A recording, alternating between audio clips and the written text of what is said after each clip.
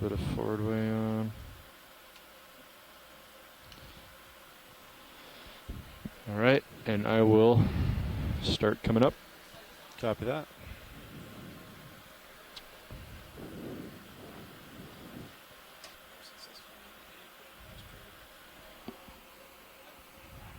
For transects. Is it based on the Ritter calculator 3000? Okay. All right, I'm going to get the winch going. Nice.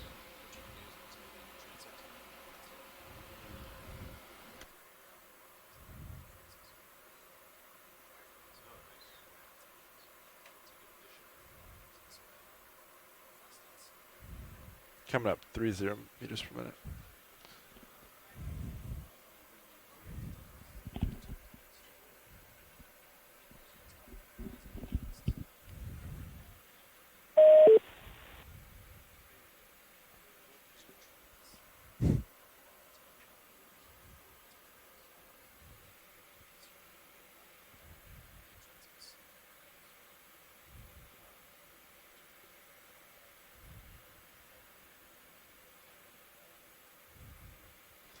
Hey, Violet.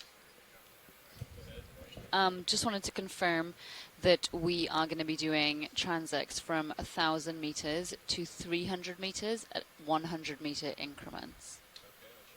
Yep, that's what we got.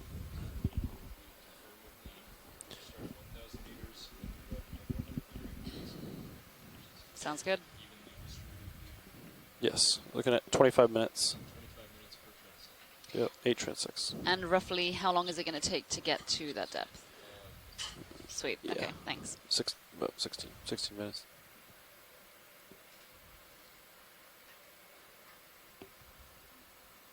Current depth 1490. Yeah, closer to 16 minutes.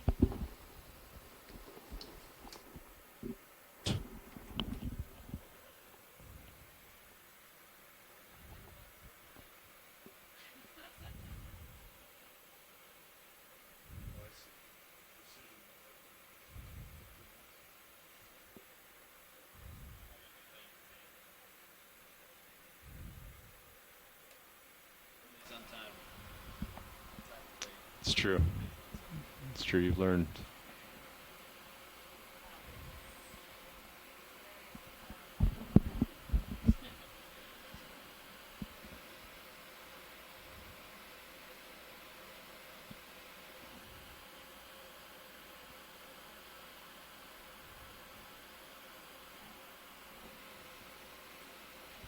I catch your drift.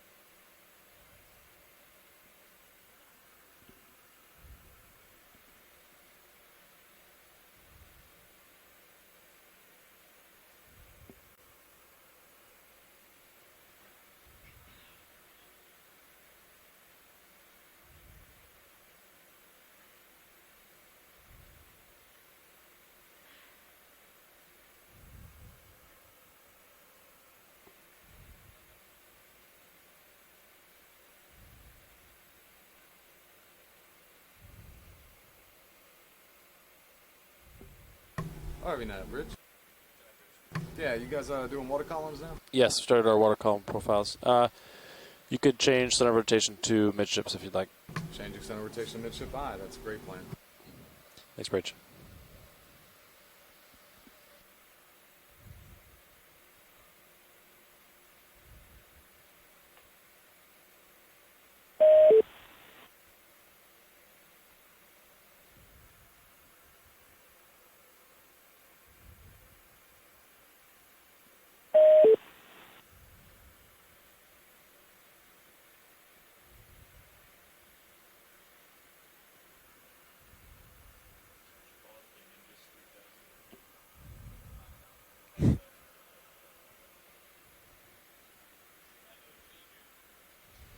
I should have said this sooner, but I just wanted to thank all of the archaeologists who joined us this morning.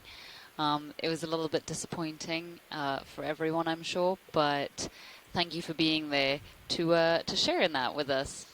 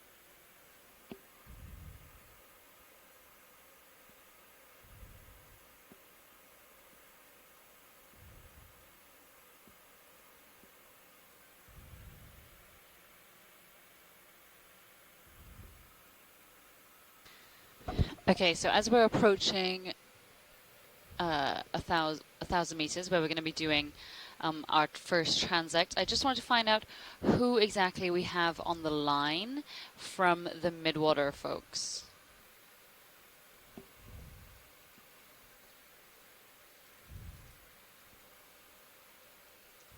Hi, Diva. This is Mike Ford. I'm calling in here from Silver Spring Exploration Command Center. Great, Mike. Thanks for having us. And I understand you're sort of taking the torch from Amanda for this dive, correct? That's right. I'm going to quarterback this one. Great. Thank you.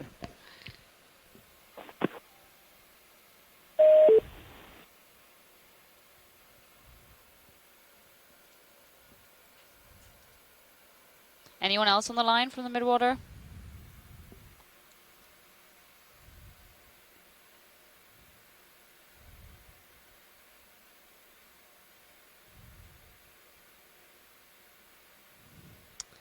Okay, well, Mike, we expect you to contribute a lot. Obviously, Chuck and I are not Midwater experts. So we do hope this is going to be useful and we're going to get some great imagery of the Midwater animals. I'm not sure if you want to do a little introductory spiel, Mike, about how unexplored the water column is, etc., etc. Oh, you bet. I'd like to. And I might also point out, I think there are a number of Midwater team members connected to the chat room and potentially to the C-Scribe annotation system that we use to record all of our video observations during the dive. Would you mind pointing out who they are, Mike? Just for the folks to show. Yep. looking across the names that I recognize, I can see Mark Benfield from the Midwater team. I believe Mark is from Louisiana State University. Mike Vecchione is also connected. Mike Vecchione works for the National Systematics Laboratory, housed at the National Museum of Natural History at the Smithsonian. It's possible Scott France is still connected. And I think I see Tina and Osako also connected as well, and they have contributed in the past. There may be some others that I've missed, and if so, I apologize. And that seems to be the host so far. We've been getting a bunch of email alerts out, so a bunch of people might jump in at the last minute here. But I can give you a bit of an overview about Midwater exploration, if that's cool. Yeah, go for it. So we're about to jump into a set of transects to explore the Midwater. This is the area of the Earth's oceans just a couple hundred meters below the surface and all the way down into the interface with the benthos. And the midwater of the Earth's oceans may be the largest habitable zone on the planet. This enormous volume of water, with the average depth of the Earth's oceans being nearly 4,000 meters, this is an enormous habitable volume of water for which we know very, very little. These ROV surveys are allowing us to peer into a largely untouched and unexplored zone of the planet. In the past, we have had the ability to cast deep nets into the midwater and take a look at what we pull up. But since the advent of ROV technology, high-definition video, and the ability to use telepresence to connect many experts from around the world, we're able to dive into the midwater and take a very careful look at what's down here. Many of the organisms that we will see today will be soft-bodied organisms, gelatinous animals, jellyfish, siphonophores, hemifores, salps. There are shrimps and water fishes. There are squids, many other types of animals here. Almost all of them are quite delicate. So when we use a net, we get kind of an imperfect example of what's there. Meters to go or so. We don't get a chance to see behavior like we do when we encounter an organism with our ROV. And the ROV nicely preserves all the arrangement of the organism according to their depth level.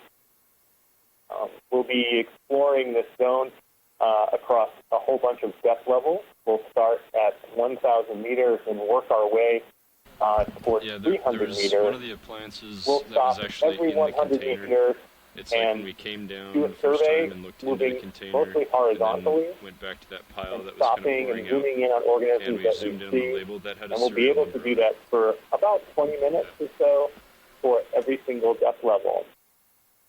And along the way, experts around the world will be clicking in and annotating and commenting on what we see.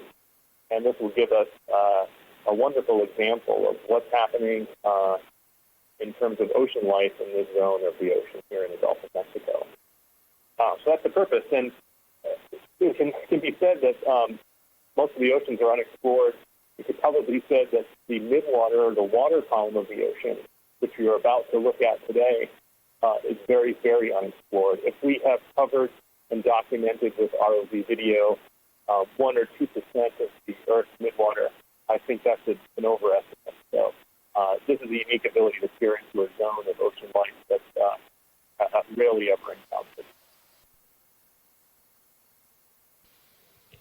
And just to add on to that, you know, many of the midwater animals which we do encounter are extremely beautiful, and many of the videos, highlight videos that have been made from past midwater exploration by the Okeanos Explorer have actually gone viral because the public has just found them so captivating. So it should be really exciting, depending on what we see today. Thank you, Mike, for that wonderful introduction. No, that's great. I'm taking a look now. It Which looks one? like Oh, yeah. continue to move up, and we're at about 1,112 meters or so, on our way up to 1,000 meters. After we arrive, I think the vehicles will settle into position, and we'll be That's ready true. to start our first transect. Recycling. That's a good point. There weren't no like remnants of boxes Sounds or good. plastic straps or. That's true. That's a good point.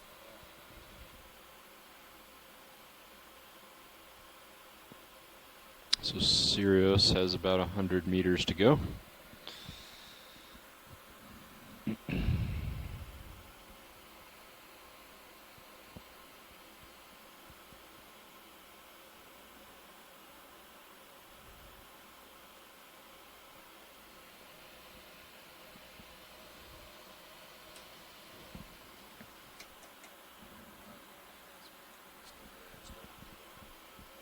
Sure.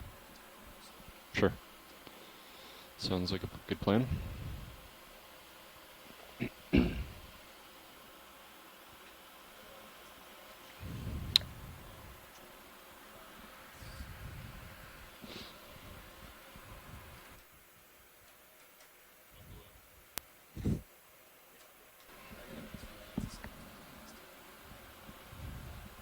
Yeah, well, I think the first time setting up takes a little bit because you got to get oriented, but then we'll just be in formation Yeah. anyway. So it'll require some fine tuning to head into the current, but yep, Copy. I think that's fine. If we have extra time at the end, we can just extend the last transect. Yeah.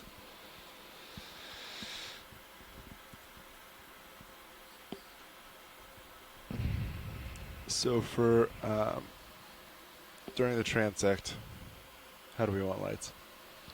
I think we had All on, right? all were on during the transect, yes. During the And then transect. you can bring the lowers out just a little bit and then play with the rotation Lowers out a little. to spread out the light. Okay. You know, make it evenly lit in the frame. Uppers, we were uppers up, but not out, were they? I think we just had we left them stowed and just had Yeah. them up. Yep. And then when we're rising, mains off. Yes. And the rest, the arms on. But all stowed, right?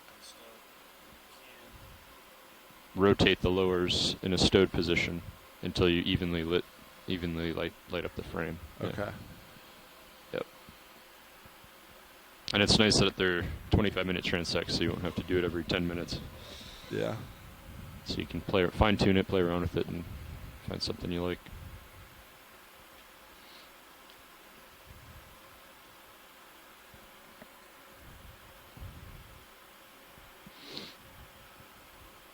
So is that calculator at the point where you trust it without double checking it manually?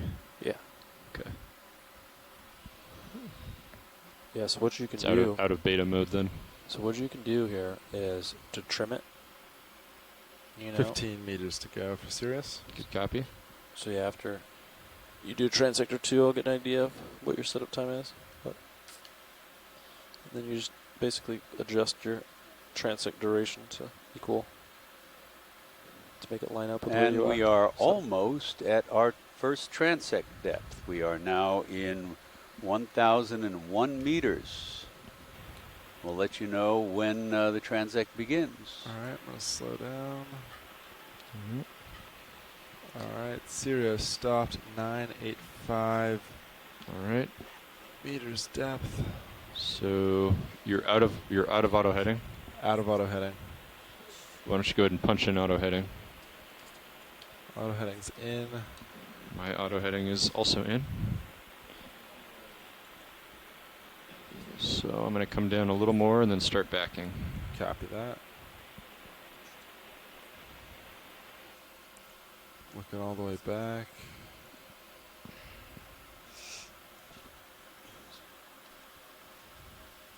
Looks like the date code on the unit was February of '93.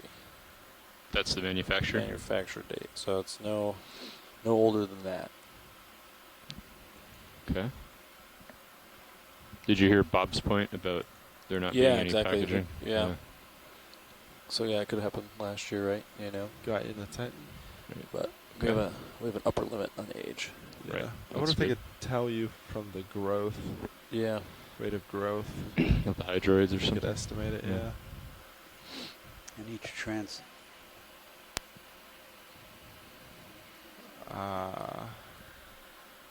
Understood. I noticed some dust coming off the wing when I. We noticed some this morning, even coming down. Yeah. So I might shake off a bit here. Yeah, copy. There you are. Okay. I'll turn to starboard. It's about 90. It's 90.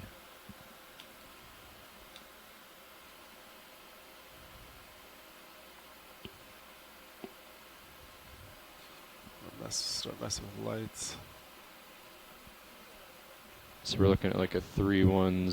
So if it's for possible current. during the transect to Do you want to just face line up on the 310? ROV into the current, that Three, typically produces the best target, zero, so that we have there. objects streaming towards the Definitely have camera. a little bit of current. Doesn't feel too bad That though. would be, This will be That would doable. be great. And what?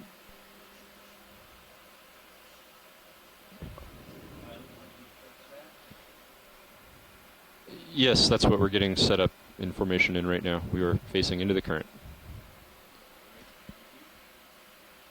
So I'm going to shake off a bit. Copy. We're going to shake some the dust off the vehicle and notice some streaming off earlier. Little shake, rattle, roll. Yep. Great. From thank you. yesterday, got a little muddy, but we'll be set up in a few minutes. All right, so your lowers are slightly out. Thank you very slightly much. inboard. Okay, so why don't you tilt up to 45 degrees, and I will Yeah. come up to 1,000 meters. I'm looking 310. Do we want high-pack targets for these transects? I guess it doesn't hurt. Okay. I'm not sure they actually use them, but It's 45. okay. Coming up. I 1,002. agree. Current looks pretty good at 310. Yeah, I think this will be a good current flow. It's not too fast, not too slow. Yeah, I don't even think we have to move the ship for this. Yep, I agree. 1,000 meters depth.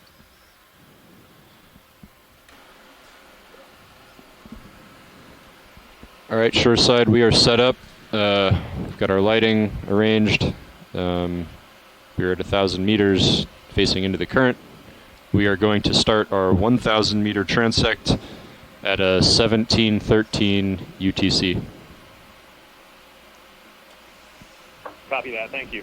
And I guess how we've been doing this in the past is because of the slight delay and how quickly the creatures tend to move by. If we see something that might be interesting and we think we'll be able to track it with the ROV, then we'll just go ahead and zoom in, and you can tell us, you know, if you don't think it's worth staying on and you want us to move on, or if you want us to try to follow it for a bit and get different angles.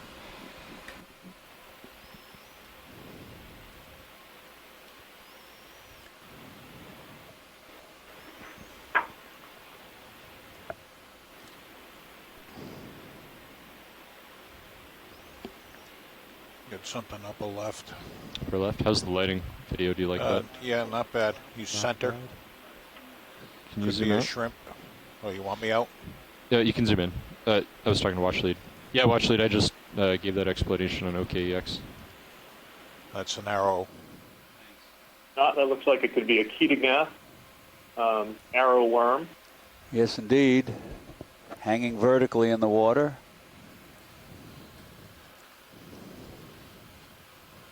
That's great. Okay. Hey, Shoreside, is it helpful if I keep you latched onto OKEX and we can communicate directly, or do we prefer to go through Watch Lead? I think until unless Diva tells me no when she comes back, let's do that. Okay, so Mike, I can hear you, you can hear me, and so if you see something, you can feel free to communicate directly to the pilot. Center, lower. Great. Copy that. Thank you. On the left side. Bright water. Oh, he went to the right. Okay. Oh, let's come out. Let's see what this guy is. Oh, that was just a smudge. Something middle center. See it? Go ahead and go in. Well, that's just another arrow. Arrow worm. Yep. or mucus or Oh something. no. Yep, that could be mucus. In this area, we see a lot of particles, a lot of marine snow, and as particles sink from the surface, Okay, let's come out. they tend to kind of Yeah, this is steam a- out like that. So This is a that's nice great. current Thank flow. You for the I'm image. just drifting backwards slowly.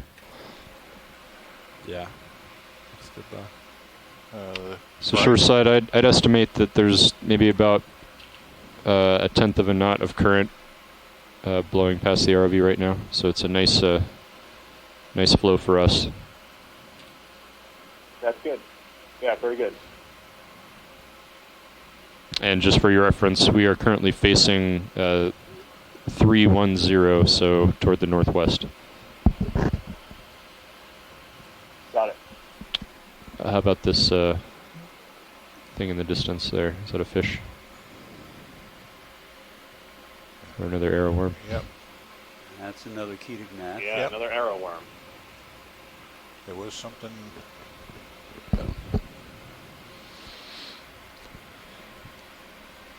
Arrow worms are fairly formidable predators inside the plankton, so we tend to see a lot of them. They make a good living out here.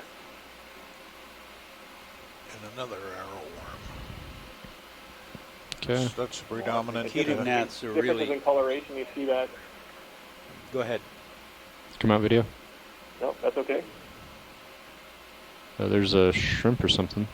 The Ketognaths are really interesting because they have been a real enigma in terms of where to classify them relative to the other groups of invertebrates. There's new data that's recently come out. I'll let you talk about that shrimp. Yep, looks like you can barely see them, but the antenna go in is tighter? very long on these shrimp. You can see it streaming off to the left of the animal right now. Excellent and fully aware of its environment around itself as it comes across. The red pigmentation is typical here in the midwater. Red light is not something that has to be visible down at these depths, so Okay, this is come the out. way in which the animal camouflages itself. Deploying those long antennae, quite aware of the environment around it. I gotta That's tilt really back good. up. Thank you. Looking between my toes here. Sure. Sure. I was just going to say that I believe, if I recall correctly, Okay, let's the come out. recent information on Ketognaths puts them as a basal branch relative to the large group of invertebrates, which include the mollusks and segmented worms, the annelids, the flatworms. the center. They are the protostomes, which means mouth first, because that's where that's when the mouth develops Looks first like mucus. Yep. in And another same. in their exact. development. Let's come out. I'm just pushing forward here.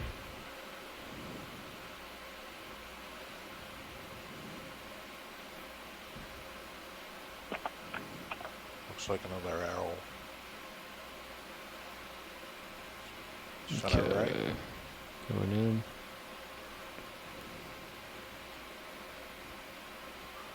Mucus. Mucus, go ahead and come out.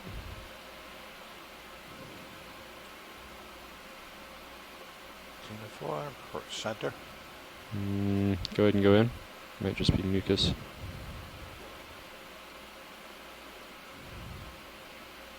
More mucus here, and to provide a little context, we're sitting at 1,000 meters below the surface, above come out. the area we were exploring previously for the container, and it's very little light at all here, so we're providing in a ton of light from the Sirius ROV and from Deep Discoverer to allow our high-definition cameras to capture the images that you're Sean, seeing what's the- now. The tether water looks okay. temperature here Oh, is yeah, about it's just- 5 Celsius, or about It's waving back and Fahrenheit. forth as you go from one And side to this the is other. fairly warm to some of the other places in the deep ocean that we have explored. So I've But been still, fishing. most of this Looks like environment we will be may be up, characterized by right? very cold water. Oh, that was a Past little, us. Yeah. little ink on the squid there. Looks like we might be 90 degrees to the current. I was just Camera. moving laterally Oh, to get back into the view of Sirius. Yeah. I was drifting that way as I was following that last creature. Go ahead, Mike. 18 minutes left. Oh, I was just mentioning that at the bottom we saw an animal come through just the very bottom of the screen there. No problem. We'll catch some others. That's it. Should. Good. Your calculator doesn't do that? Just Are flash we red. likely to be in an oxygen minimum zone here, or is that shallower if it exists Let's at go up on all this in this part of the Gulf? dot up here, Do you video. know? We should see one. So we have been looking as Deep Discoverer made its dive to the wreck site this morning. Its CTD, or its oceanographic instruments on its back, we're measuring. Oh, we have another shrimp here. You can see its abdominal appendages are its primary swimming appendages. That's one that I haven't seen before. No, I'm familiar with this type of shrimp. I This can't. is Mike Vecchione. I just wanted to comment on the oxygen minimum zone question. Sure. We saw an oxygen minimum zone in the CTD cast, but it doesn't get down to physiologically stressful oxygen concentration. Okay, let's come out. And that's typical in the Gulf of Mexico and Western Atlantic. We don't have a physiologically meaningful oxygen minimum zone in most places. It's unlike the situation in the Eastern Pacific, for instance, where the oxygen levels get really, really low, and only a few kinds of animals live there. Yep, go ahead. Thanks, Mike. I won't. There's an interesting story about the history of deep sea exploration in relative to the oxygen minimum zone in the Eastern Pacific, but I'll hold off on that because we may see some interesting things here. You want to zoom center? Go ahead. I think it's a good point to bring up, though. I think we do use a set of, with lack of a better word, landmarks as we do explore the environment here. One of them is the oxygen minimum zone, and as Mike points out, it's very smart to understand the particular level of oxygen. Our recordings have at around 500 that we have an oxygen level of just over 2 milliliters per liter. So not one or below. I see and three so, things to as look Mike, at here. I think the correctly points lower is out, mucus, certainly not right stressful above to it most is organisms. shrimp. In addition So to the there's oxygen the minimum mucus, zone, we here's take a the look at where the salinity shrimp. minimum is. Okay, then above Ours that was probably is an pretty arrow shallow, shallower than 200 meters. And we also take a look Going at tighter. another shrimp here. Great. That looks like a nematocarcinid. Yeah, he's moving toward No, me. no, not. Yep. Not. I'm told not. No, the legs are much shorter, much shorter, and there are eggs. So this is a Caridian shrimp. Belongs to the main group with lots of the other shrimps. Just trying to do snapping evasive shrimp, maneuvers here. and many of the cleaner shrimps. These shrimps all brood their eggs on some of the abdominal appendages before the eggs hatch and are released as larvae. And you can also tell one of the characteristics of these groups, in addition to the abdominally brooded eggs, is their abdomen looks a little humpbacked. Most of them, or if not all of them, have that sort of hunchback not all of them, but many of them have that little hunchback to their I'll come back to you. their abdomen. There's also another Okay, let's let 'em go. character about the sides in of line now. the overlap of the lateral sides of report. the abdominal segments, Push but you forward. can't see that Pushing forward. in this specimen. Lateraling report.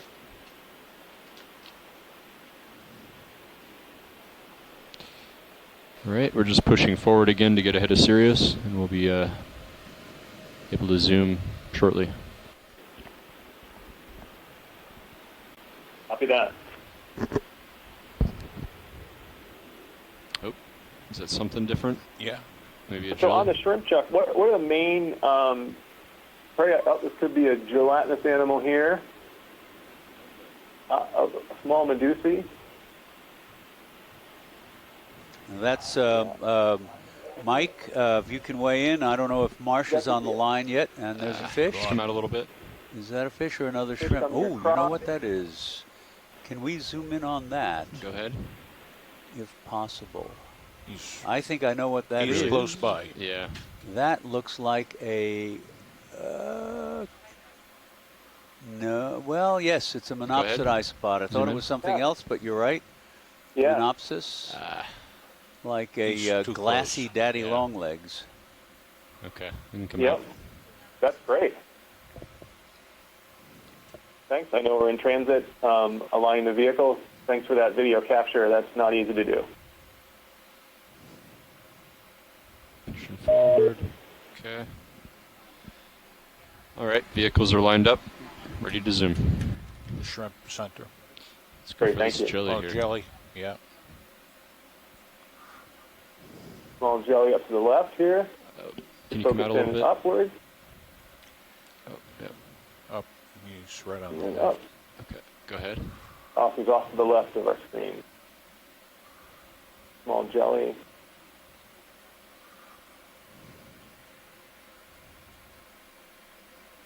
Let's get him tossed That's around. okay. Tough to see. Very, very small.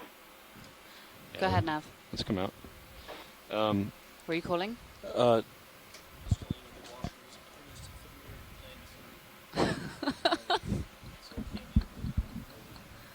Wow, your mom is great. Please tell her we said thank you. February 1993. Oh, Washes great. when you're older than I am. Thanks. Yeah, so Bob, if you could just call out when you're zooming in, like on that last one, I thought I was driving forward really fast, but it turns out we were just starting to zoom in. So if you want to zoom, go ahead, just call it out. Thanks. I know we recently chatted with Mike Vecchione at the museum. I heard a couple other beeps as we were moving around. Is anybody else on the line that can say hello and identify themselves? Right center. Go ahead. Mike, this is Mike again. I think you heard me getting cut off and then logging back on again. Okay. No problem. Thanks, Mike. Oh, swam away. Oh, looks like it could be a copepod, yeah. Yeah, it looked like a large copepod. That was good, yeah. He's doing well here. Copepods Current's shifting a are little bit. very, very common in the Earth's oceans, and small crustacean zooplankton. Oh, what's that? Certainly There's an two things I important want part to of the look food at. web there. Let's go bottom. Every once in a One's while, maybe a line up like testament to our 300 high definition cameras, maybe a testament to the size of copepods sure. in the area. Copy. We do get some great images of copepods in and around. It is a fish. And Right? here, moving down, this is possibly a fish. I'm moving Yeah, forward looks like toward it, some Bob. sort of a fish looking downward. Looks like it. And I am not a great fish expert, so what's coming in is really He's faint. pretty...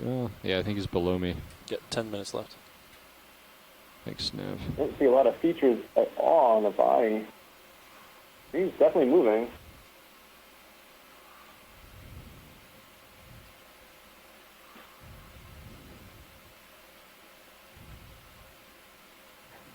Mark Benfield comments about the copepods, that lots of times the copepods that we find here deep in the midwater are much larger than the ones that you might find if you did a plankton tow at the surface, which is a great point to make. Wow, this is a really interesting fish. He's swimming downward, and I'm moving in slowly. It's a tough one. Oh, I'm maxed out. All right, let's come out.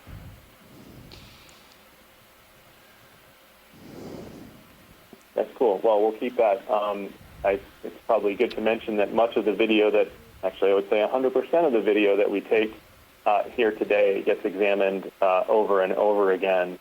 Oh, We Jelly have Center. annotation software that we use live and now at the moment Going to tighter. record it. And then, another jelly here. This could be a halocreatid. Oh, that's really active. Look at that. Look at that go, the hydrozoan. That's very interesting. It looks like a halocreatid medusae. You come out can just a tell touch. by the nature of the radial arms, those starburst patterns of morphology inside the bell. Very interesting. You see the faint outline of the bell is pretty pointy. That's great. 4 tentacles. Is that a tracheline? Is that in the big group Trachelina? I don't know how things... Yeah, this would be a tracheline. Yep, this would be... Helicreatids would be in the trachelines, I believe. Thanks. Yep, the Trachomedusae. Okay, let's let him go. Yep. That's beautiful. You can zoom Thank out. you for that video.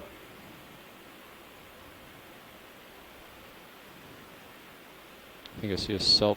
Jellyfish like this, the Medusae that you saw there, are cnidarians, and cnidarians are related to many of the corals that we see in the benthic environments that we explore. Oh, here this could be a siphonophore.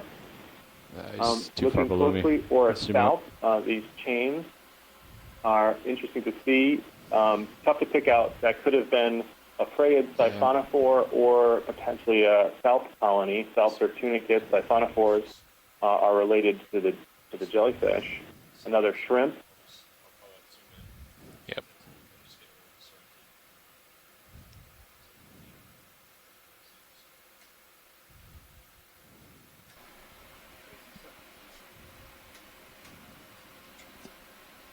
Yep. Horizontal transect vertigo.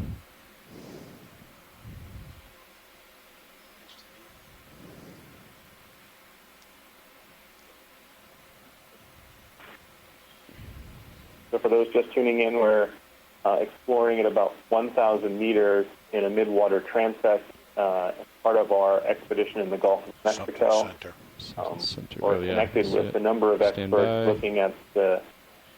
here, this could be Bathychorus right here at the center right. This is a Narcomedusae. If we could zoom in on that, especially the morphology inside the pulsing bell. Let's come out a bit. That is a... Is that... Cool. We lost him. Yeah, I think it got too close. They're mostly clear. The challenge, I guess, with midwater and the jellyfish is that many of them are clear. They're hard to find and even harder to grab that perfect focus image up the upper right. This looks like it could be a Phaeodarian. Hold there.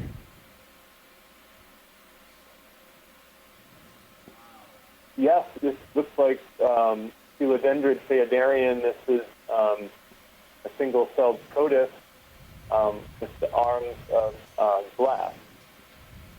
These single-celled organisms, we saw many of them in the Pacific in the last set of cruises we did there, and another one here. This is great. You can tell a lot by the morphology at the center. Try to back up a little bit. I'll probably end up pushing him. This particular organism, the coloration, that's kind of a brown-centered one. Okay, you got any more zoom? Go ahead. Perfect. This is very cool. I've never seen one like this. Are those effectively pseudopods running out there, those long curved extensions, quote-unquote appendages? I know that's a tough one, Bob. Trying to focus on that. That's how they work. They're they're very cool. We would go through many of them in some of the midwater transects that we did in the Pacific. One after another, we were annotating and documenting. So, yeah, it was cool to see here. That's excellent. Okay. Great video. They're not easy push forward a bit. to image, so thank you to the ROV and the video team there. Okay. So I'll just put in that Phaeodarians, that's Phaeo, are relatives of a group called the Radiolarians, which are also abundant single-celled organisms in the plankton that produce a silica skeleton, as do the Phaeodarians. And both of them contribute, their skeletons both contribute to extensive areas of deep-sea sediment when their skeletons, even though they're so small individually, fall by the bajillions to the sea floor.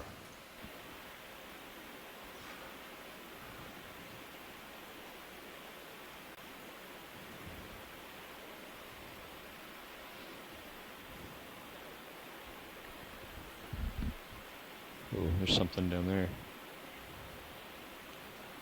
Stand by, backing up. Okay, go ahead.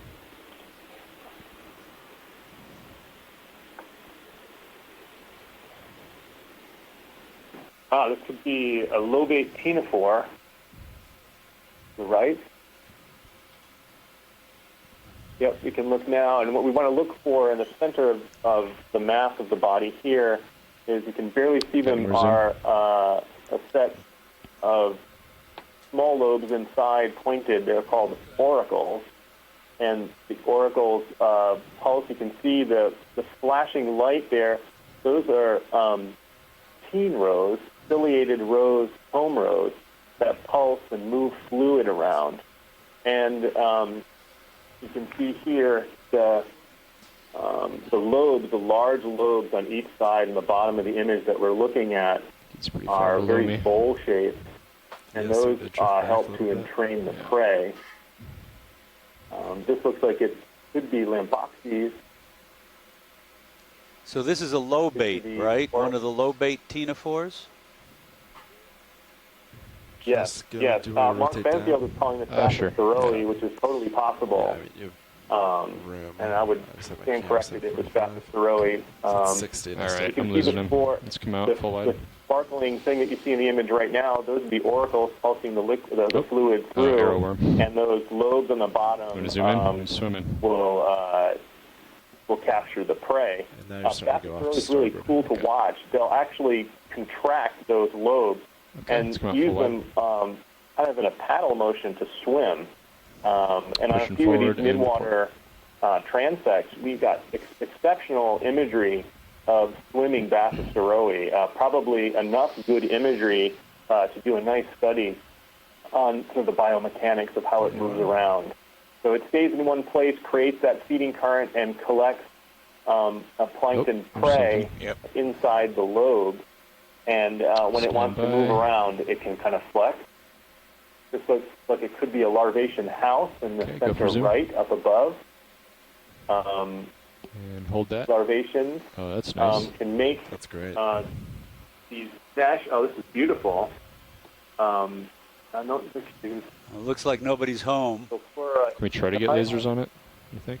Looks like nobody's home.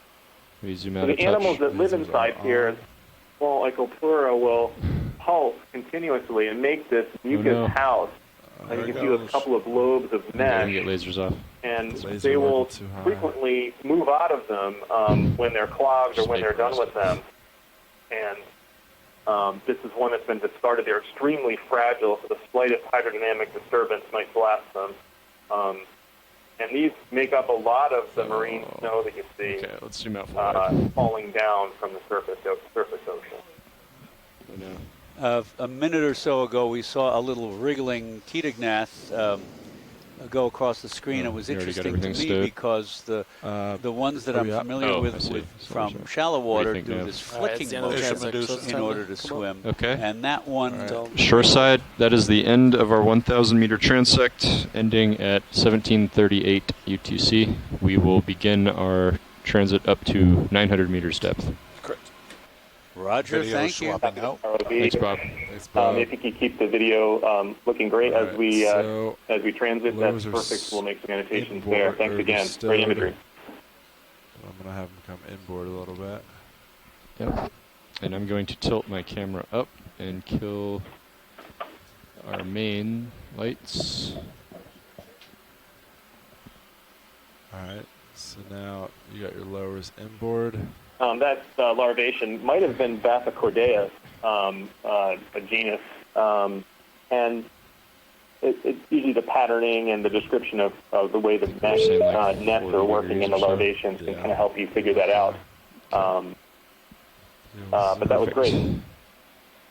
Yeah, the other day I told the story of how Hans Lohmann found nanoplankton for the first time when he was studying larvation houses. And Marsh Youngbluth on email wrote in that ctenophore, he named it Bathoceroe fosteri. It's just a little bit of memory from being in the box. You're both positive right now. So. That's excellent. That's going about 10 up. Yeah, those are very interesting lobate ctenophores. So we're doing every 100 meters. Take a look out here in the Midwater. We see them a lot. They always have very interesting behavior and really interesting body form.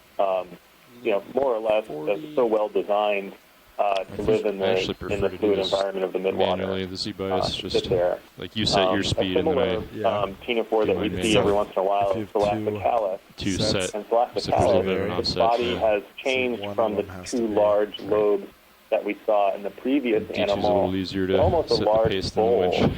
Yeah. And Thalassocalis, we saw in the Pacific many times over the summer. I'm going to They tilt would up a little sit in the more, water Roland. column with the opening of the bowl facing the surface, Try that. almost like sediment traps, and we found that wonderfully interesting.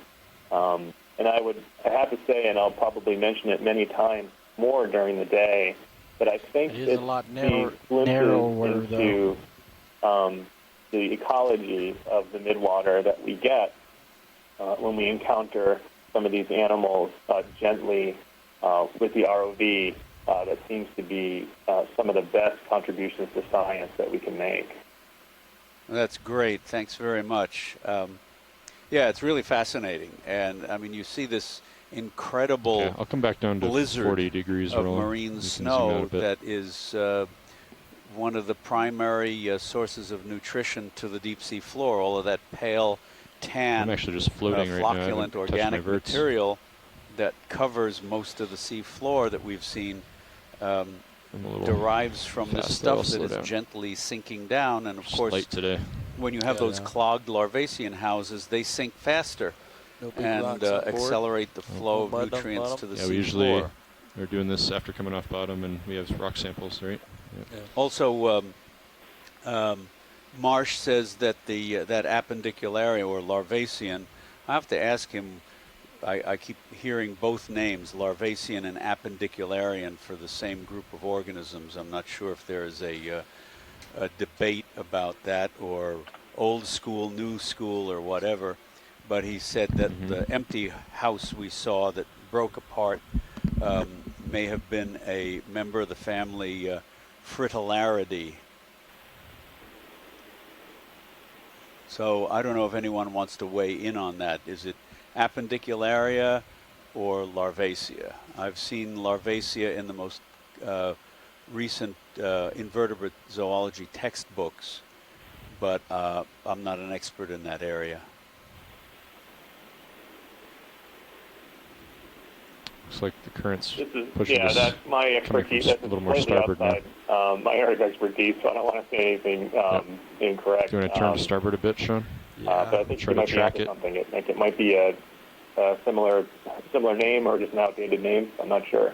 Right. Thanks. Okay. Okay, that's fine. And our depth is now It's back to 960 310, meters, and we are on our way up to 900 meters, which will be the depth of our next transect. So I might, if you don't Let's mind, go to I'll- like I'll, 320 or 3. until we start seeing some things, 330. I'll just reiterate, 330. retell that brief story about the oxygen minimum zone in the East Pacific. 330. Of course, in the middle of the 19th century, everybody assumed that there could be no life living in deep water in the ocean, and that derived from Yeah, that's nice. a survey that Edward Forbes did, and he came to that conclusion that little or no life could exist in the deep sea based on the dredging he did in the Aegean Sea off Copy Greece, between Greece and Turkey.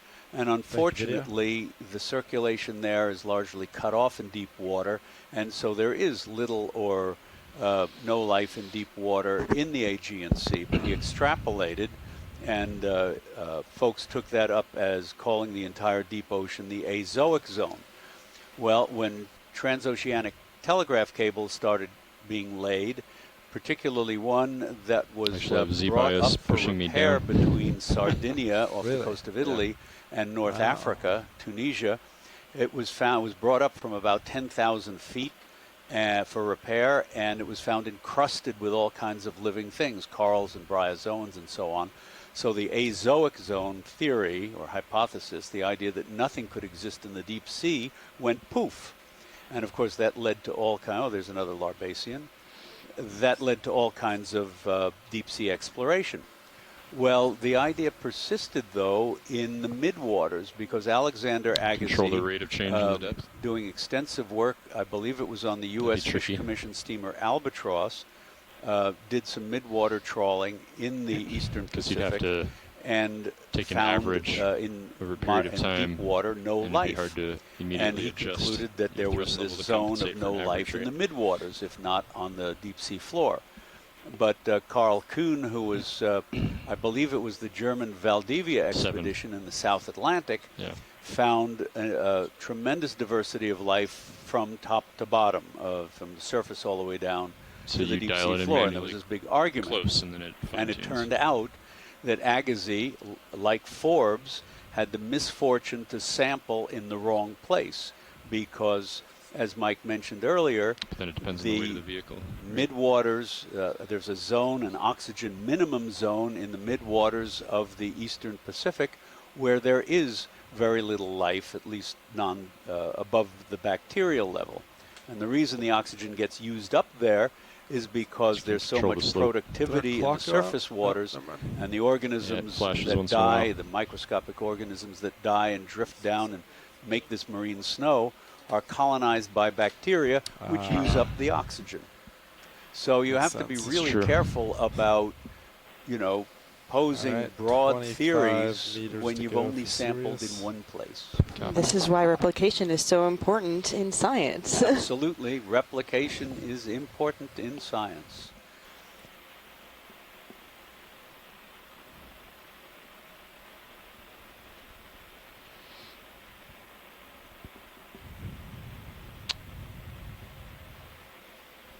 Squid or something? Shrimp? Squid? It's Can't big. tell. Video, can we get a quick zoom on Sirius? Squid, yep. Yep. There is a squid in the Sirius view thanks, coming video. down. We may be able to see it in the ROV Oh. view here in a moment. Nope. Nope, it It's went behind drifting, you too. it's hanging. Oh, it's behind. Oh, I'm Yeah. sorry. Yes, it's behind the That's ROV. what, yeah. It was a rather chubby squid. It was opaque white and hanging vertically. It had a 15 meters. its hind end came to a I think we're lined up pretty cone, well with a the sh- current, a- which is good. I haven't touched sort of the a- stick a in a while. short cone Nice. rather than an elongated point, but that's about all I could see. Start with your. I think the running joke from the work that we did over the summer was that we saw many squid that were behind the ROV. And perhaps at all times there's a squid back there. Yeah. Which, actually, if D2 we at could, 900. if the video team there could switch feed 2 meters. to include the Sirius cam, if that's possible.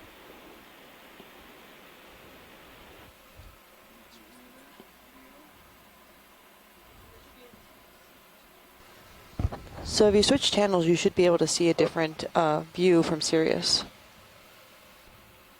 I'm sorry? All right. There should be 3 different channels, including one that has like a quad multi-view. Shoreside, this is video. What was your request? Okay, shoreside, we are set up at 900 meters. We have our swing arms out. We are starting our 900 meter transect at 1749 UTC. Copy that. 900 meter transect starting. Thank you. 85. And you can switch Lower, back and slightly forth out, yourself inboard. online between camera 1, camera go. 2, I'm set, you're set, and we're all camera good. 3. Let's find Do some you have your mains creatures. on? I do. Okay, cool. Copy that. Fish, Got zoom. it. Yep. Oh, he's quick.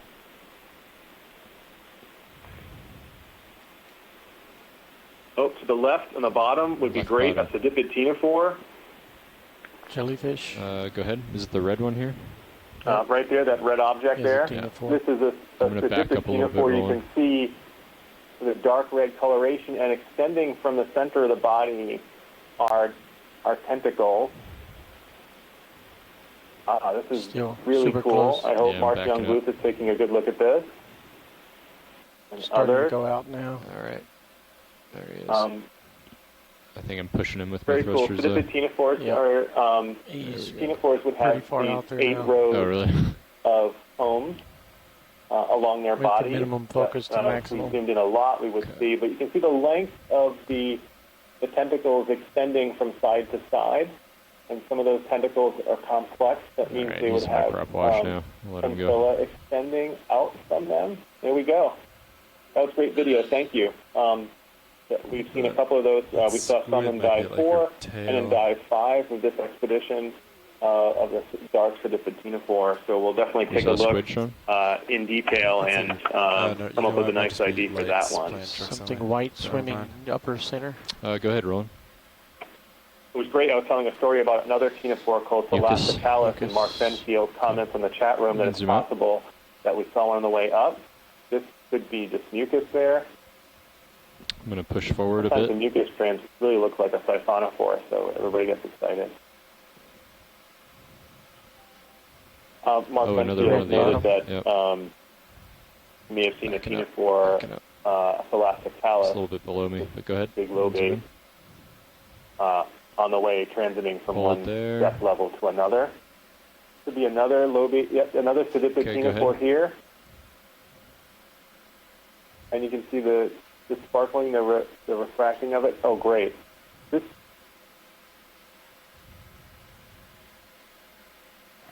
Can you tell what those, the two pale red objects are? Are those the tentacular sheaths that it pulls its tentacles in, or is that some other part of the anatomy?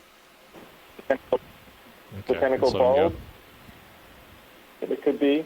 Yep, that's the tentacle structure that it would pull into. Another fish. Stand by.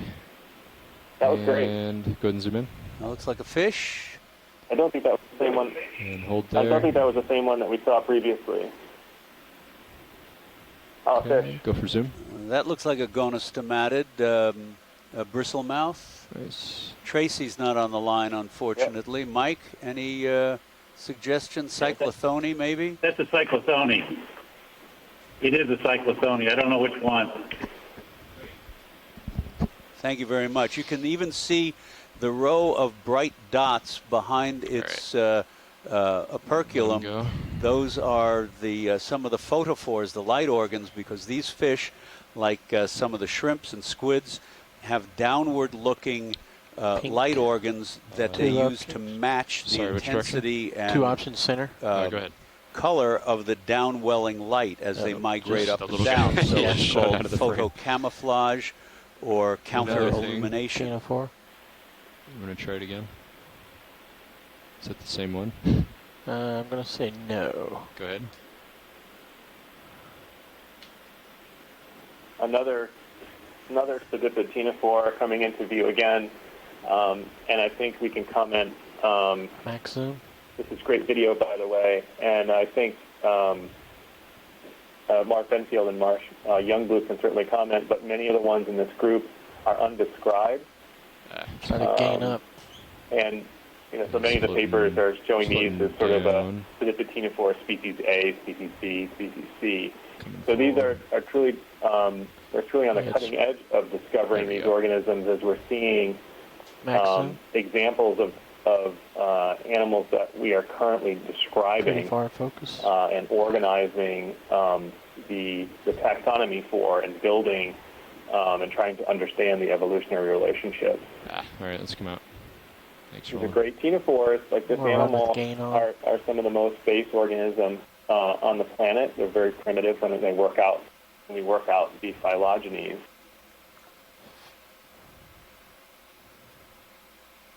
That's great. And Marsh, via email, has indeed said that this is probably an undescribed species, and that those pale red lobes or blobs in the interior were the sheaths into which those long adhesive tentacles can withdraw. Creatures. Yep. Here's another Phaedarian to the center left. Oh, that's great. Oh, that's just so cool.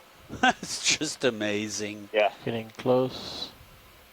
So, but those pseudopods are not axopodia, because they're not rigid. They don't have a rigid interior stiffening rod, right? They're just sort of loose, Oh, yeah. long, slender. it's Is there still getting a close. special term for that Right. one where they're long and skinny like that? Minimum focus. Yeah, I don't have that on the tip of my mouth, no, but Drifting away.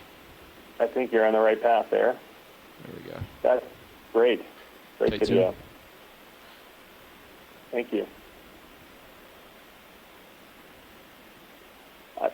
The ability That's tough. to capture video like this and to look at the morphology and details gives us the capability to come back later and find certain characters that we're looking for to help describe all of these. You can see the glittering of the Tilting up and of the rotating. arms that are made of glass. Very cool. That may be Very, one of very the small. most. That may be one of the It's tough. coolest animals I've seen on this expedition. Crinoids notwithstanding. I mean, that's just amazing. And it's a single cell, and yet Still we can drifting see away. it. Yeah. That's a tiny thing that we're seeing very clearly with a that's fairly what we large vehicle. This is great. Thanks, Roland. Thank you. So white puff left. I gotta come back to center. I'm drifting to starboard a bit. The ctenophores that we've been looking at, the red Maybe ctenophores turn your head a that little are bit to port. mostly Sean. undescribed, Port are eye. Maybe sadicid 310. ctenophores. They have tentacles do. extending from the center of their White body jelly going outward. right of center. You can find them, and our ROV has the capability to sneak up on Land up them, 310. and Thanks, you Sean. can see those tentacles fully outstretched, with all the branches fully laid out in the water column, and they're very much ambush predators, hanging out, waiting for prey to come up against those sticky cells in the tentacles and capture them and bring them into their feeding surfaces. So they're very neat. You see similar animals in the continental Back with you, shelf Roland. as well, Set up nice. as significant There's a dot just above elements center of to the ecology left. up on the I continental think I shelf. see it. Go ahead. So it's always great to see undescribed species and collect more video about them. Could be a discarded larvation house, which I should probably say, I think Appendicularian is probably the accepted name now for that particular group, and Continuing to come we in. should probably lean on that rather than Larvaceae, but the class is Appendicularia, and it is Larvaceae exists, but it is Holding synonymized. stable. Here you can Okay, thanks very much. I appreciate that one. Okay, let's come out. There's the filter that it creates are those two brighter white lobes inside, and Oh, as we is zoom that on back left? out, you can tell And we'll how go with small some of these things are. Mucus. Go ahead. You're probably Great. right. Yeah, it looks like mucus. Okay, come out.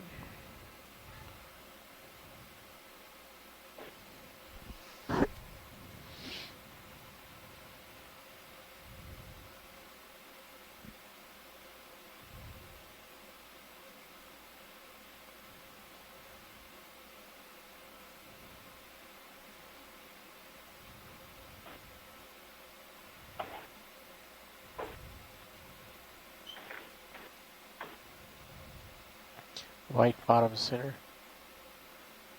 So let me, Mike, let me throw this Okay, go out ahead. to the crowd here. I'll keep my mouth shut until Another one of the we same. finish with this guy. Is that Is that larvation? another Larvacean house? Yeah.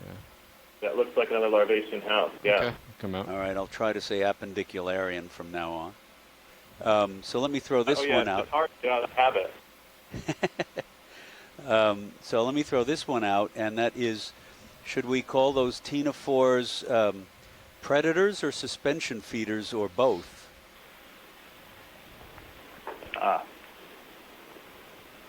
Or do they grab Question. large enough prey like a Portuguese man of war, or is it all small stuff? Or what do you think? I mean, that's up to you guys. Not it's outside my comfort zone to decide on that one. Just top center, possible Sure. small fish. Sure. I'd welcome any comments from anybody on the line Also, first double dots right might be before a I just kind of larvation go off house. and give my comment. Well, I would say that they're predators. They don't have stinging cells like a Portuguese man of war, but they have sticky cells, and they put out their tentacles like a fish net, and with dropper loops coming off the tentacles, and wait for copepods and things like that to bump into them. But they are predators. Some of the other ctenophores, not the ones we've been seeing, they eat other ctenophores. So some of them are actually very active predators. Yep, that's well said. Thanks, Mike. Thank you.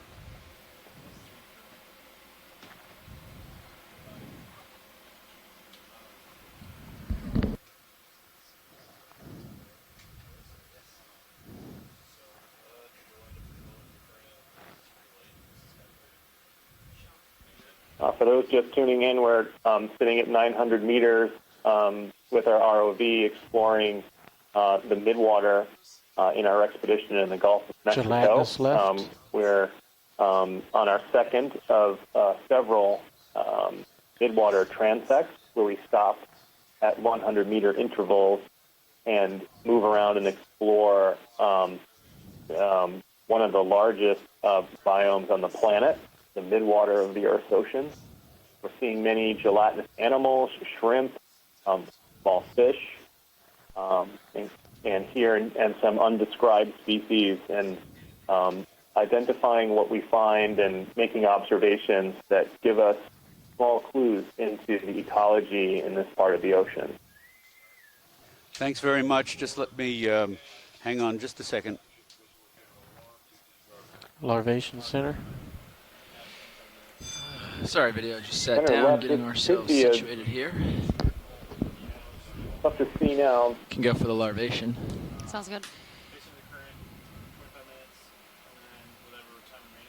I was just going to say we're about to have a pilot change, so hang loose. We're still at our 900 meters, and I'll turn it over to Diva. It's just not holding very well, or if that's drifting out, I'm not sure which.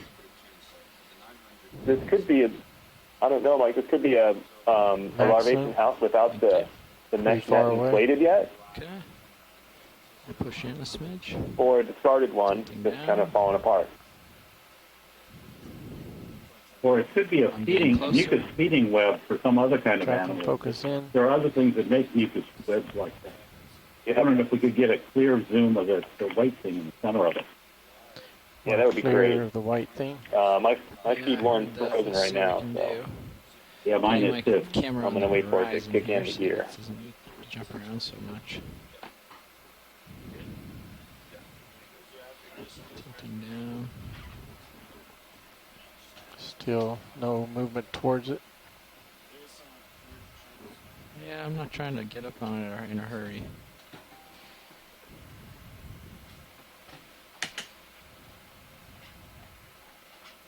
Now it's coming in. Okay. I'm just going to let it drift. I'm off the stick.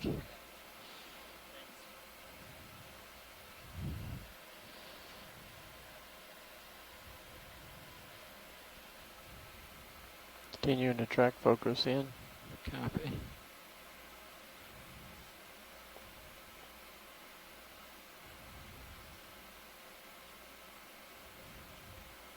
It's very bright and white, huh? Yep. Oh, we're back on. I keep in there. Oh, and we're zooming in.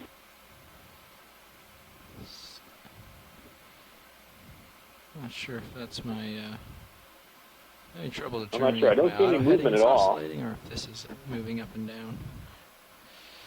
But drifting in at a Yeah, faster from here pace. it doesn't look like there's anything obvious moving or alive necessarily within this. Drop and gain. Copy. Oh no, there is some. Yeah, there's something wiggling. Yeah, there's in there. definitely something moving in there when we switched off those lights. That was some camera magic. Once we got close enough and lit it up, you didn't have to have the gain as high, and we were able to get some detail.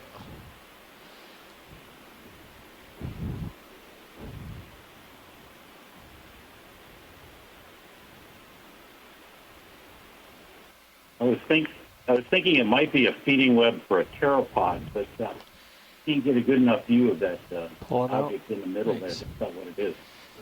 Yeah, and Scott France just chimed in as well. It doesn't look very active, so that's great. Thank you for the video. Cool. I'm trying to figure out if the current is a downwelling or if there's oscillation in auto depth that's causing it to. But I'm just going like this. Something in the very top right. I might take the auto depth out because we're supposed to leave it in. Yeah, top right. Copy that.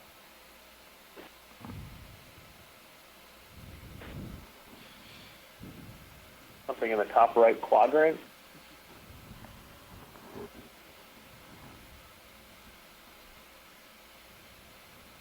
Pretty far There out. we go.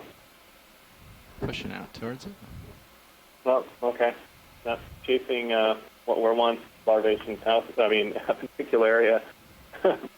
But, yeah, it could be just some mucus from other things as well.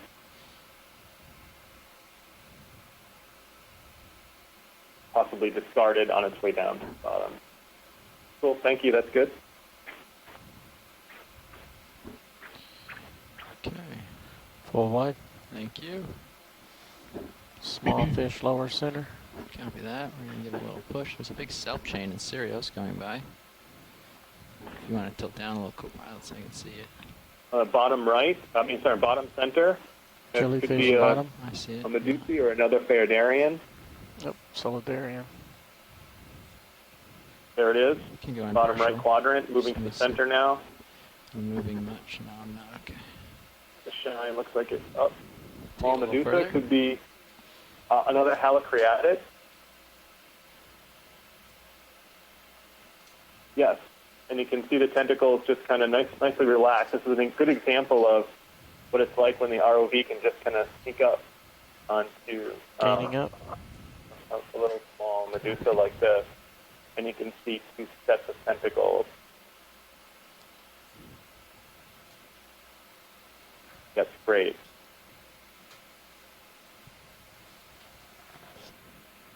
Yep, Halicreatid, you can see the structure of the radial canals inside and underneath the bell, and you can see the bright white tips on the tentacle.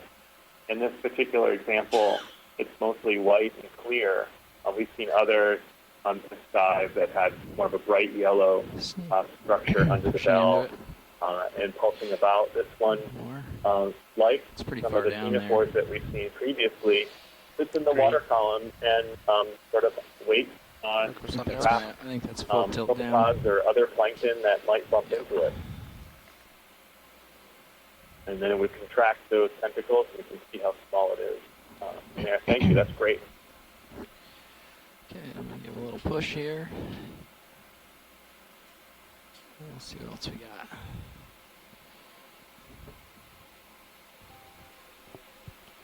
Nav, what time did we start that transect? Ooh, something red. Let me see the white object. The transect started at 17:49. You have 5.5 minutes The red object is a Ctenophore. Thank you. Come on in. We've seen? Most likely that the last We have. I don't know that we've seen This is awesome another lighting one on of it the, yet. Okay, I'm not sure. maybe you the get awesome fourth lighting on one this that one. we've It's seen down of there, the but undescribed. This is it's dark red. Close to you. yeah. You see sometimes the reflection back on the moving scene rows, I've spun which we around a little. characterize So it as a Ctenophore, and you can see very faintly get moving a little better. from its sides, the tentacles extending out. Should be drifting away a smidge. Yeah, it's drifting away pretty quick now. Yeah. There you go. Still drifting away.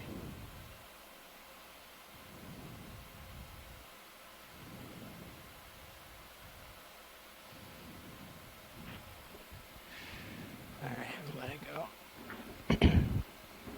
Yeah, Scott France was asking on the chat room about the last Medusa that we saw had sets of tentacles and sort of the functioning of those, sort of an inner row and sort of an outer row of fewer, longer tentacles, and kind of what the function is in terms of prey capture. I Gotta be off at the top of my head don't know -12 too much about any studies kinda that have low. looked at trade chapters Top with right, multiple rows right hand side. of tentacles like White. that, but we see that Start in as we bring it. in that grouping in the trachyleans. We have multiple rows. This is like a radiolarian at the bottom left. We can ignore this object, move down to the bottom. That looks like a discarded larvation zone. So there's something at the bottom left they'd rather see, I think. Good. Bottom left. Oh, down there. Cool. Can try for that. And right toward the center of the screen now is the shimmer of another radiolarian. A bunch of those.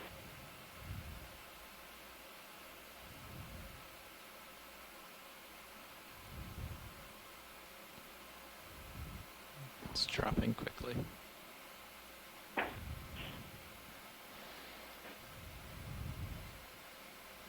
Cool. Center screen shimmering. I don't see anything.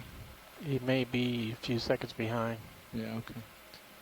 I'm going to come around and face into the current again. We're working through our 900-meter transect in the Midwater and the Gulf of Mexico.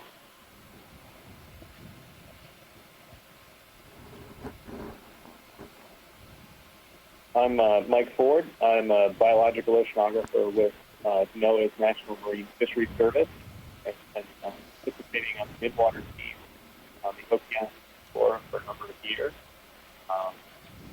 Who else is on the line still? Sure. Shrimp. Yeah, for sure we can. I think we just dropped the comms line. Come in on the shrimp if you want. Stand by. Yeah, all right. Going to shrimp. Redialing the call.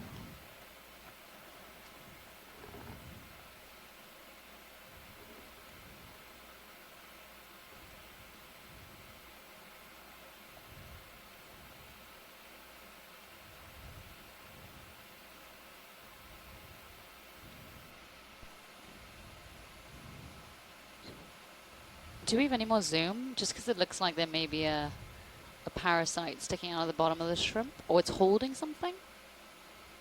Yeah, we do have a little bit more, I think. Video, you want to zoom a little further for us? Thanks. So I think we may have lost the shore. Yeah, We video's are working on that trying to right get now. back dialed in so we can hear some more of those Midwater comments from our experts on shore. This looks like a Caridian shrimp. We've seen a couple of these, and it's either holding something or, which you can see protruding from its underside, or that's something horrible. Yeah. Those legs are so small.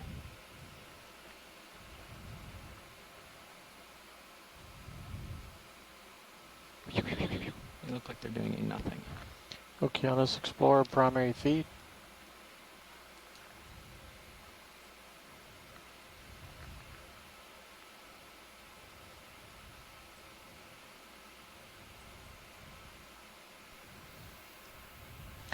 Okeanos has rejoined the conference call. Okay, great. Mike, are you there? Folks ashore, we lost you guys for a little bit. Oh, okay. Well, that's too bad. Yeah, so I think that it's not really isolating. if you wouldn't mind, we lost you when you were just introducing Just a yourself, little. Mike. So could we possibly do that again? Okay, great. No problem. I can do that again.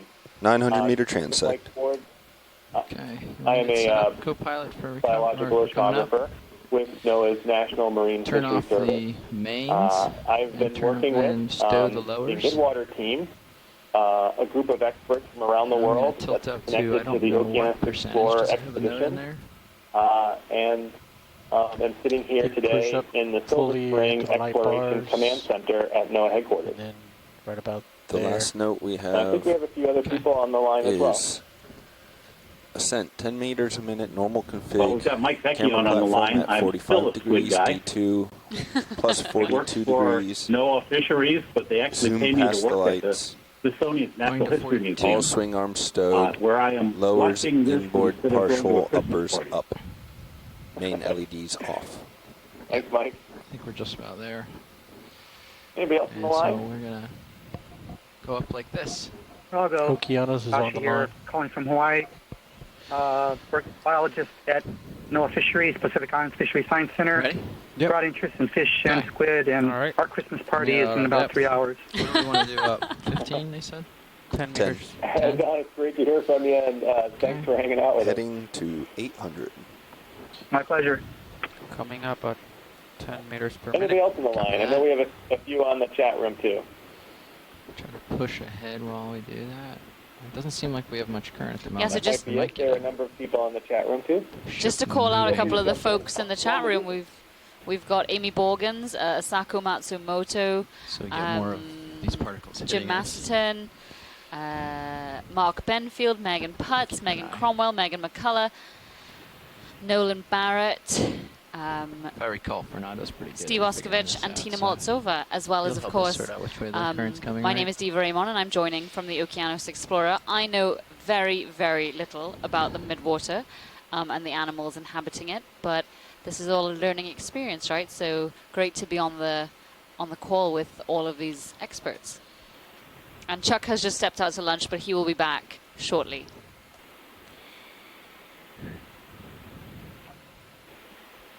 Thanks.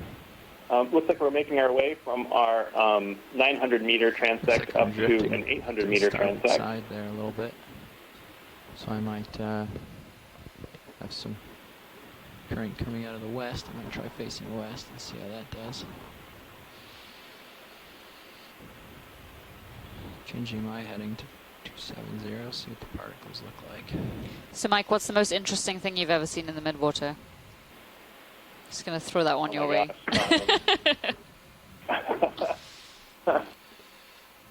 We've seen some fairly incredible low-bait ctenophores. It's very light, whichever direction it's Really coming wonderful, large, low-bait, Maybe something like deep purple coloration, you want to line up on and 285? just amazing high-resolution imagery. So I would say that one from our trip in the Pacific might have been really, really cool. But there are a lot. We're pretty lucky. Yeah. Mike Vecchione, same question. I think you're probably going to be a little biased. Well, no, actually. My favorite thing when we're exploring anywhere is when we come across something that everybody says, what the heck is that? And it takes us a long time to figure it out because it's so strange. And a lot of times when that happens, if we contact the right people, we can figure out what it is. Sometimes we come across something that's really never has been seen before. And that's what's really exciting. And I'm just wondering how much behavior do you actually get to take in during these surveys? Or is it just sort of a glimpse, Both you get an sides are a ID, little less lit, and we or move like on? It looks like the sides in general are less lit than the middle. Well, a lot of these things are so poorly known that any behavior we see is informative. But sometimes we see them doing things that we either thought that they did but had never seen before, or doing something completely different than what we thought that they normally did. An example of that is from when Okeanos was in the he's Gulf of adjusting the Mexico lowers, last pointing them time. inboard. Not this cruise, but a couple of years Sean ago. said and was they just caught we were a coming pair up, of, just bring the big inboard. I mean, the squid lower mating. arms a little bit inboard. Oh, wow. But I It was a can't time really that tell. it didn't Let me have know. the modified I'm arm. moving the So we had port just side. speculated Let me how know if mating the port occurs side. with the species that don't have a modified All right, arm. so let's and take it so we got to outboard. document that. And that was published less than a year after the squids were swimming around Pretty in sure front of that's the fully sub. upward. All right, so I'll just leave it there. Oh, it's amazing. Gonna move the starboard side lower.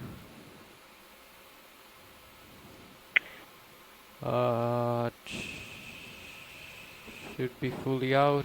Gonna bring it in slowly. Let me know Looks when to me it looks like good. I'm drifting towards him, right? Maybe a little bit to the right still. Anything improving video? So we due west is right direction. All right, I'll leave it there.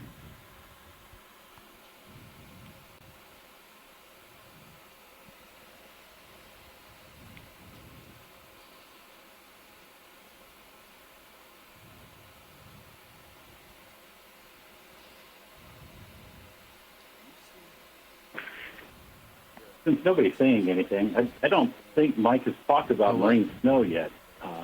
Yeah, those. But those what we we are asked them to seeing turn is a them lot off all of the little time. particulate matter in the water column. For some reason, they've come back And on. it may look pretty boring to people who don't work on oceanic ecology because it's siphonophores. But the marine snow is really important because it is how All right, I'm gonna shimmy food over to due produced at the west 'cause surface it's gets still down to drifting the me right. bottom and feeds the benthic ecosystem. Almost all of the benthic ecosystem depends on food coming down from the surface. Yeah. And in the Gulf of Mexico, it turned out to be really A little important past because due when west, oil push spill out to the occurred, port side of your the screen, interaction and between the you can line oil up in the due west water when we and the get there. marine snow turned out to be All a right. very important interaction.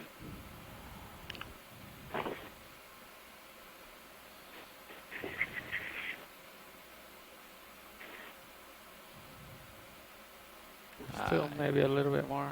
That's pretty good right there. Yeah. So as we were so making it's our way 235. up to 800 I am meters, I think sidling we just too, saw a though. little Let me take siphonophore a little while ago, the port way off. as well as Going what was it? straight. One of those single cell Yeah, I protists feel again. that's pretty good. So you're 280. Yep, Darian.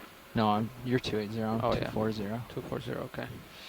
But I'm pretty far off to your starboard, so don't go there yet. Let me get sidled over.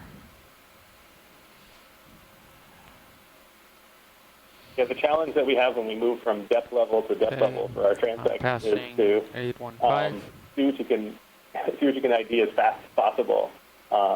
It's all about moving from one level to another, so we don't really want to stop. We want to get to our next place so we can maximize our exploration at every level that we've planned.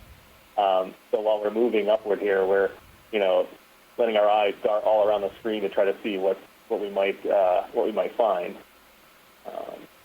250. 250 copy. I'm coming around still. I'm at Delta 20, so I'm going to speed up my rise a little. I haven't been really touching it, just the buoyancy's been getting me there. Good to know. There's a good deal of marine snow here. This is pretty good. Yeah, do we know what the So you're where on the most 240 backscatter now? is? The Yep, lined up on 240. Okay. deep scattering layer is? Sure, yeah. We Sideway. we have if you flip over to feed, I believe it's feed 3, we're watching our ship sonar, which uses pulses of sound, and the returns from those pulses to make Passing images 800, of we'll stop where we might see particles in the water, 785. objects in the water. Sounds good. And that's from our EK60 sonars. And you see a display with lots of these long plots across the display, and those are different frequencies with 18 kilohertz up at the top, 38 in the middle, and I'm not sure the bottom is 120, and then there might be a 70 in there. But I Mostly look at the back top one, towards you, 18 so kilohertz, lined up and pretty well. between the top and the second Current. one, 18 and 38, those two plots there, you can see that wide blue line streaming across. And that means that's Video called, when I lots of stop, times we I'm call that gonna the deep turn on the scattering mains layer. and I'm And gonna that's where we're bring getting the lots of lower swing returns. arms So out, up there, deploy around them, 500 meters is let where we me know, begin to see when they look an good. even more dense layer of, if you can believe it, of particles and material than we do right now. That could be lots of small fish. It could be an aggregation of marine snow or other things. So when we explore the midwater, we typically take notice of the deep scattering layer, which is imaged in that blue line streaming across our sonar data. So that's up on feed 3 right now, if you want to take a look. And currently I've got the mouse on that blue layer, and that layer is Yeah, so I've depth drifted about mostly directly 460 I'm gonna meters. put on to shallow is a couple percent ahead. 378, 380 meters. Great, Catching thank up, you, Roland. So I'm gonna slow And down thanks and for that awesome explanation, Mike. Reaching 800. Thanks, that's fantastic. And if you see the green line underneath it, the green and red line, and kind of a stair step moving up, Names coming on. that's us. That's our vehicle. Let's see if we can do a little Z-bias action today. Let that settle. So it looks like we're at 800 meters now, and so I think we're just settling into position and should down. begin our transect pretty soon. Great. you. Increasing Z bias slightly.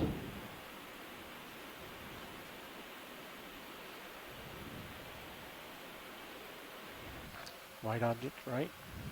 Yep.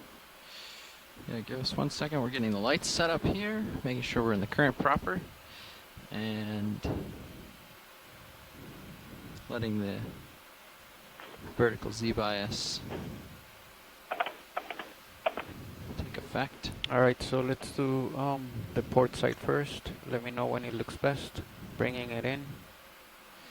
So video this time I'm going to try using just the Z bias rather than the auto depth, and hopefully we'll be bouncing around vertically less. Copy that. I'm getting a slight increase in light. It's starting to go back down. So I go backwards with the light. Okay. What about there?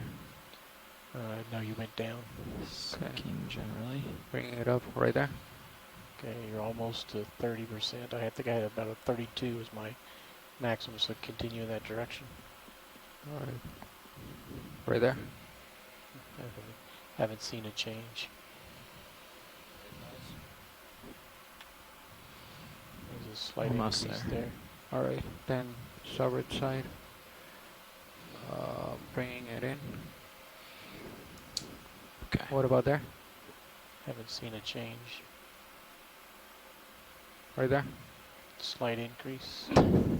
Good enough. Alright. Let's roll. Alright. Off we go. Nice work. Begin 800-meter transect. Running about 30% average of the light. Copy that. Thank you.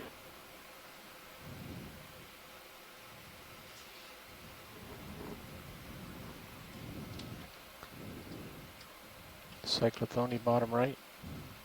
The swimmer? Yep. Got some flares in the bottom now.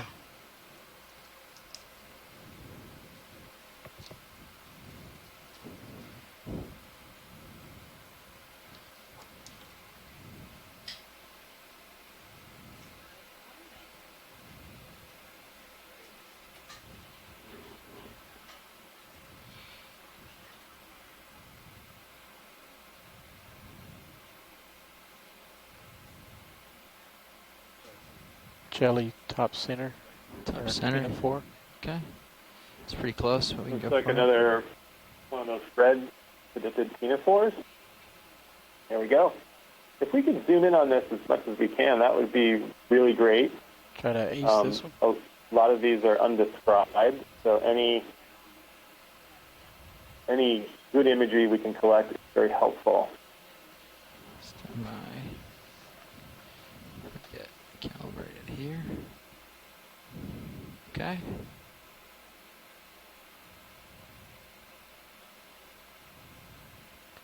We'll put him like up And you can towards see your the light bars. colorful shimmer of the Dropping a teen rows smidge. around the animal, and the dark section in the center is the stomach. Somadium, the stomach is very, very Still coming dark. in close to you. It creates Copy this back. pigment, the red Just pigment try and the not to, darker pigment at the center apply too much. to camouflage Reverse itself thrust. and to also mask what Still it getting eats. closer. Many things in the dark Minimum midwater are bioluminescent or create light. Starting to go away now. When you're Yeah, I've seeing spun around, things so now I'm that facing glow, into the it's current. sometimes a good idea facing to with the hide them current. so you're not Current found side. and eaten yourself. Side, actually. It's a good side view there. Great. Really cool. Thanks for that video. That's great. Really small. Awesome. Thanks, video. Absolutely. Camera's up. Fish center top. So we had a watch change about a half hour ago. So a new front row in the pilot, or in the engineering seats, ROV engineering seats. Sitting in the pilot chair right now is Jeffrey Lanning, sitting navigator. Bobby Moore. Sitting co-pilot Fernando Aragon. Can we get good of this guy? Video on the far right is Roland Bryant. And in the back, in the video clipping chair, I'm Emily Narrow, and we are all with the Global Foundation for Ocean Exploration. And I'm co-science lead Chuck Messing. I'm a professor in the Department of Marine and Environmental Just trying to Sciences. settle in on them, Roland. At Nova Southeastern University in Fort Lauderdale. He's rising. Hi, and I'm Lauren Jackson. Trying to I'm rise from with him. NOAA Centers for Environmental Information, and I'm the sample data manager, and I will be logging what we're seeing here today. And that looks like a Ketognath hanging head down, and if I'm not mistaken, the two bright dots at the top, which look like the eyes, are the testes. And I'm guessing that the long white objects are the ovaries. Am I on it here, or can somebody help out? It's like the tail of what looks like it looks like a fish's tail. I think you're right, Chuck. Yep.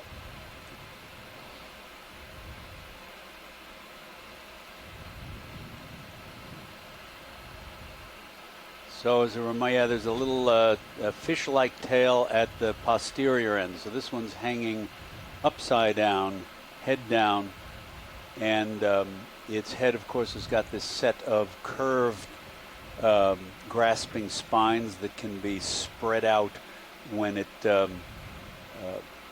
lunges through the water at its prey.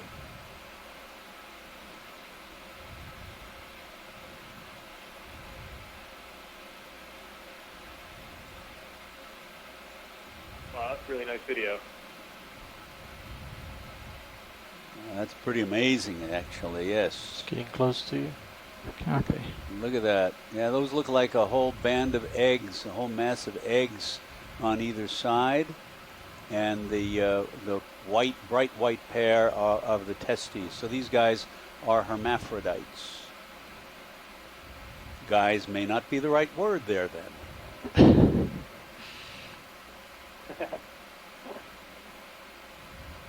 And most of them are just a couple of centimeters in length. I think they get up to, the biggest one is about 4 centimeters.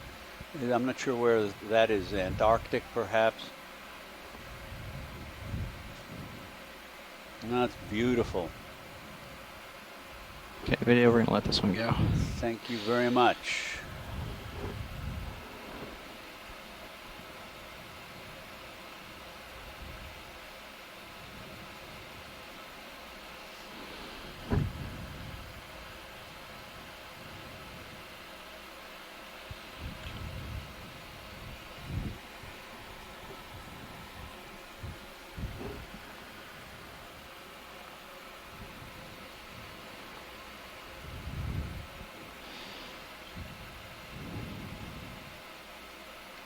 Back on track. There you go, right in the center. That looks like another radiolarian. But I am seeing things. And I am. It's just mucus. Never mind.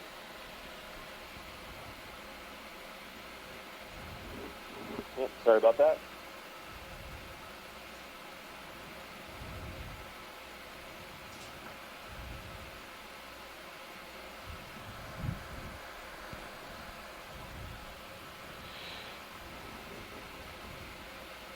Pink rod, just swam past.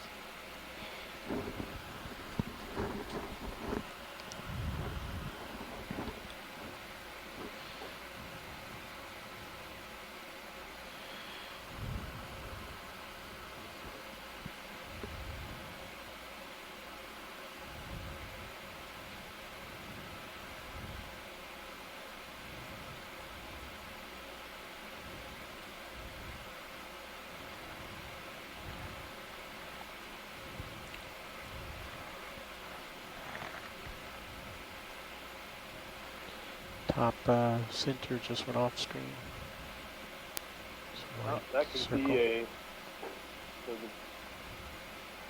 in the center, in the bottom, a little bit low center, coming in the center now.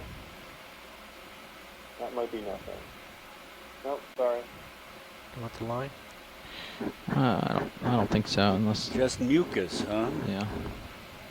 Just mucus.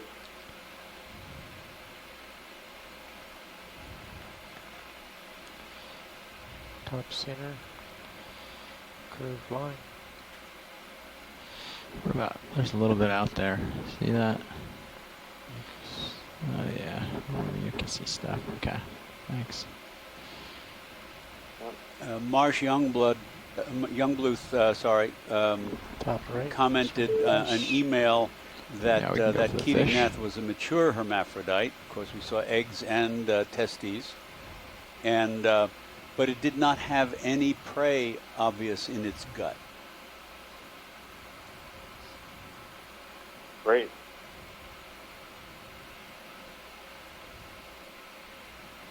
It could be a cyclosome.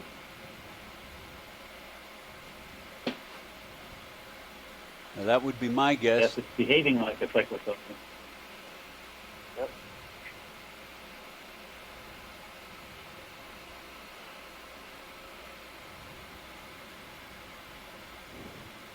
So, correct me if I'm wrong, the Okay, yeah. Cyclothone belongs to the family Gonostomatidae. Is that correct? And these are really, if I recall what Tracy Sutton said the other day, the most abundant vertebrate on Earth. Maybe tilt Members up a of little that bit more into the family. light. All correct.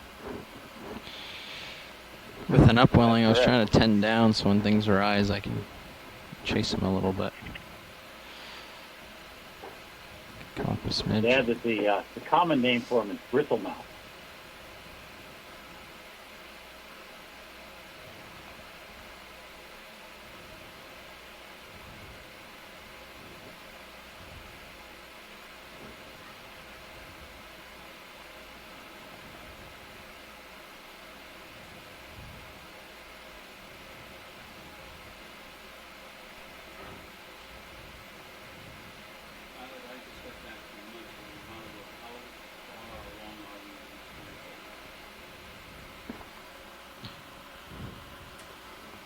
Watch lead, we have 14.5 minutes remaining.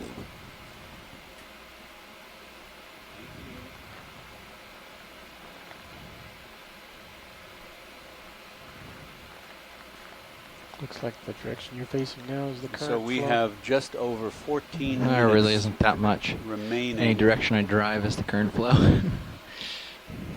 About 14 minutes remaining on this 800-meter transect, a depth of 800 meters.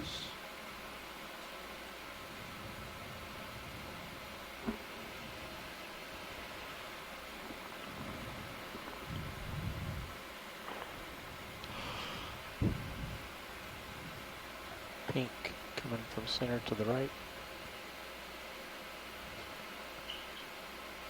Trying to hit the brakes here.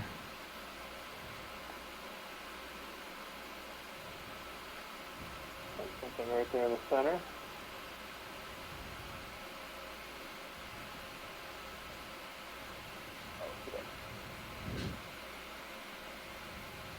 Minimum focus. Copepod. It is Backing. truly amazing that the pilots and videographers can actually zoom in on a copepod. That organism is probably a quarter of an inch Getting way out in the light pool. long.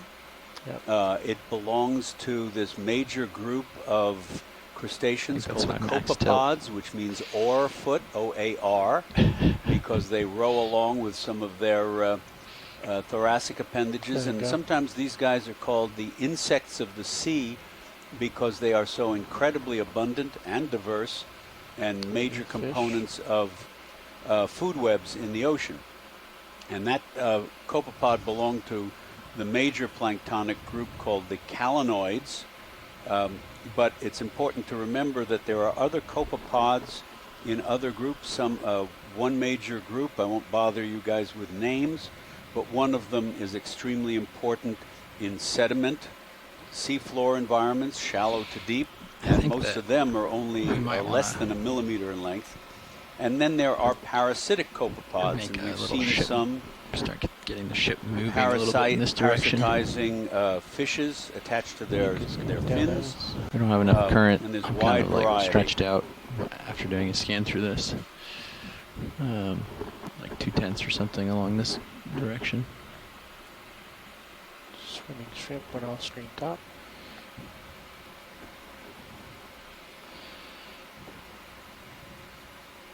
or 1/10 or slow. Something slow along this direction.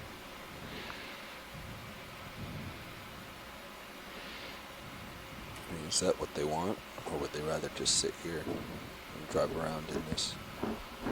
They like to make progress through a transect, and usually you keep the ship stationary facing the current and hope for 1 or 2/10 to blow across you. Yeah. But if there is no prevailing 1 or 2/10 current, then you have to create it, like bring the ship ahead. I'll bring the ship ahead. But if we only have about 10 minutes left, we can... 10 minutes? 3/10 of the service. I'd recommend 110. Video we can see where we are at 700 and do a move there. Might be a little late in the game on this one before we start feeling it. But coming ahead, is that okay? 245, yeah.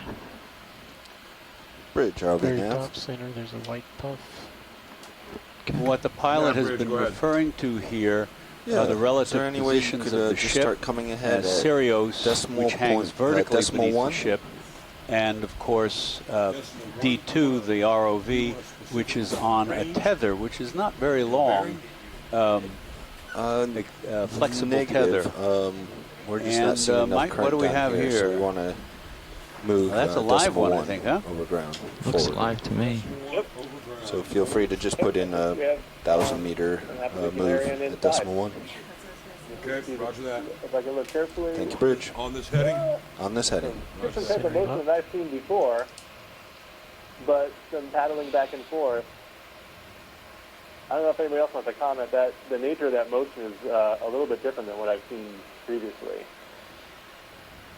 Usually you see more of a sinuous flapping of a tail type movement. That's more pulsing, but yeah, that would be the movement inside. Move us in. Particular, I want to say larvation house, and it's used to kind of generate. That was the 245 or 240? 45. Okay. Yeah, that is different than I've seen before. It looks like it's pulsing rather than wiggling its tail. I can try to get into it. Yeah, it's up high, so. This is different. Yeah. Too far on my focus. Nav bridge moving ahead at 0.1 knots. Picking up. Good copy, Bridge. Thank you. Yeah, if we could zoom in on that, that's pretty crazy. Trying to get closer. If it is indeed a larvacean at all, I don't know, because I don't see any interior filters like we see. The pair of filters don't seem to be there. It looks like something else. I can't tell what it is, though. Anybody? Copy. On the brakes. Yeah, I mean, and people on the Scott Francis commenting on the chat room that it could be I'll try to hold other steady animal here now. stuck inside the house, stuck inside that mesh net, slowly drifting moving towards it. back and forth. Okay. Back a little bit more. Medusa or Ctenophore, perhaps, stuck in there and trying to get out. Very strange. Thanks for the video. That's an interesting one. Jim Masterson says the same thing. And Mark Benfield hasn't seen that kind of pumping movement either. All right. And I know that sometimes the animals that live in there will inflate that sort of mesh net, and we've seen that once or twice with our ROV. But this looks really different. That was a cool observation. That was very weird.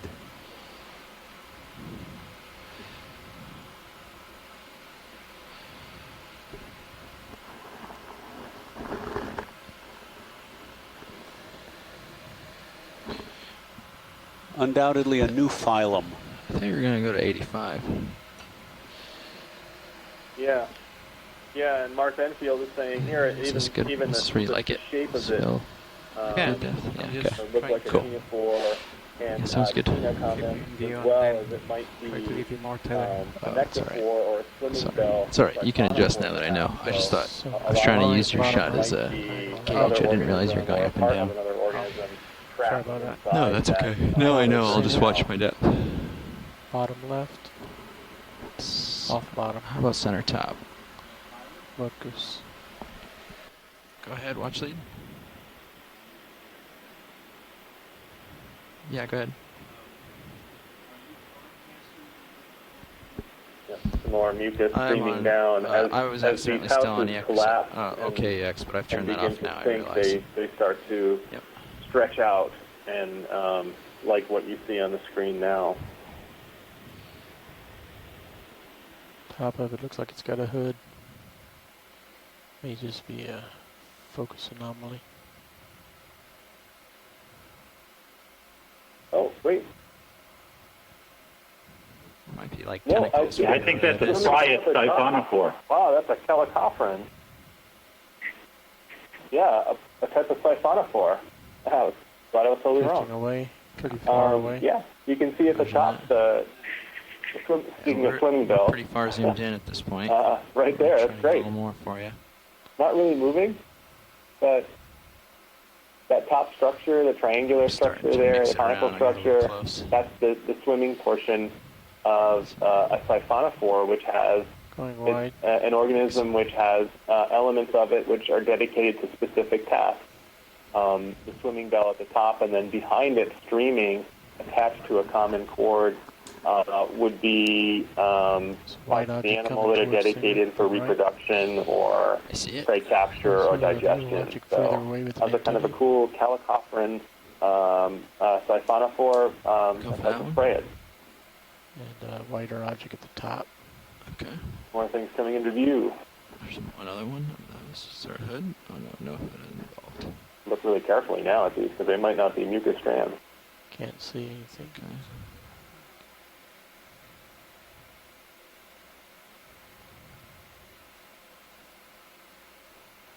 Yeah, that's just mucus. Yeah.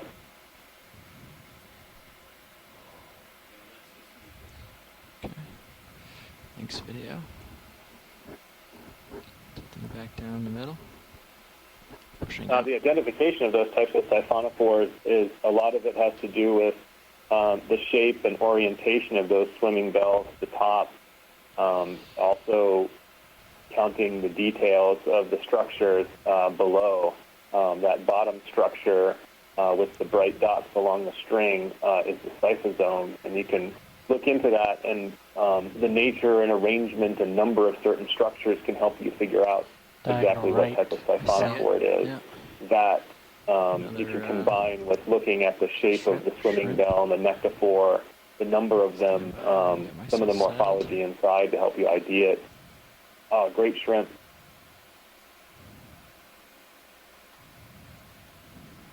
Okay, started on the shrimp. I'll bring it centered.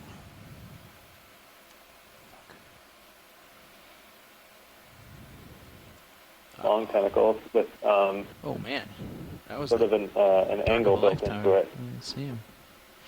If anybody has a good idea on that shrimp, please chime in.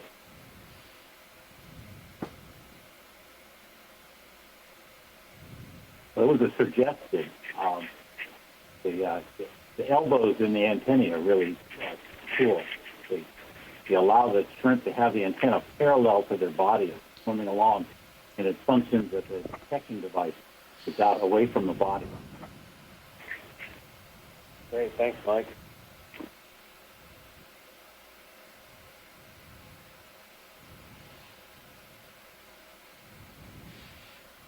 Well, we're continuing on to explore 800 meters. Just over 1,200 meters below, or 1,000 meters below, rather. Line is straight the ahead. seafloor. We did some exploration there this morning.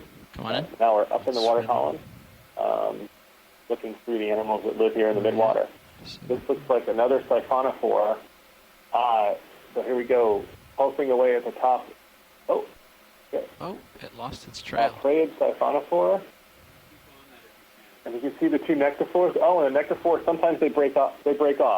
So this is just the nectophore portion of that.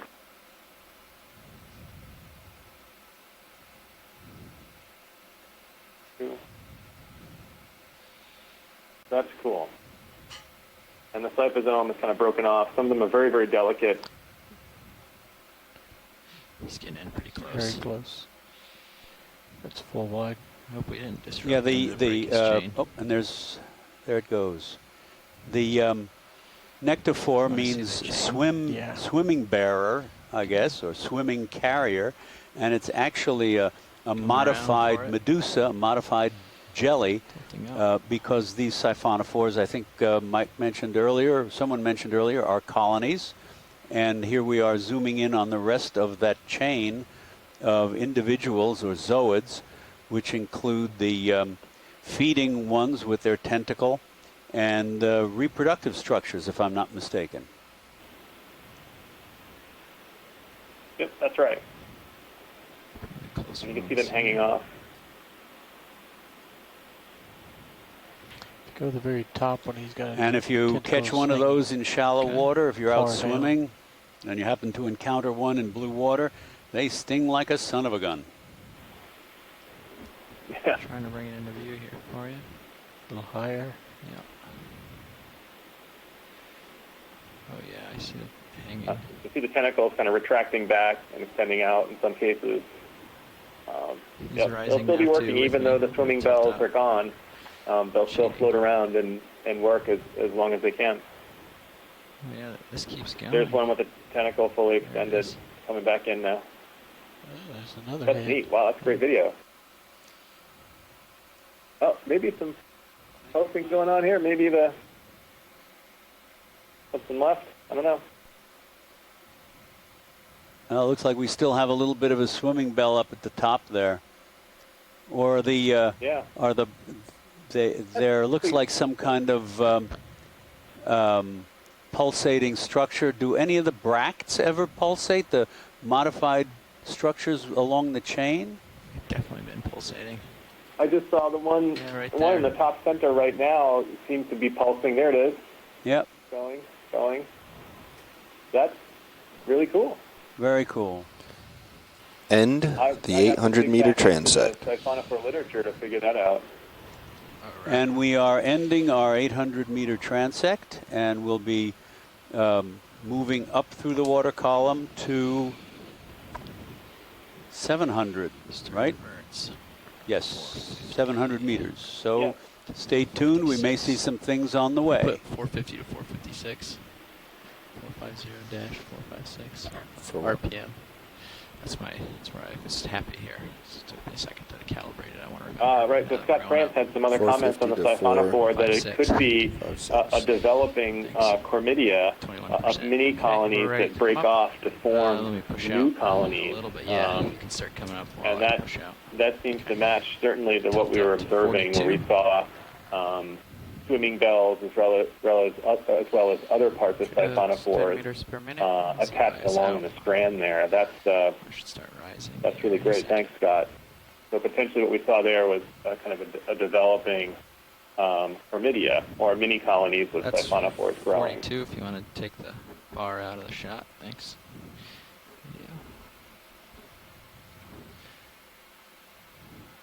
And we can bring the ship to an easy stop so we can figure out what the current is at 700. I think Instead, we'll start back up again. Port bar just put some light Bridge, flare into the lens. RVNAV bridge, go ahead. Easy stop, please. I think another thing for our viewers to keep in mind is that there it is. Because when we swim through the water, we move very easily. But for organisms of this size, the chaetognathes, the small jellies, the ctenophores, the copepods, and the shrimp, water is a much, much, much more viscous medium. It would be, in many respects, if we were really small, it would be like us trying to swim through, say, molasses or something like this. So the organisms here have to generate a fair amount of power in order to move. And of course, you see some of these shrimps and copepods, and the chaetognathes, the arrowworms, they can really dart through the water. That takes an enormous amount of power, combination of power and streamlining. And of course, the ctenophores are about the same viscosity as the water surrounding them.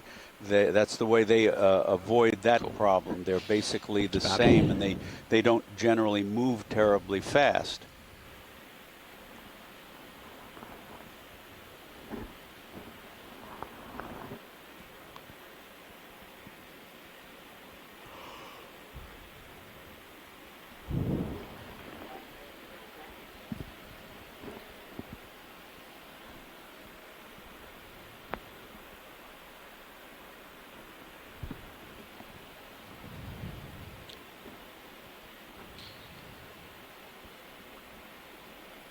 Is that the same Excel calculator that was there before, or you guys came up with a new one today? Levi came up with a newer one today. All right.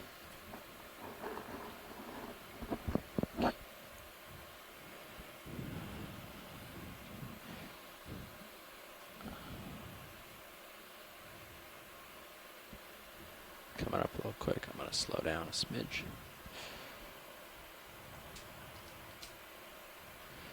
Not much in the way of current still as we pass 770.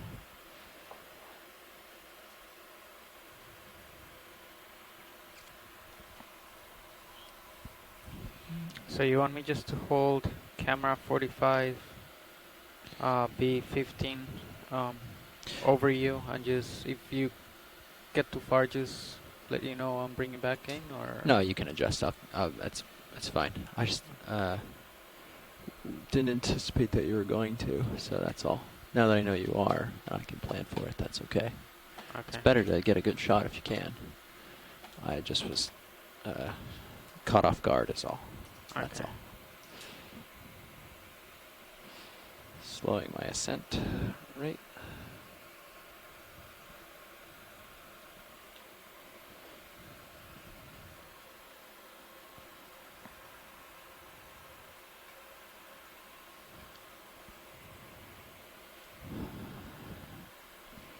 Let's see, what time is it? It's 1 o'clock. What do we have, another hour of this or so? Hour and a half? Hour and a half, yeah. Oh yeah, we've got. We're not gonna be. We're gonna do transects through our whole watch, yeah. Yep. Okay. We are passing 750 meters, 750. The time on your watch? No. Till you get back to California? That's correct. Well, it'll change when I get to Mobile. Oh yeah. Yeah. But have you been early to any of the watches so far? Been doing really well so far, much to my surprise. But yeah, last time I changed my watch and phone, or changed my phone to the ship time zone when it went away from where it wanted to be, the iMessage quit working. So, and my emails quit working, and everything else. So, to avoid rendering it unusable. All right.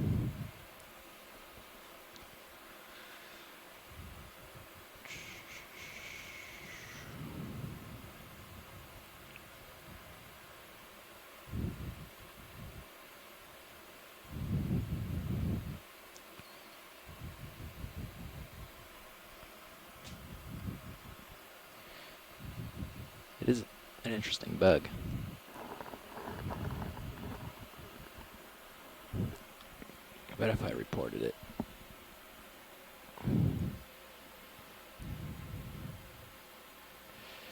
So I think I'm getting blown to the port slightly. And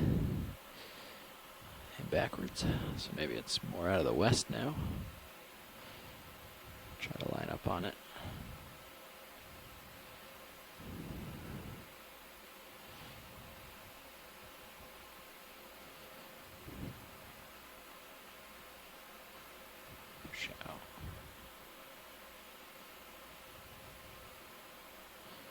Go to 255 and see how that does.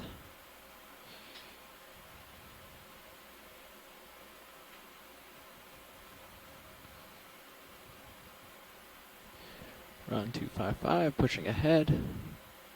How's it look? Snow looks like it's coming pretty directly at my face, right? Yep. Okay. I don't see any sideways movements.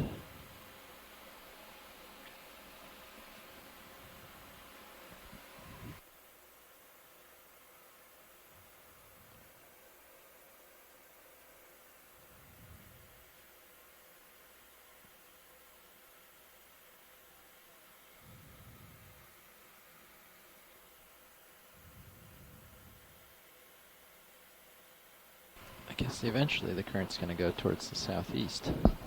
I don't know what depth that's going to start. It's pretty strong up there, too. And Marsh Youngbluth just commented on email that those copepods, those very small crustaceans,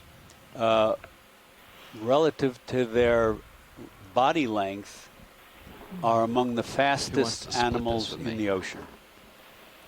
So, of course, they're only generally less than half an inch, mostly less than half. Have you done Midwater? Less than a quarter inch long. Sounds like the perfect time to do proportional it. to their size, the number of body lengths they will move per unit I'll see time. that video and you They're see that among the fastest pilot. animals in the ocean.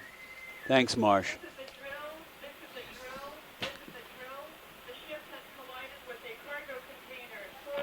Oh wow, that's like.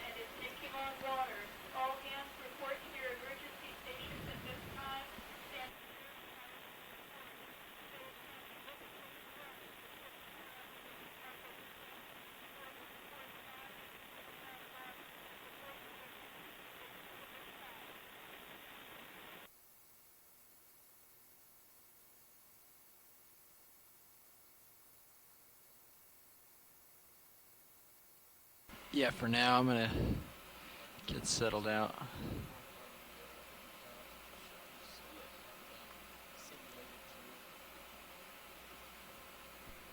Oh, look at that. Oh, man. So for those of you who may have picked up that noise through some of that announcement through one or the other of our microphones, that was a simulated drill. There's nothing wrong with the ship. And those of us in the control room do not have to leave our seats. But the ship's crew, the ship's officers carry out those drills on a regular basis for the ship's crew. And during the course of the cruise, the ROV crew and the science party also have to participate at intervals, but not for this one.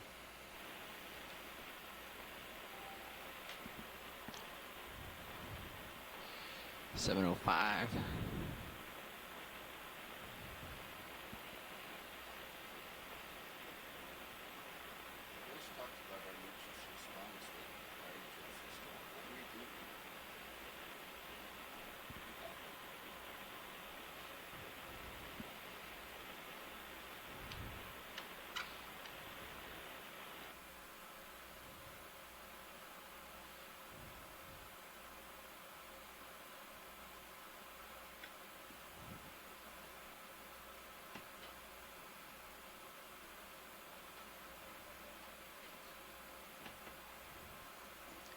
Mark Benfield in our chat room said he did the calculation that Marsh is referring to about the copepod. He did that calculation with his marine biology class and compared a 1.5 millimeter long copepod speed with that of an F-18 jet, and scaled to body length, the copepod wins. It's a fun experiment.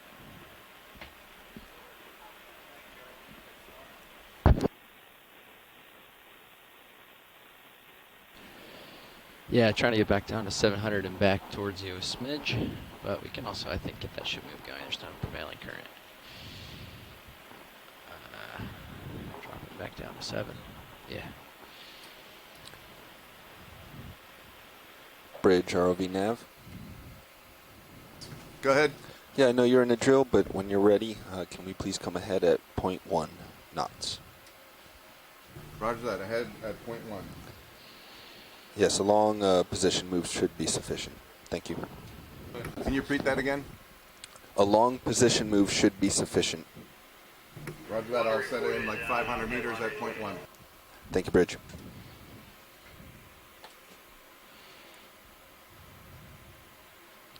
Lights look good. Video. Okay. Okay. We're at 700. Top left to center, diagonal line. What is it, a fish? Possible fish. Yeah, go ahead for it.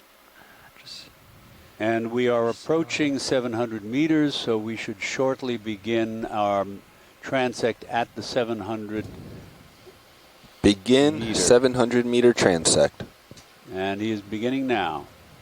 And that looked like a cyclophony cool. again, a bristle That mouth. was that weird thing that's been happening with the lens or something, where it just like suddenly goes weird focus. So that was me trying to duplicate it. Yeah. So now I know what's happening. It's like the focus is running in on you. Yeah.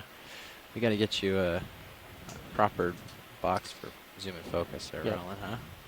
Once we get this network thing.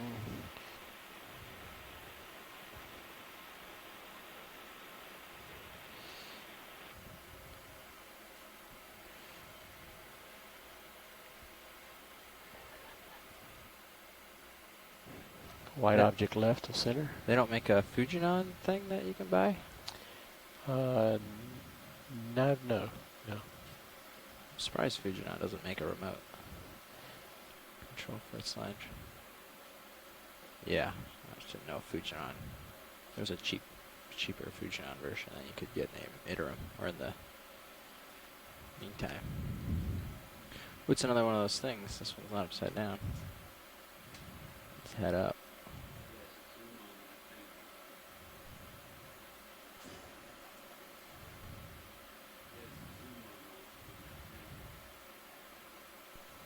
Got any more video? Excuse you. Another Caridian. Yeah, we got another one. Yep.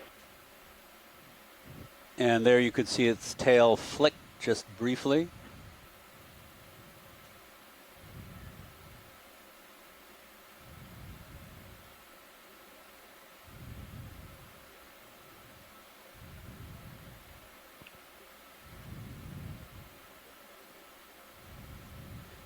Is that the ovary that's likely developed more on one side than the other?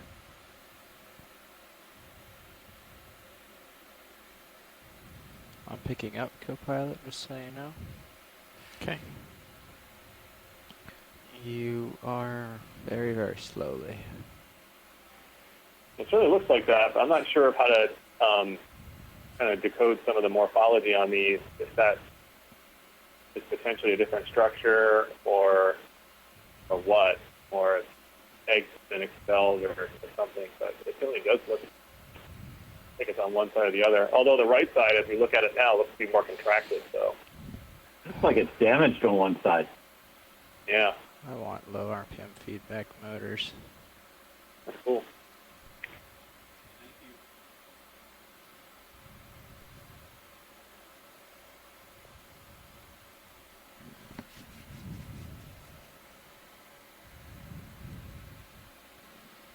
Yep.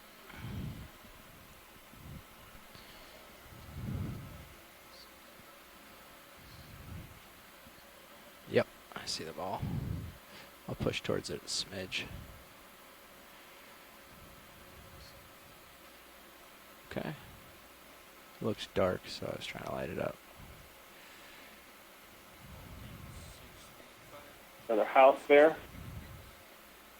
Copy. Oh. Okay. That could be a protus? Is it drifting away, you said? Looks like a protist of some sort. I think it's, oh, it's drifting Yep. in, okay. That's what we expect, as I pushed out towards it. Yeah.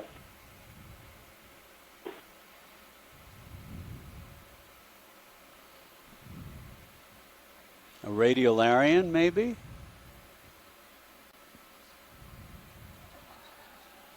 Thanks.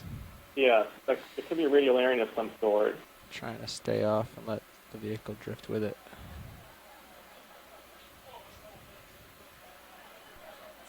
Very interesting.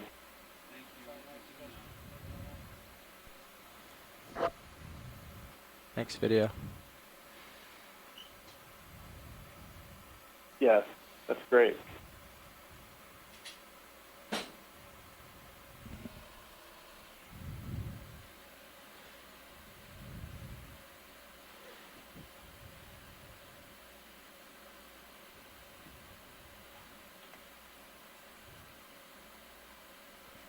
That's good. I have to comment too on these. It's the advent of certain technologies, like towed high-resolution video systems that we use off of our ships, and of course the high-definition video that we have on our ROVs and AUVs. That we have done a really good job of collecting high-resolution imagery of these protists and of these radiolarians to give us some insight into that group, which typically was extremely hard to sample.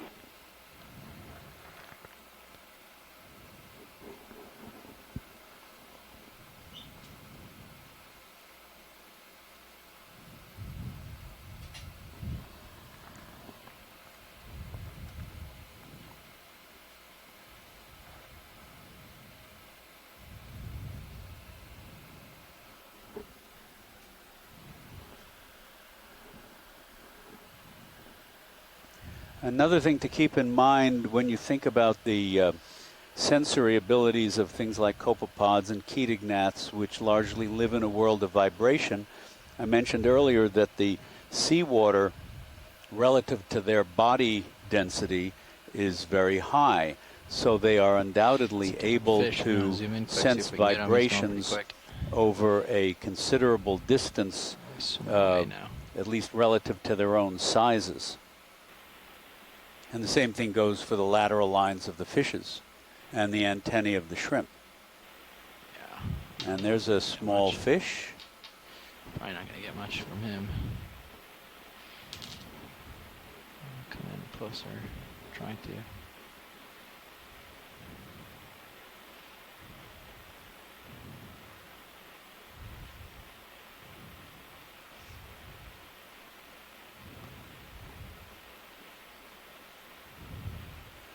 That fish is spending an awful lot of energy.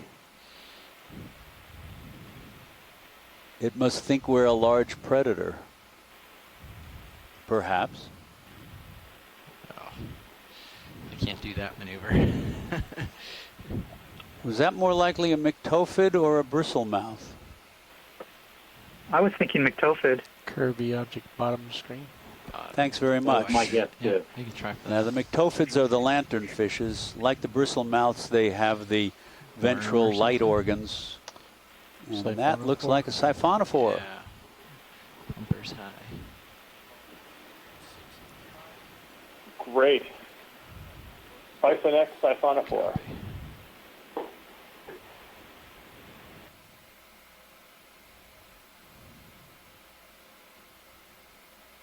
If we can see the top of the animal as we're looking at it now, the bright dot at the very top is filled with a gas, and it floats.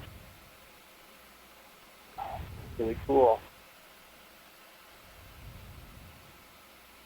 This is the delicate organism. This is, you see at the top, the several clear structures. Those are swimming bells that would, in an orchestrated way, help to move the animal forward. And at the bottom is the structure that's called the cytosome.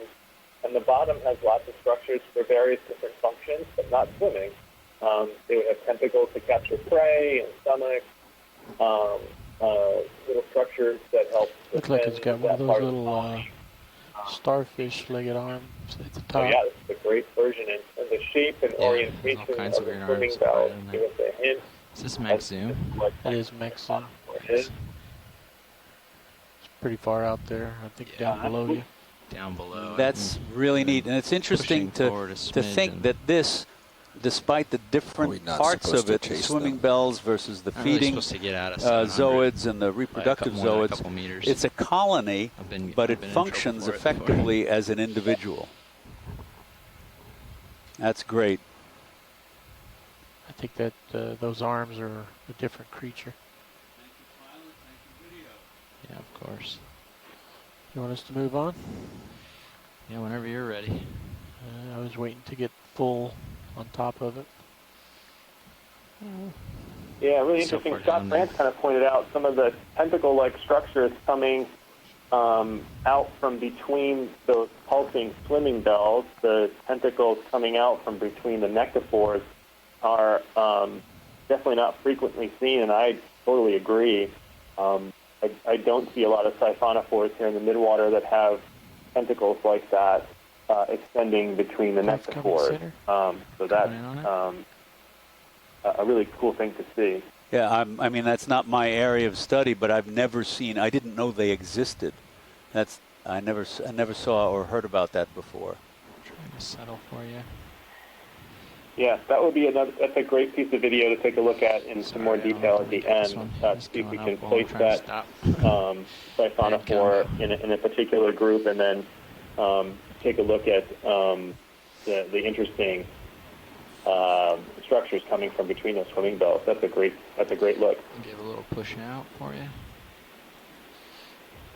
We're going to hold on zooms for 30 seconds while I get ahead of the game a little and Scott was talking about the way in which the bottom part of that siphonophore was arranged, kind of kicked up, not trailing straight down in the water column, but kind of at a curve and angled upward a little bit. And it was thinking perhaps there might have been some nectophores in that area of the siphonophore.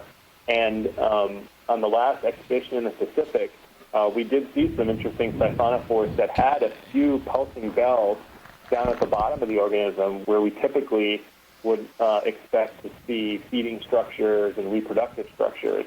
So we ran into a couple with a few pulsing bells at the tail end of the organism, as well as up front. So that was really, really cool. So that would be one to really kind of investigate again. So that's awesome. It's close to you. We'll keep an eye out for more of them. Towards us. I'm trying to back.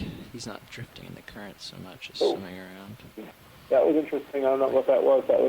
Look at that. I'm afraid to push too much. I'm going to blow him around. He's that's minimum focus. Yeah. Give him a second. Give me a second. Yeah, that's bring it around slow. Oh, he's so far down there. I can. Let's tip my tongue. That won't affect him. That wasn't a Phaedarian. Maybe I am. Yeah, I missed that. I was looking away from the screen. I'm on this typing. Hey, Scott.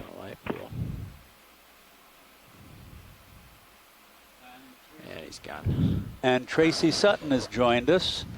He's a deep water ichthyologist who's done an extensive amount of work on the midwater fishes of the Gulf of Mexico. And his office is one story up from mine. Welcome, Tracy. Hi, Chuck. How long we got left? 5 minutes, 7 minutes? Top left corner. 12 minutes. Going off screen. Oh yeah, they're 25 minutes, not 20.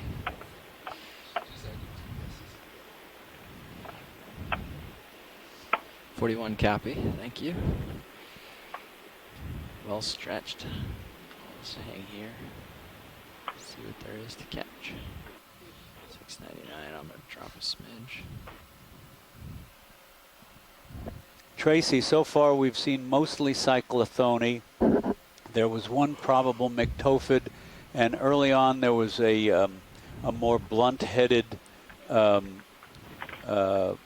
something midwater fish. I don't know if it was a melamphaid or not. I didn't get a good look at it. Closer, I think but it's that's been far our translucent rather than dark. Our fishes so far. But you can get it from here and see what we got. Thanks, Chuck. I'll go back through the images and see maybe we can see what it is.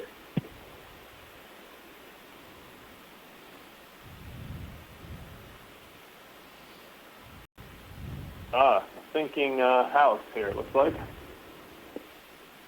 Yeah, this is what Marsh Youngbluth the other day, we saw this, and he said this is a particular kind of appendicularian called Kovalevskia. And he said it was rarely that sort of curved, sort of disc-shaped structure with the gelatinous area above it. That was a new one on me. Video's clear. Pilot's clear.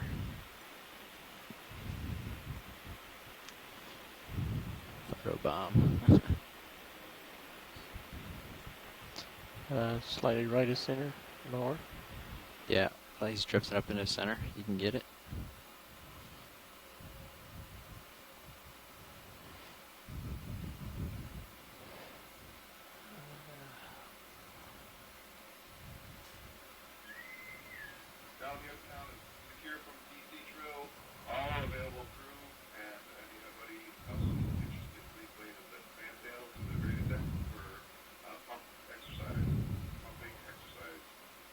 And this is a live larvacean or appendicularium, and here it's got a very broad tail, a very flat tail that you can see undulating here.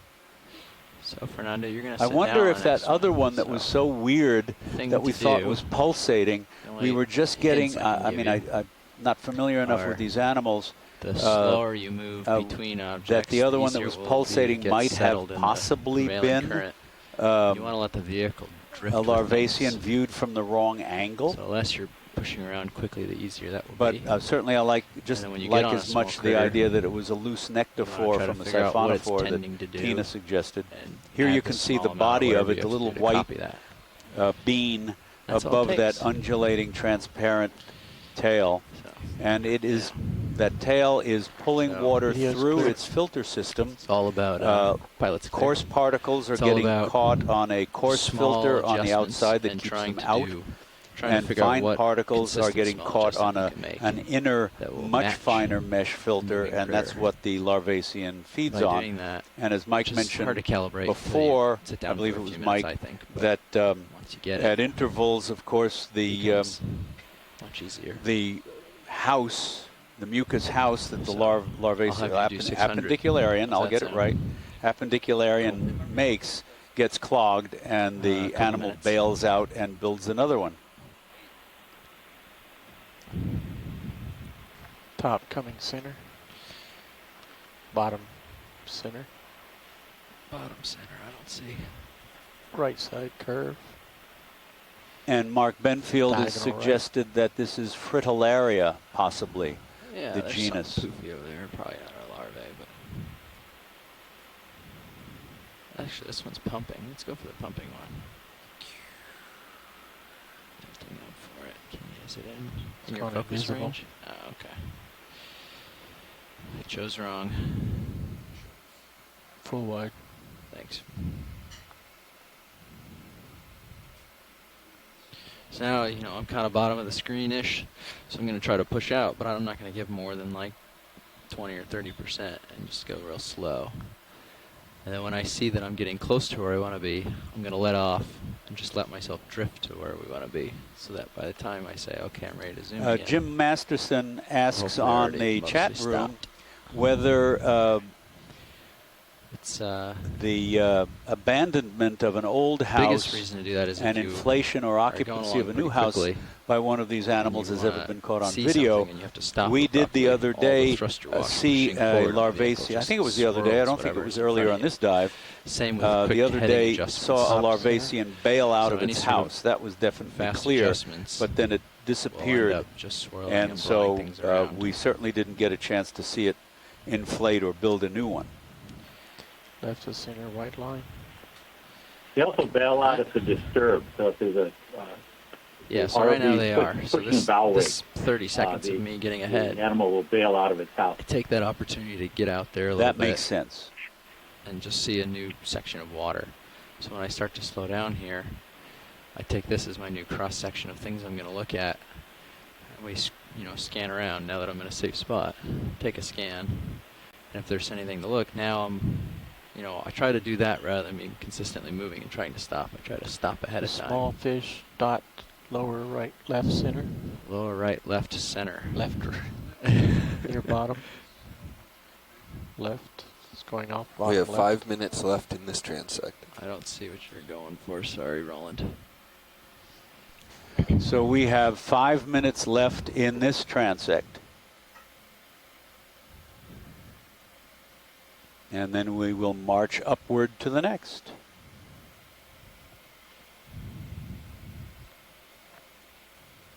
It's a line coming center from right.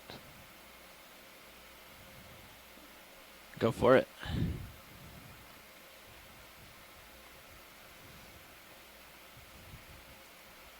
Set the far focus.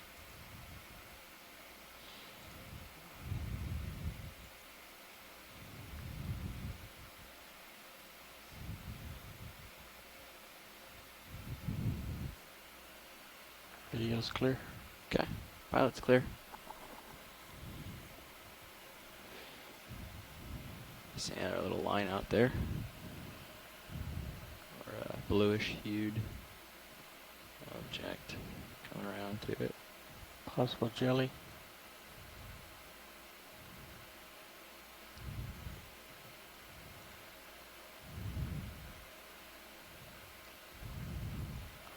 It looks like It's halfway back on you. Copy. Picking up a smidge. Still coming You in can on see you. a pulsing Slowing. Medusa right there, and you can see somewhat like Stolmithus. Now that's gorgeous. You can Okay. see the vellum Stable. pumping. Say again? Yeah, you can see the vellum It's holding flexing. stable, but it's still coming at you. Yeah, I think he's That's all moving I can vertically do. more than anything. That's quite a distance away. I don't know if we'll get a zoom on that or not. Dropping down. Yeah, it's pretty far. Thanks for that zoom. Just trying to come up with him.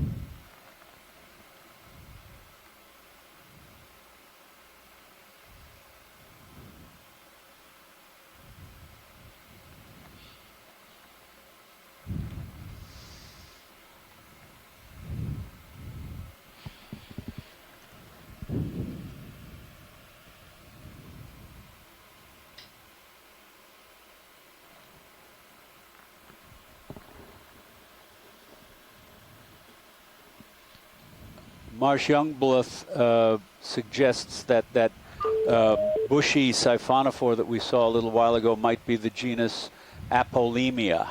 Diagonal line, bottom right.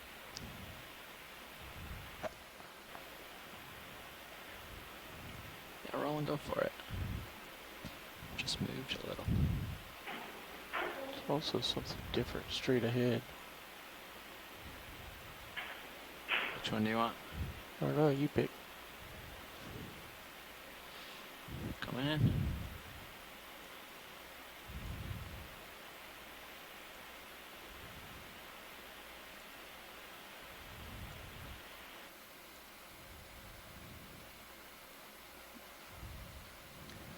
Oh. Yeah, slight tilt. Tilting up. This is interesting.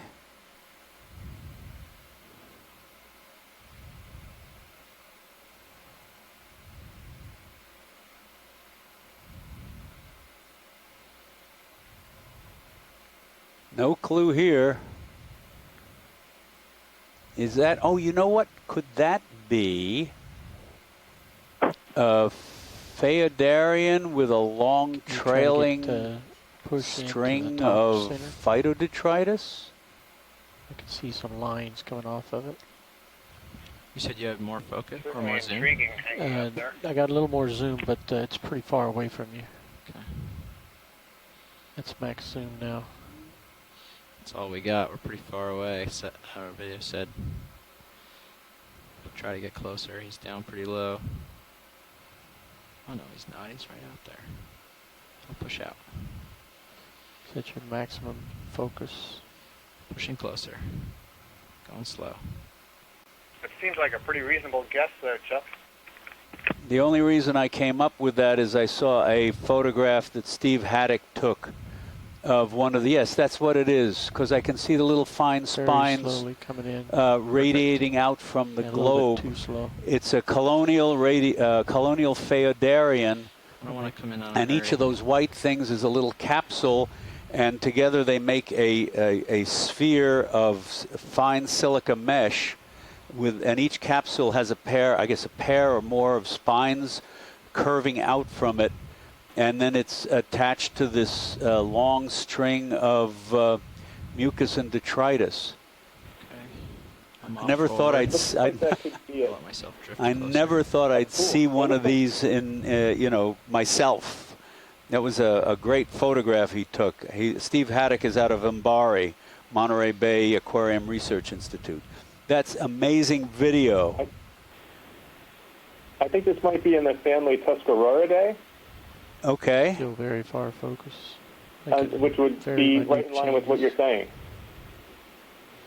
We saw a few of these previously, but this is just beautiful. And I think you're spot on. I think something is just tangled up in the bottom and hanging down. Yeah, I could but yeah, there it is. Really? Oh, that's brilliant. Brilliant video. If you look at the manip cams. So each of those white capsules is a single cell, and this is basically a colony of a whole bunch of them that produce that globe, and each capsule has got those spines and 700-meter transect. And we are just ending the 700-meter transect. Slight tilt. Coming up. We'll do science.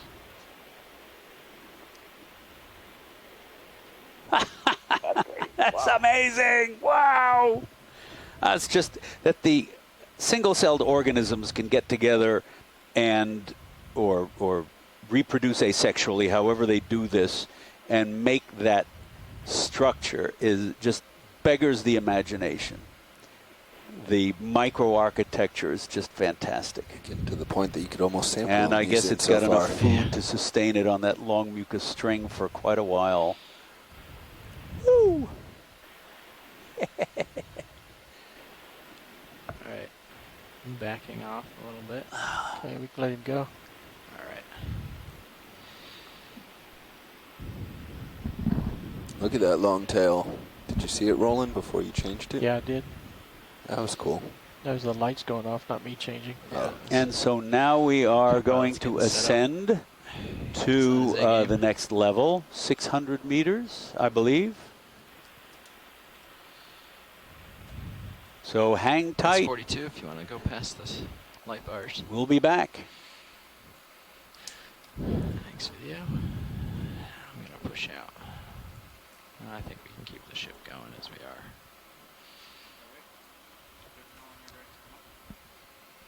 I have to. Yep. Come on up.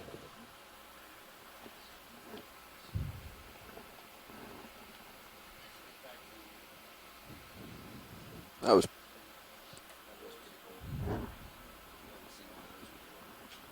Yeah.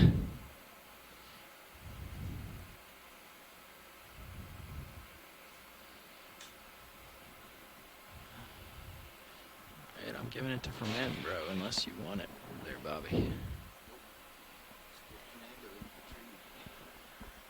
Ouch.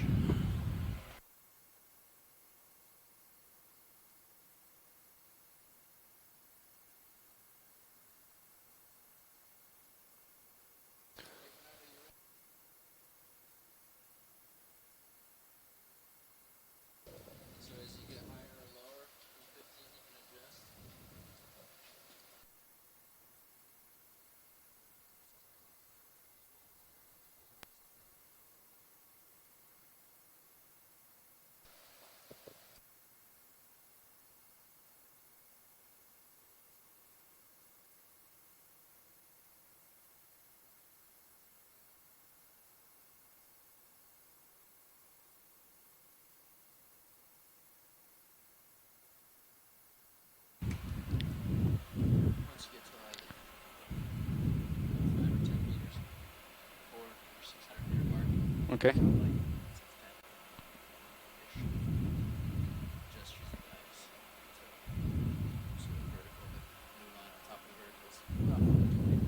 Okay. All right.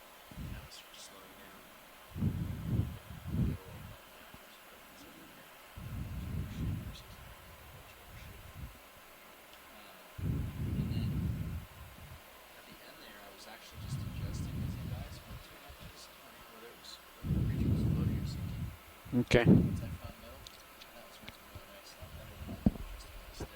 Okay. All right.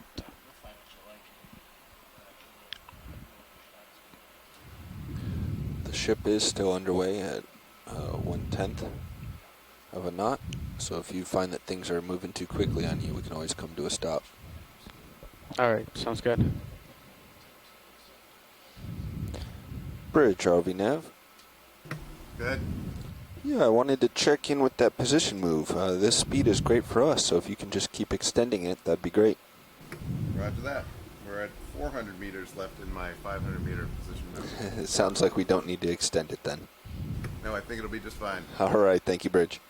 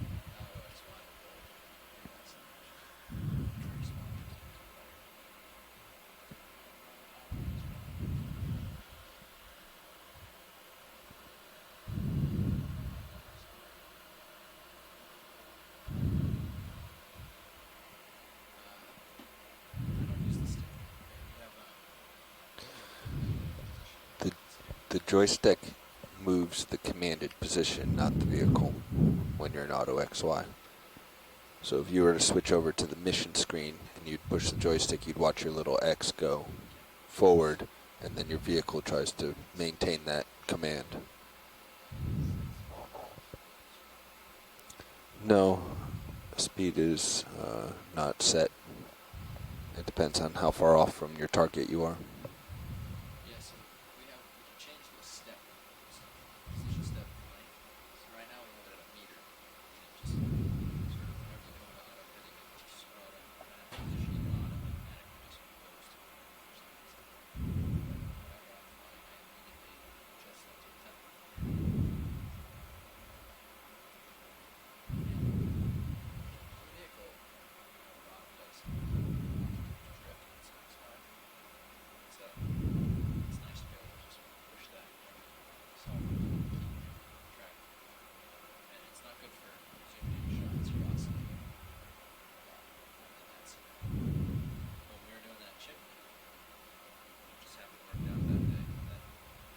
Out in the Marianas?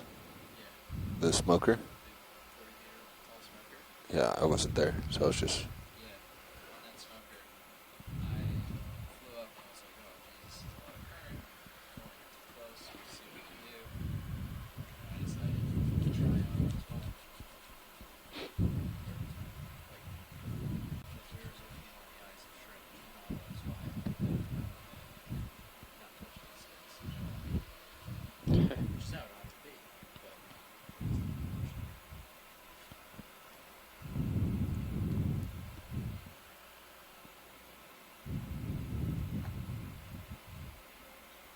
Now approaching 620 meters, and we'll begin the transect at 600 meters.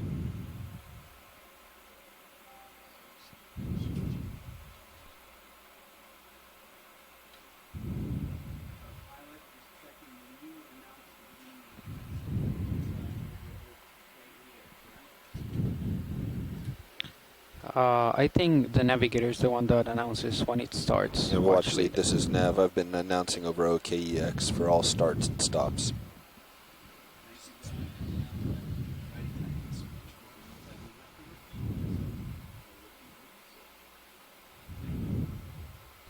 You got it. Sometimes there has been other noise on the channel, so it may be helpful for you to repeat it.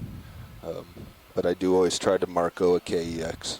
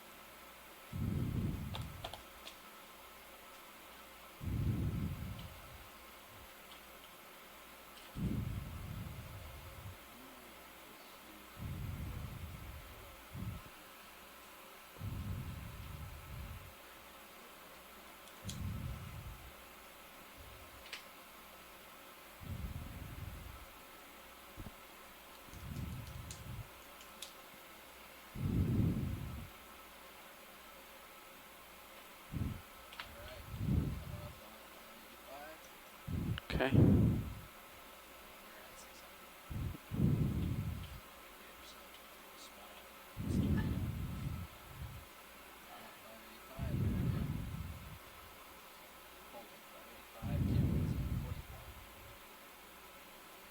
All right.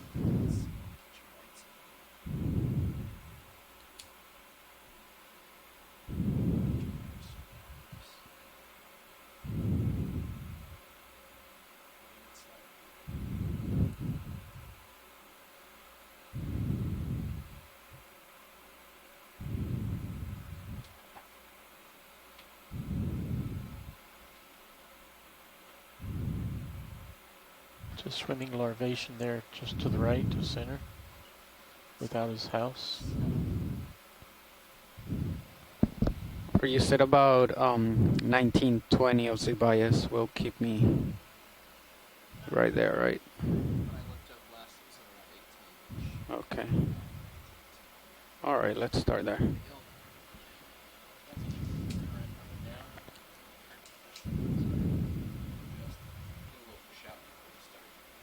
All right. Oops. As we're transiting upward and we're just about to start the transect, I just want to say that Marsh Youngblood verified that that big siphonophore was Apolemia. There are several species that have been described recently. It's usually deep water, as we have seen, but it can be upwelled to the surface and devastate fisheries and aquaculture fisheries, especially in the Norwegian fjords. So there's a connection between upper waters and the midwaters that might not be expected. Thanks, Marsh.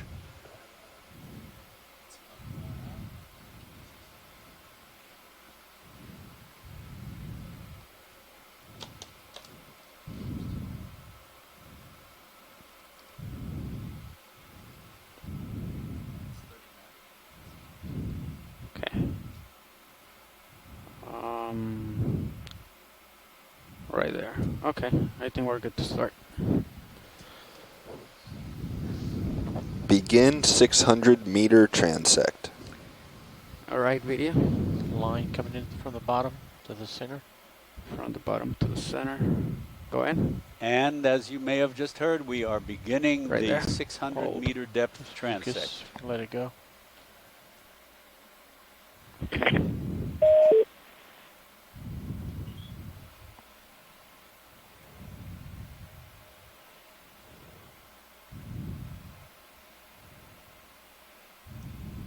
I think that's mucus, but we can check it if you want.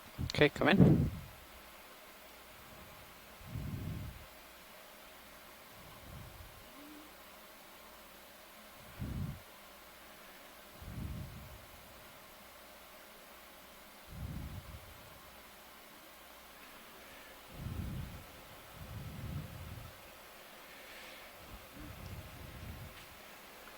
So now every No, vertical good. Drop strand of mucus deserves a close look-see. Can we What was zoom in that? on that again, please? Just to see if it's not something similar to what we've seen, because those look, the balls hanging down there, those spheres, white spheres, look pretty symmetrical.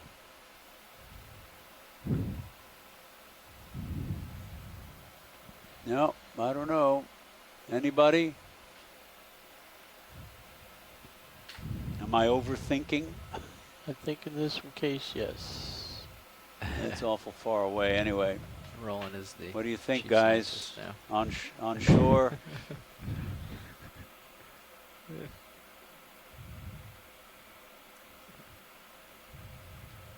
Nope. Okay, I guess we can zoom out. You're looking great, pilot. I don't even think you need us. Yep. That was amazing. I don't know. That was a little bit hard to keep on. Accepting though. Right off the bat, that one was great for your first ever midwater transect. All right, video. It's a lot better than my first one, so. Let me know. Yeah, the consensus I mean, that was is better than my first one today.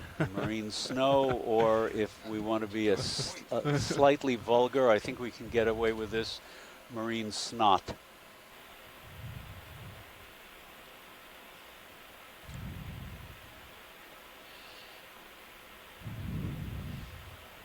That's how we know that far right. After all, mucus is mucus, wherever you find it. Partial. All right.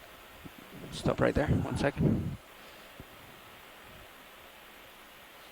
And All another right, coming. appendicularian. And you can see the tail beating down at lower left, lower right. These are remarkable organisms.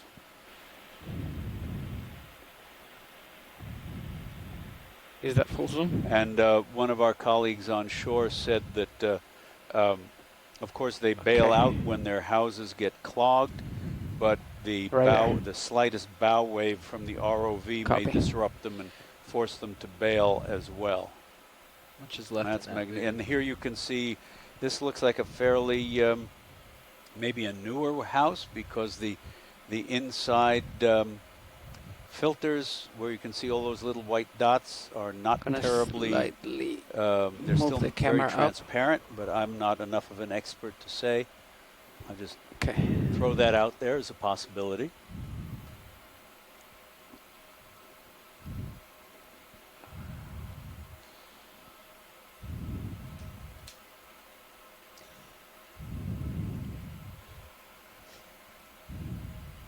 Copy. Come out. All right. Let me come to the other side. I guess we can go all the way, almost. No, you don't want to spin around and add a turn. Okay. It's better to go backtrack to where you were. All right. So think about this. You know, we're moving along and we're seeing things at intervals. You know, there are spaces with no large or visible organisms for intervals. And there's a small Hold right there 1 second. mouth. Okay, come in. A little bit. Right there. There you go. Do you still have more zoom? Okay, let me just center it. Come in. There you go. Copy. Tracy Sutton, if you are Should there, you do the whole Midwater can you watch? give us an idea of what vertical distances some of these midwater fishes migrate on a daily basis? Hey, Chuck. I'll call sure. that, don't you worry. The fish we're looking at, the Cyclosome, is probably Pseudopalida, one of the light Cyclosome, if you will, the shallower. Some of these fishes migrate well over 1,000 meters, and they do so in about 2 to 2.5 hours. Wow. We have some lantern fish 57. that are right at 1,000 meters during the day, and they're in the top 200 meters by 9 o'clock. 4-5 there. So that's kind of extreme a little bit, but a 700 meter or 500, 600, 700 meter vertical migration is slowing not down. uncommon. We also have evidence Let from me the Gulf know of Mexico if there's that anything the bathypelagic on fauna camera. does migrate up Say again? into the Sorry? mesopelagic No, talking to video. on a diel basis as well.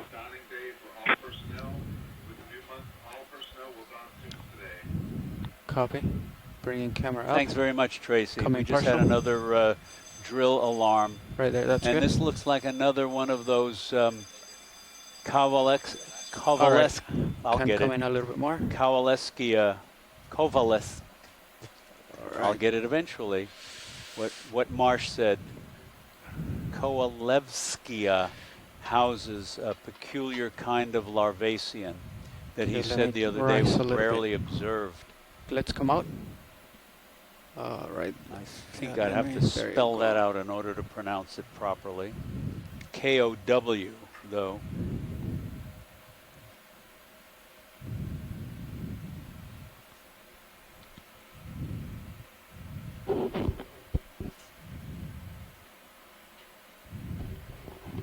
But for all of those, we've seen maybe a half a dozen or so of those dish-shaped houses, and none of them appear to have had residents. Yeah.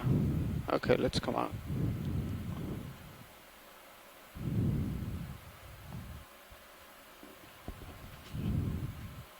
Okay, that's horizontal right there. Slightly above center. Okay, come in. Partial.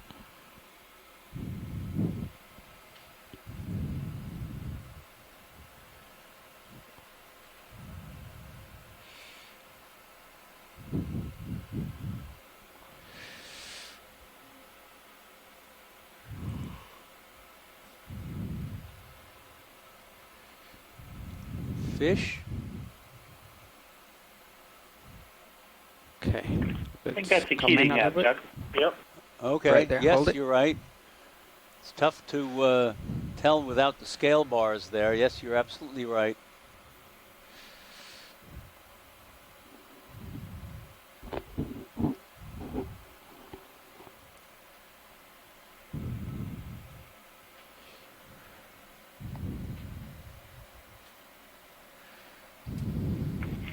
I have seen a Keating nap with a cyclotony hanging out of its, half hanging out of its mouth. So this is actually a fish eater. So after this guy, you'll probably want to bring yourself back down to 600. That's pretty impressive. Okay, let me go back down video.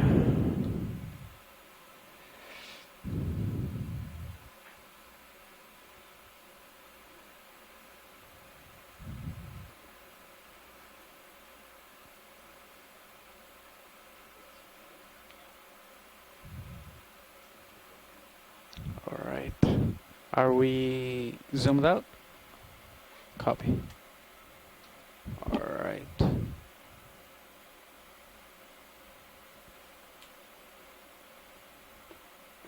.601. Hit the zone. Okay. Come on, slow down. There you go. All right. Anything on camera video?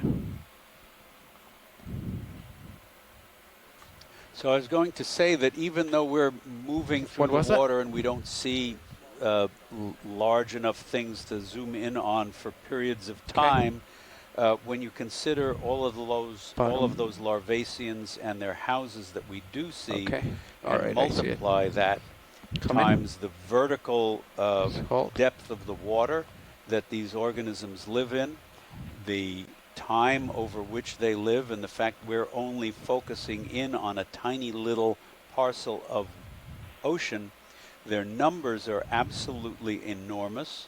And so in that way, they can contribute substantially to the movement of nutrient material, organic material, to the deep sea floor. Yeah, now you're at 604, just so you know. Yeah, I'm trying to. It's okay, you're fine, I'm just letting you know. Yeah, thank you. And I guess another larvacean house, yes? All right, come up.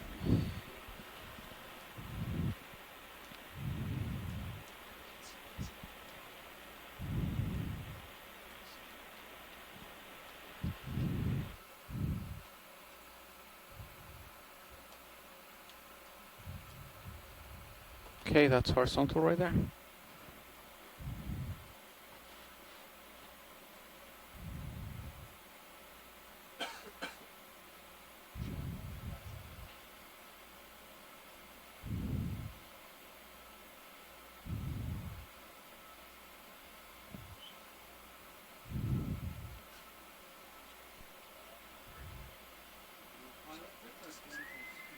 Okay.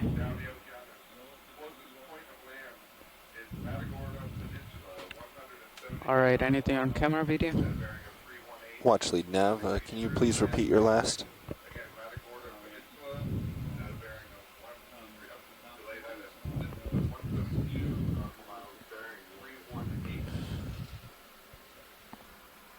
We are just moving very, very slowly, maybe 0.1 through the water. The ship is currently making a move at 0.1 over ground. We got the ship moving. What was that? Left upper. We got Left the ship upper. moving because we weren't seeing any current at these lower transects. Which one of these three? Line, okay. Come in, partial. There you go. Right there, hold. Is that almost full zoom? Okay. Come in a little bit more. There you go. Hold on. Okay.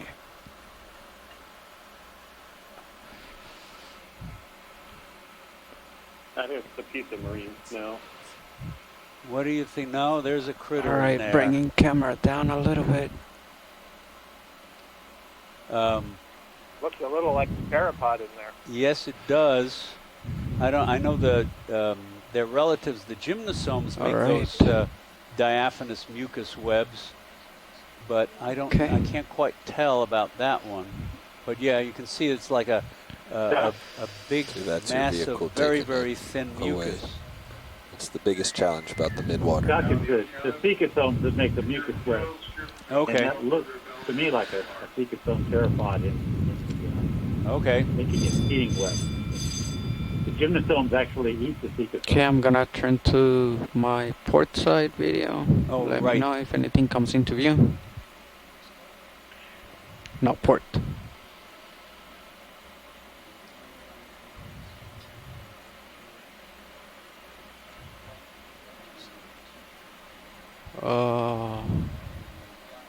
Okay, come in partial. Hold right there.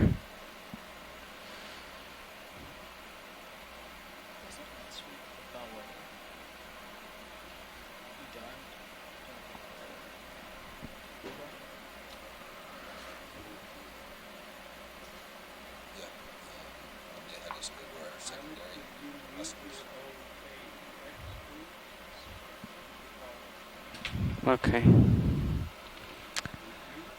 All right, so I gotta.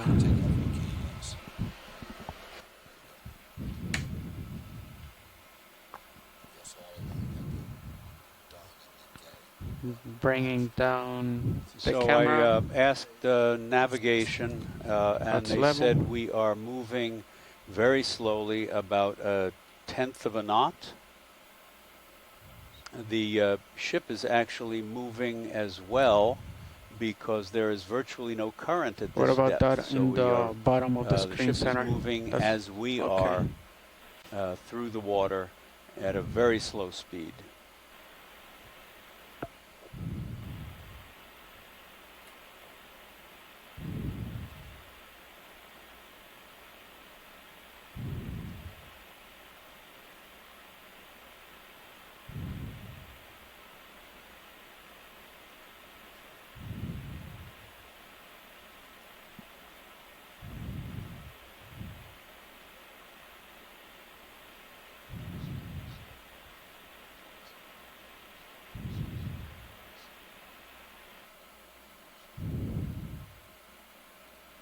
Okay, what about that? That's just a little bit. Yeah, there you go. Yeah, come in. Hold right there. Come in a little bit more. Right there, hold. Okay, I'm bringing the camera up. Come in. Right, hold right there. Okay. Alright. Can come in a little bit more.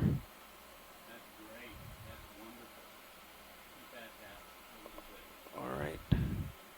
So there's a copepod, a nice fat one, and a red one. Like it's interesting because Is we that have almost two full zoom? parallel, independent. Well, I should say two independent lines of evolution that reach the same result here.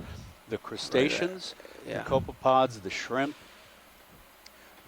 that are living in the midwaters are typically red because, as was mentioned earlier, I think Mike mentioned that, of course, red light penetrates the least, so the only light you would get down here, and there is dim light that does penetrate to this depth, would be blue, and if you shine blue light on a red object, that object will appear black because there's no red wavelengths to bounce off.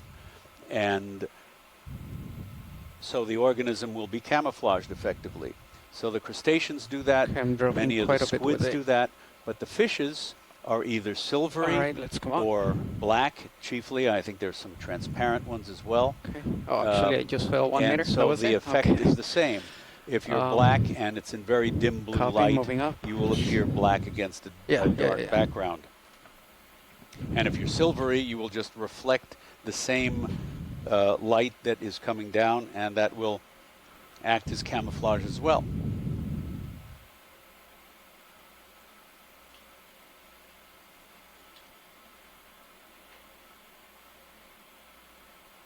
All right, letting go. Slowing down. Let me know if you see anything, video.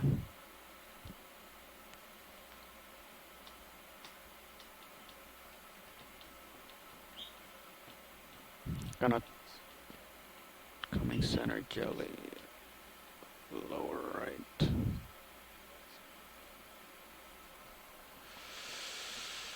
Trying to keep it, but okay.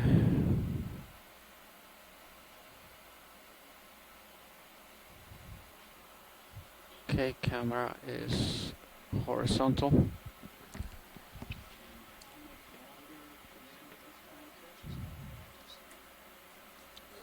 Come in partial. And we have 6 minutes left to the end of this transect. And that just looks like mucus, although I don't know what those little round balls are, those little spheres. They're opaque, very small, of course. We saw a couple attached to some mucus before. Yeah, you can come in. I wonder anybody might have a suggestion. Okay. I guess it's not actually that, it's not perfectly spherical, it's just sort of an irregular pea or oval mass when we zoom in. All right, let's come up. All right, let me try to follow it. Come in partial. Hold on.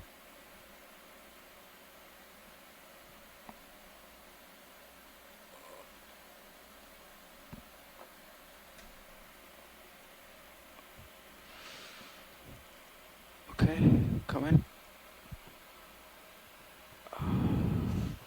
Oh, come on. Where did it go? Okay. There's a little jelly in the bottom center. Bottom center. See it pulsing? I do Midline not see center, anything. down low. Is that it? Really low. There it is. Coming up. Just come in.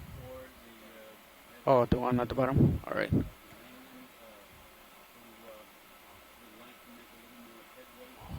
Hold right there. Watch lead, we can certainly do that. Come in. Maybe? A little bit right there. Hold it. A little Medusa.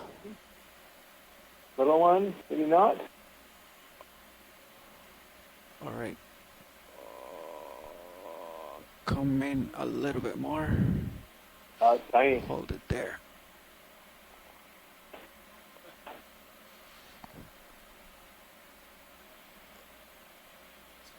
Am I getting too close? Okay, so let me just... That's really What was cool. that? The coloration is really tough to figure out. I don't know if it's Polyponema or different species, but it's really neat. Come out. There's probably tons of those out here. Definitely that's a repellent ematid. Okay, let's come in. There you go. Right there. Bridge, Robbie Nav. Nav bridge, I guess it would be Polyponema. Yeah, can I get an update? Do we still have that move underway?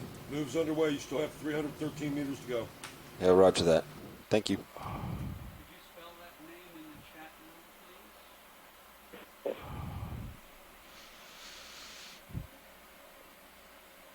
Rising with it. Any more of the close-up would be great. We can see a velum at the bottom of the bell. Come out. A circle at the bottom of the bell. You can see a structure, a circular structure. Velum. And the tentacles are pretty contracted here, so it would probably be relaxed if it's quite long. Right there. Oh, too much. That's cool. Now I decided to stop and just Great. dropping. Thank you. You're welcome.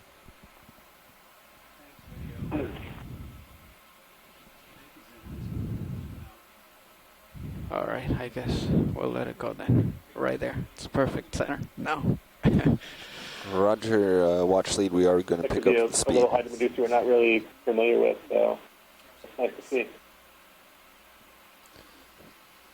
Pilots, there's been a request from shore to pick Yeah, up our as Mark speed, so I'm points going to out, increase the ship Polyponema to sometimes decimal will shed 2. its tentacles. Okay. You got it, Fernando. When the fluid is All right. disturbed around Just it. let me know if I'm drifting. That did not. Bridge, ROV Nav. Might be something else. Nav bridge. Yes, can we please add 500 meters to that move and increase to decimal 2? Add 500 meters, increase speed to decimal 2. Good copy. Thank you, Bridge. All right. Anything in view, video? I had a pink thing, but it was moving too fast. Okay, let me just try to slow down then. Jelly at the bottom center. Is that it? Okay, come in. Hold right there, please. Oh, that's weird. Okay. Oh. Yeah, it's right on my... That could be another a radiolarian in a colony. Okay. It sometimes exists in colonies of 2 or 3. Okay. Watch lead, ROV Nav. We've increased the ship to 0 decimal 2.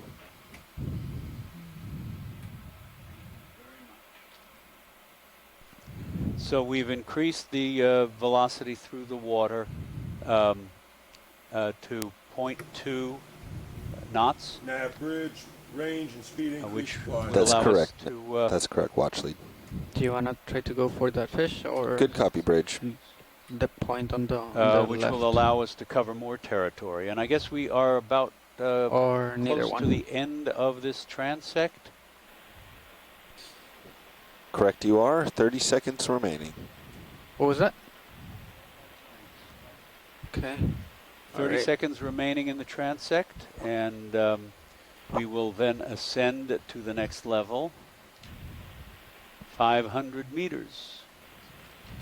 There's a little bit of mucus.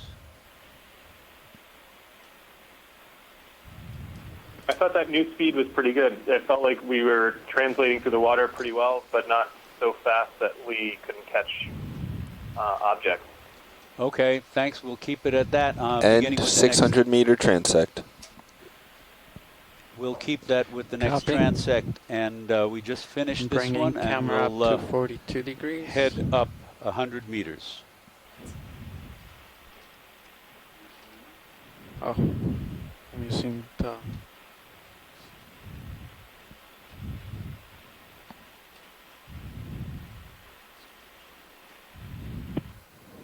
Okay, camera 42 degrees. I can bring it down. 40 what?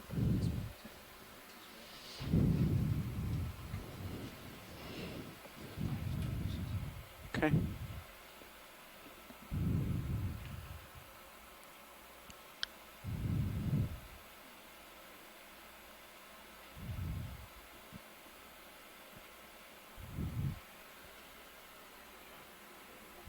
I'm gonna ready to go up. Okay, coming up.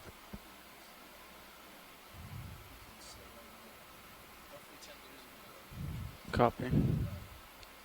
All right.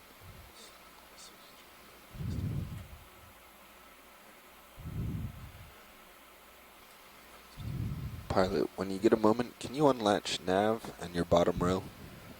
And whoever that is on bottom row there, yeah. Thank you.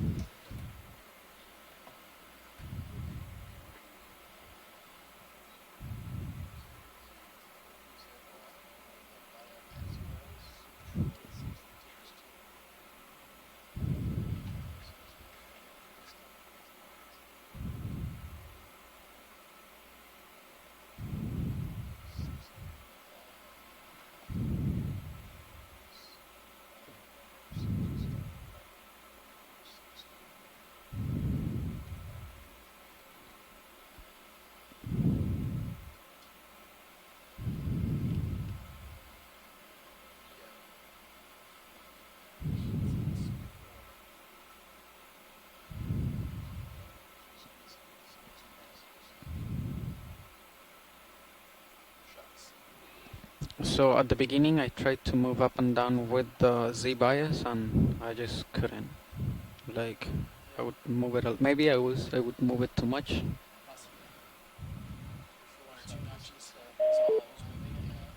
But it wasn't as responsive as I wanted, of course. It wasn't as responsive as I wanted, of course.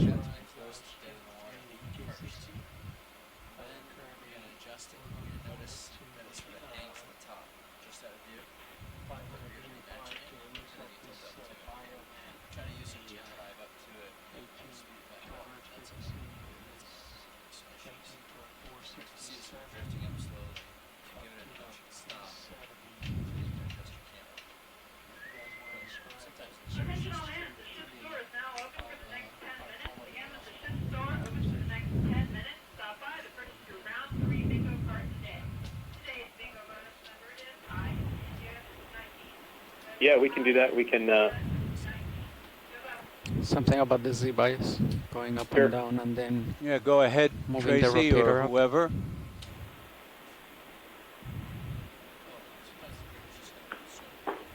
Okay, so if you can take a look at feed 3 on the streaming video coming from our expedition, there's the live display of data from our ship sonar equipment.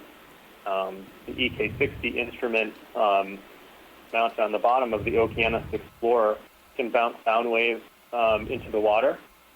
And based on the return coming back, like a very scientific fish finder, we can get an understanding of what types of things might be down there. And if you look at the top plot on feed 3, you'll see sort of a thick blue line where the orange cursor is pointing right now, the orange arrow. And that is something that we call the deep scattering layer. It's a feature that we frequently find when we explore the midwater. And here you can see the bottom of that layer is about 470, 480, and then it extends in thickness up a little bit shallower to about 385. So a pretty thick layer of material reflecting back up to our instruments, telling us that there might be lots of stuff in there. It could be lots of different things. It could be many small fishes. It could be lots of aggregation of marine snow. It could be lots of different material. So this is one of the landmarks that we use when we do midwater exploration. Is we always take a look at what our instruments are telling us for where this deep scattering layer might be. And as we bring the ROV up a little shallower now, and we're aiming for our 500-meter transect, we'll be working just under this. And at the transect after this one, we'll be smack in the middle of it. So hopefully we'll be able to see some interesting things. A lot of different organisms live in and around the deep scattering layer, so well, stay tuned because we might see some pretty neat things. Thanks for annotating that and holding the arrow in there. Appreciate it. That was a great explanation. Thanks very much.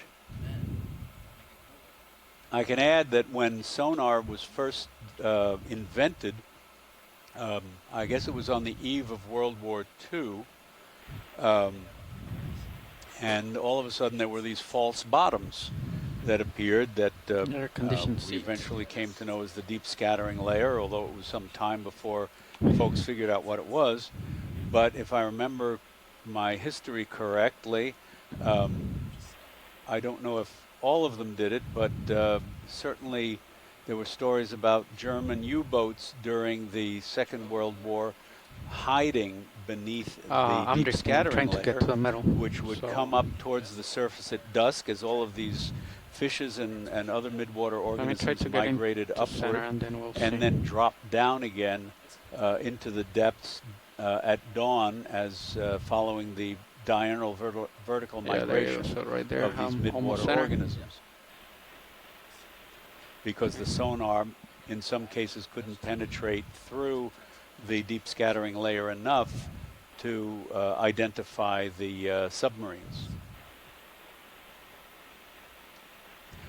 That's all I know.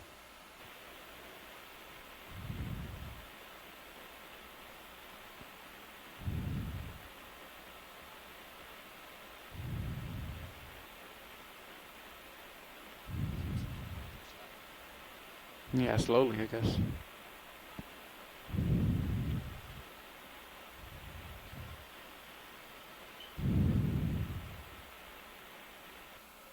And we are now at a depth of about 530 meters, heading towards 500.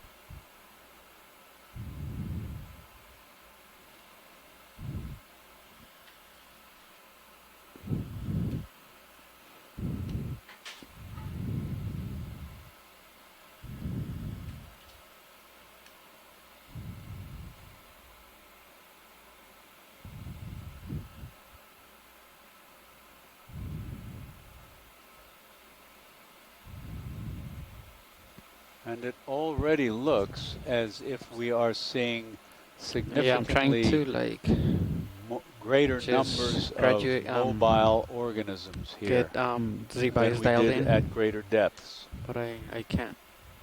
Yeah, and I keep on drifting that way for sure. Like, well, slowly, I guess. I'm also, since we're going up, like I keep on drifting back faster.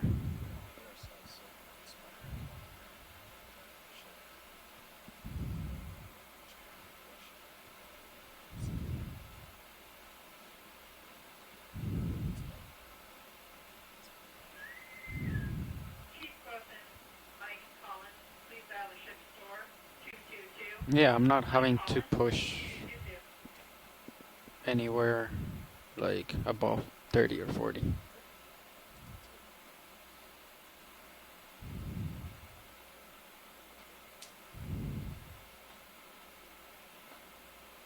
Okay, 510. Gonna push out.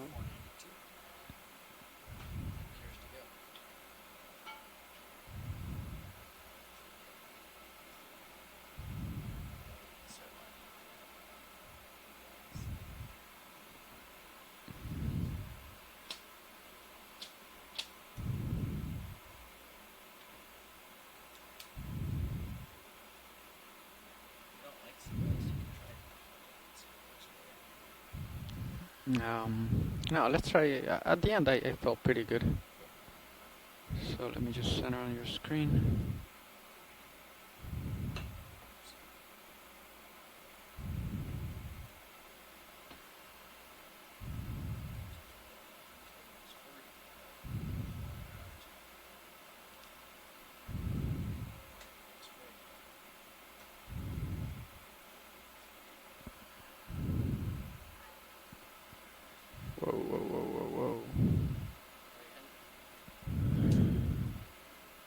right there. And we will be starting our transect shortly.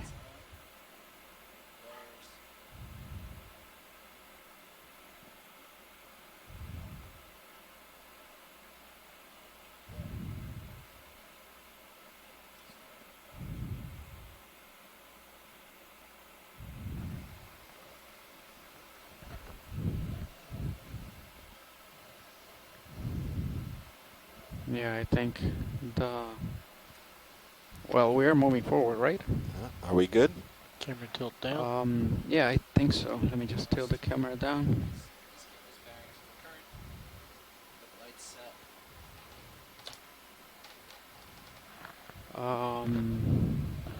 Let me just push up and we'll be ready. Continuing to drop. Your depth is changing. Yeah.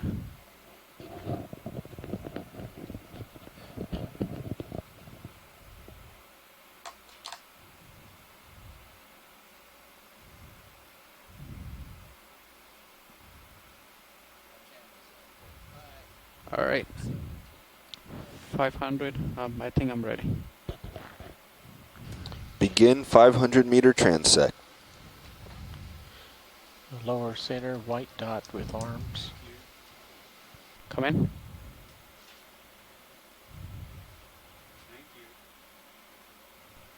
So we are beginning our 500-meter transect, and wow, look at that. Still coming at you pretty fast. That's another protist of some sort. Minimum focus.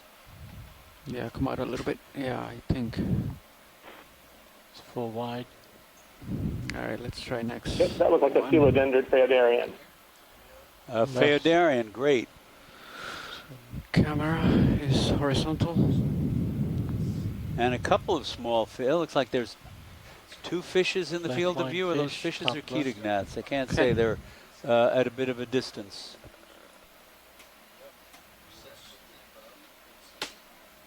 Come in. That looks like a fish. Yep, that's another Cyclosome, I guess.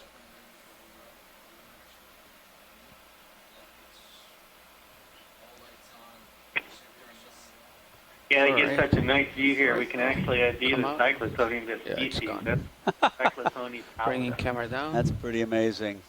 You need to push out. All right. Yep. Okay, let me push out.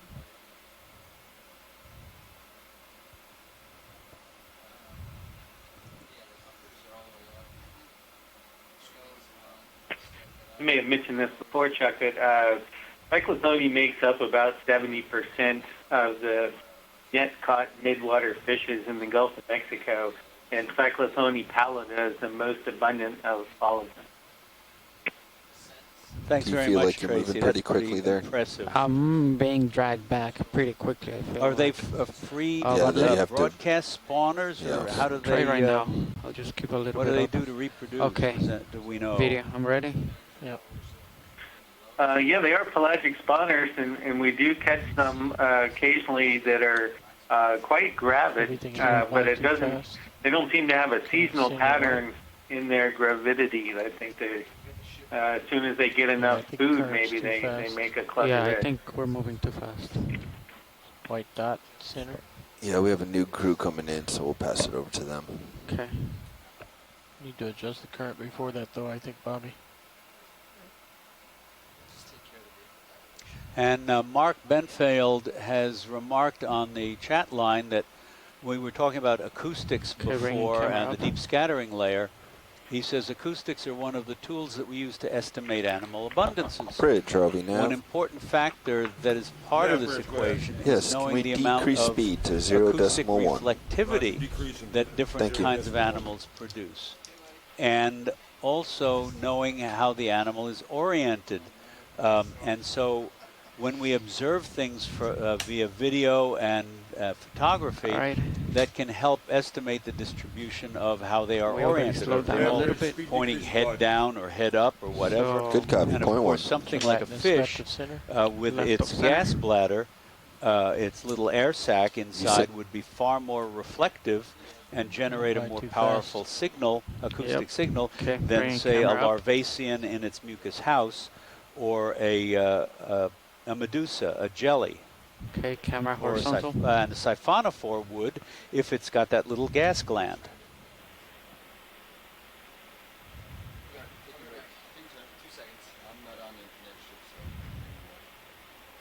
Okay, just very close to center. Okay, come in. Which one? Left, right, center? Center mass, it's mucus. Pilot, we slowed down the ship for you. Copy, thank you. Watch lead nav. Let me get in the center of Sirius view. I'm not hearing you in my ears. Try again, watch lead. There we go. I just wanted to let you know that we decreased the speed of the ship back to 0.1 knots over ground.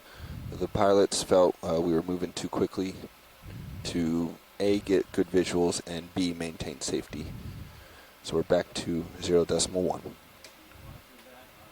All right. Do you see Top anything, left. video? Top left. It's gone. Shoreside party navigation Center, informed there's a me that shrimp. we've reduced Coming to the center. speed of the ship It's going back off to the to left. 0.1 All right, knot trying for to a follow it. combination of reasons. One, it's Come not in. clear that we can get the same kind this it? of Yep. precise video, amazing video that we could, Come in right especially there. on these very small There organisms you like go. this one. And also, there's a safety consideration apparently. So we're back Pulling to out, 0.1 pulling out, knots. pulling out. Watch Full lead line. to add to that. I think we're starting to see a little bit more of the surface current. If you look on the high pack screen, it's 0.4 knots of surface current. And so I think as we're coming up, we're starting to see more and more of this, which means we have to, which means we don't need to move the ship quite as much. The column is still going to be coming after us. Okay, there's something right there. I'm gonna try to. And Forward. another Hold point is that we are now experiencing more of the surface current. Yeah, I think the which current up is to coming from my 0.4 knots. starboard side. So that's another I'm gonna reason turn to to slow starboard the ship's video to speed. see if I can. All right, let's see. Okay. Anything there? It's fish, upper right of center. Okay. Let's try the fish right here. Okay. Just letting you know. Quite a ways out.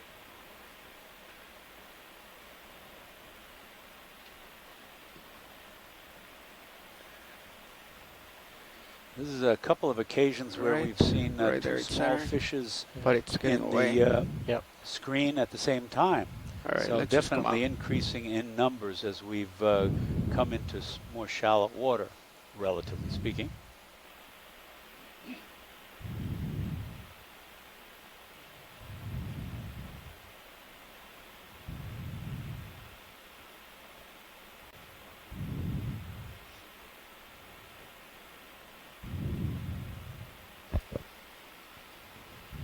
Pilot, is that Camera feeling low. any better Yeah. on your speed? Yeah, I think so. Camera's tilted a little bit too high. There's Okay, bringing it down. That's level right there. top center, there's something. Top center coming up. It's coming at you though. Yep. It's going to go overhead. Yeah, no, I keep on moving the camera. Yeah, I don't think we can get it. All right. We're level.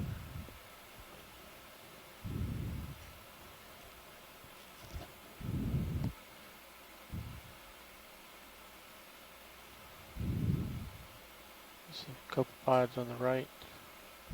Diagonal up. Marsh Just Youngblood swimming. ashore informs me during Right here? Via email Yep. that a lot of this marine snow sinks towards the sea floor, but a lot of it may dissipate No, I think en route. No, we lost it. And Yep. the Fish at the different top. species You're that have behind the different vehicle. depth zonations Coming partial. make different contributions depending And it's in gone. part on the seasonal productivity of the upper waters. and the movement of currents, for example. What about so this right here coming in the we middle? divide the midwaters of the ocean Keep an eye on your co-pilot screen. into the there, pilot. epipelagic zone, which is the surface down to I have about to move up 150 meters or video. so, depending. But it's down to the point where you get a net positive photosynthesis by the phytoplankton in the in the open ocean. And then from that depth, 150 to just 200 let me know if meters, you move it down to That's 1,000 it. And if you move meters it past is the mesopelagic 60 or or twilight something, zone. just I have to move There up. is still a penetration of light, or at least potential penetration of light, but not enough to sustain Thank you.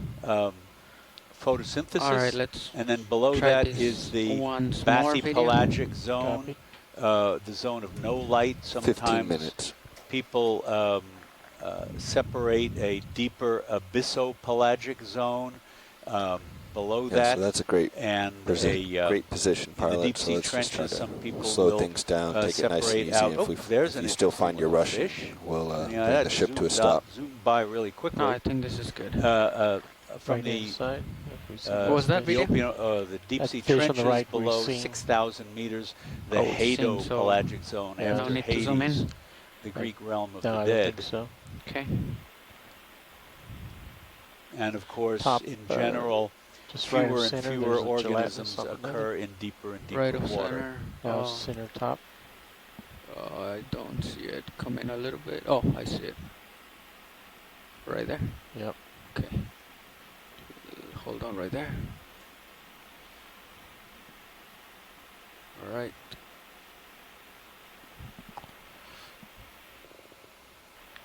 Come in. There you go. And what do we have here? Drifting away. Okay. That fish that swam, that little blunt fish that swam vertically past us very quickly, the shore party suggests is a hatchet fish, which, like the bristle mouths and the lanternfishes, have the downward-looking photophores, the light organs. They're vertical migrators, but they are called hatchet fishes because their bodies are like the blade of a hatchet, tall and thin. And we're closing Marsh we're tells closing me in the on you proper pretty way to quickly, pronounce pilot. I that think I'm going to bring the ship to a stop. That appendicularian house that we saw earlier. Bridge, RV Nav. Kowalewskia. Bridge, go ahead. Yes, can we come easy Kowalewskia. stop, please? I'll stop. Thank you, Marsh. All right. Anything on Top camera? right corner. Top right. Yep, it's going to go off screen. Never mind.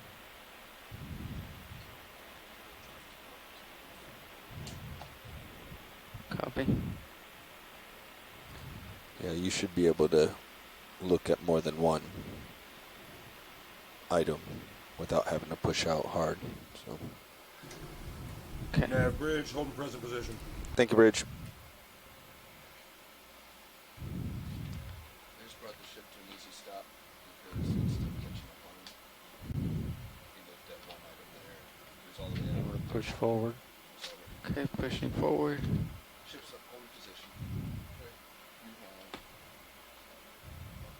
Huh? Yeah.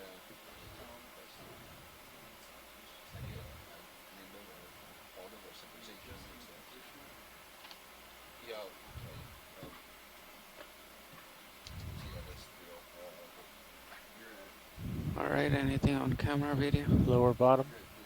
Lower. It's coming in at us pretty quick. Okay. I think I can slow down. There's a jelly on the left of center. Okay. Let's try to make this one work.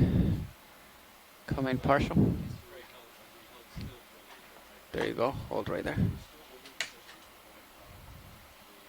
Come in a little bit more. Right there. Still miss it. Okay. Right there. The narcom inducing. There you go. Eat to the jellyfish. Is that almost full zoom? That is not quite, but it's losing light. It's pretty far out there. Okay, so let me try to get closer then. Yeah, it seems to be going away from you very slowly. Solmissus is a narcomedusae, and depending on how it develops, as it develops, better? the orientation Yep, of focus tentacles is coming in. shift. All right. Smaller ones have tentacles that point more upward. Larger ones approach it. expand outward. Not sure exactly why. Be closer. Now it's staying stable. Okay. So let me Right, just and center just it. let me, I just Come want to in. mention, sorry to interrupt, that the ship was moving too fast through the water, so it is stopped, and the ROV is stopped, so what we are experiencing now is the movement of water past the ROV. It was getting too difficult to zoom in on some of these organisms, so navigation is reassessing the situation before we move forward again. And that's just magnificent video. Great jelly. Get This up is a great. little bit. There you go. So some of the other jellyfish that we've seen here, Is the it getting closer? halocreatid, some of the halocreatid jellyfish have spikes on their bells. And the spikes on their bells are specifically designed so they can rip out of the stomachs of Solmissus. Right there, it should be holding still. Very stable right now. Okay. So, and then they can survive. But this is really neat. That's beautiful. Interesting set of jellyfish. Most of the narcomedusae that are what we call upstream foragers, where the tentacles are typically extended above the pulsating bell, meant to take advantage of the fluid currents that are generated with the pulsation, and therefore sneak up on and grab their prey. And you can tell this is, as the shore party said, this is a narcomedusa, which is in the larger group of what traditionally we called hydromedusae, rather than the true jellies. And that pulsating rim is called a velum, and it's characteristic of these medusae, but not the true jellies like the moon jelly or the box jellies or things like that. Josh, just which so you use know, the entire edge wasn't much of of a the handoff. umbrella to pulse. I decided So that was just to use beautiful. Z-bias instead of auto depth. You can change it to whatever you like. Yeah, I noticed that. That's fine. Dan was running auto depth. I liked Z-bias better. Auto depth is how we normally do it. It was I don't know how it was working for Dan. It wasn't working for me, so I quit using it. And another little. I found that it was Cyclothonia oscillating or on us, or which was not ideal. or Ketognath. That was cyclothonia. Okay.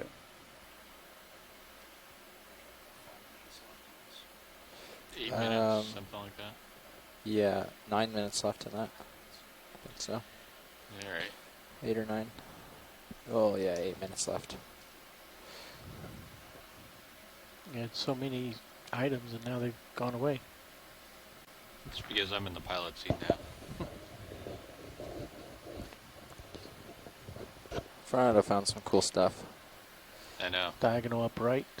Yeah, I think that's a. Go ahead, Inch. The shore party was discussing a little bit about how some. Oh, there's another Larvacean, appendicularian. Go ahead, In. I think. Yes, the house at least. I can't see anybody at home. Come on out. They were discussing how some of the medusae feed on other Get this medusae. fish. Oh, and he's gone. I think he heard me.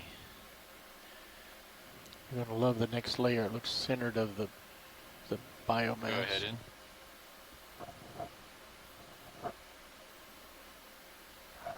That one's good. And that one's got an occupant. This is another appendicularian, and you can see its tail waving. Strange as it may seem, these organisms and their close cousins, the sea squirts, which are bottom dwellers, are among the closest, the most closely related invertebrates to us, to the vertebrates, the animals with a backbone, fishes, reptiles, amphibians, birds, and mammals.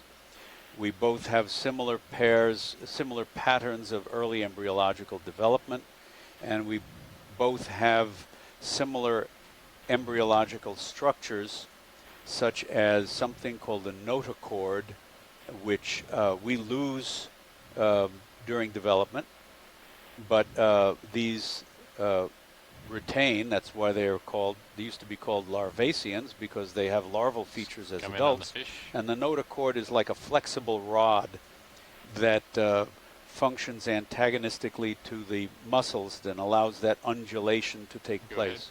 ahead. And he's good. And there went another bristlемouth.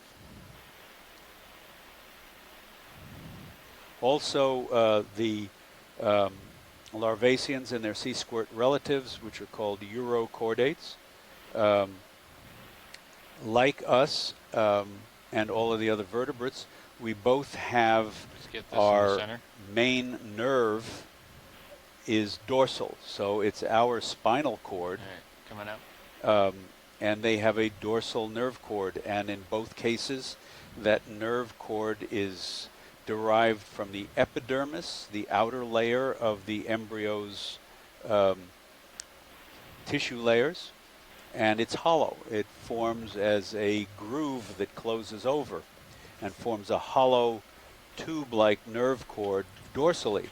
And that contrasts with things Upper like left. crustaceans and insects and segmented worms, where the main nerve is ventral.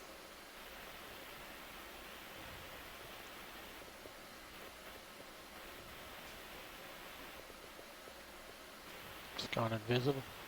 Yeah, he's out of the light. Oh, a little too far away. Perhaps a larvacean. Something hard, right?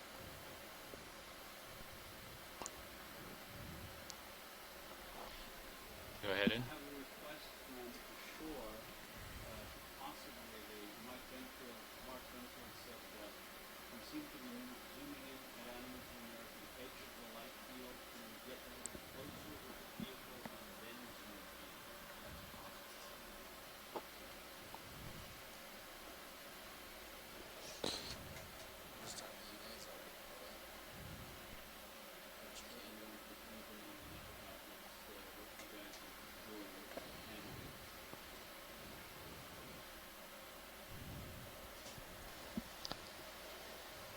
If we wait until it gets into light pool, Come on out. it usually goes away from us. Copy that. Thanks, Roland. Yeah, what we're seeing is it actually coming out of the light pool too close to the vehicle is when it disappears like that. So usually zooming in when it's farther away, letting it drift closer in the light pool, and then once it disappears, it's gone. That's too close, usually. Ah, another halocreatid. Halocreatid medusa. You see the dense, thick tentacles at the end, and yes, very cool. A little spiky at the top. These are frequently prey items of the solmissus that we saw. Those red dots in there, or is the lasers on? The structure at the top of the bell, the spiky structure, is designed so that it can escape from the stomach of a solmissus. It'll potentially rip right through the stomach wall of the solmissus and get away. And you can see the two sets of tentacles. They're fairly contracted. They'll deploy them and arrange them Pretty far away. Is it the far end of neatly the all focus? around the underside of its bell. When its prey comes in contact with the tentacles, it can pull it in. Video's clear. All right, come on out. Oh yeah, this is the halocreus. Very cool. Thanks. That was neat.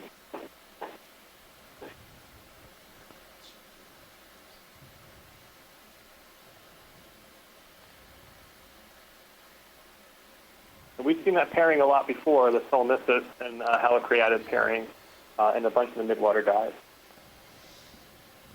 Surface current's coming from the careful because northwest, so Solmissus and I imagine you'll eventually Helicreatids start are to also see really that. easy to Probably not spot. at this depth, but Seen a little bit out of the north. Not much, but seems to be coming broadside to me. Swimming eel at the bottom. ship's stationary, so you guys can line up however you feel is good.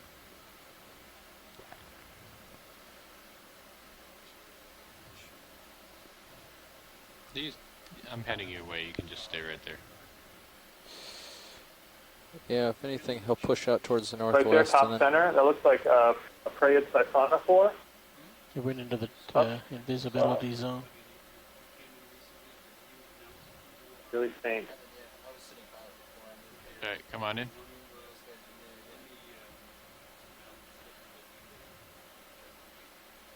No, I think it was a different object that swam away. Sorry about that. Well, it was a little bit too slow. We've had a Here on the right. shift in personnel here. Some new members. Invisible. If our ROV crew would care to introduce themselves, please go ahead. This is Josh Carlson in the pilot seat. To my right is Don Limatori in co-pilot. To my left is Jeff Lanning in the navigator seat.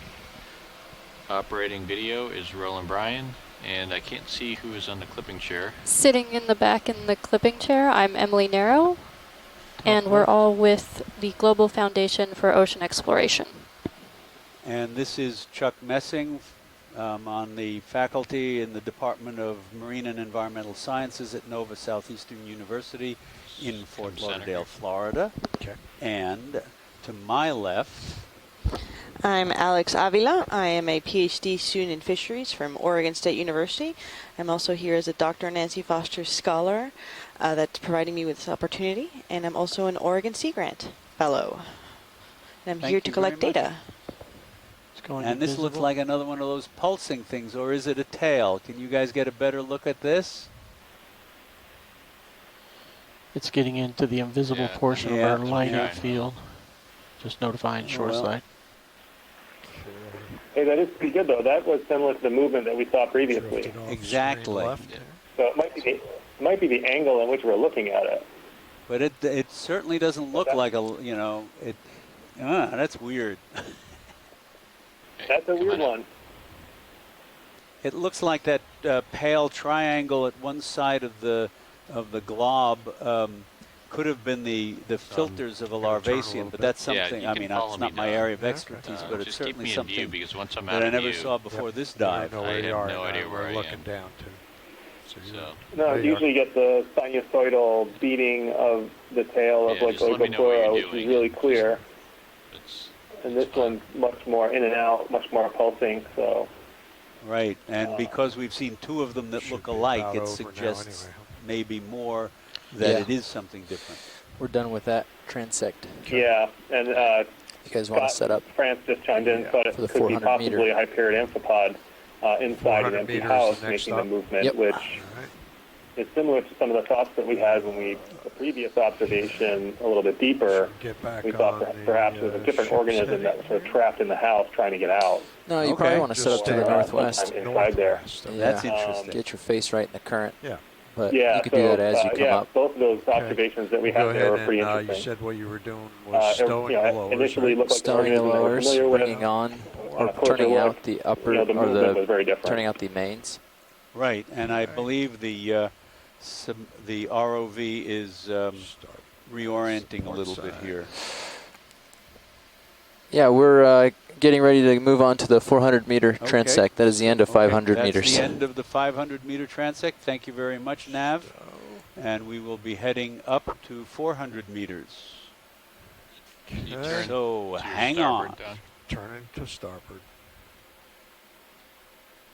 Okay, so the lowers are stowed.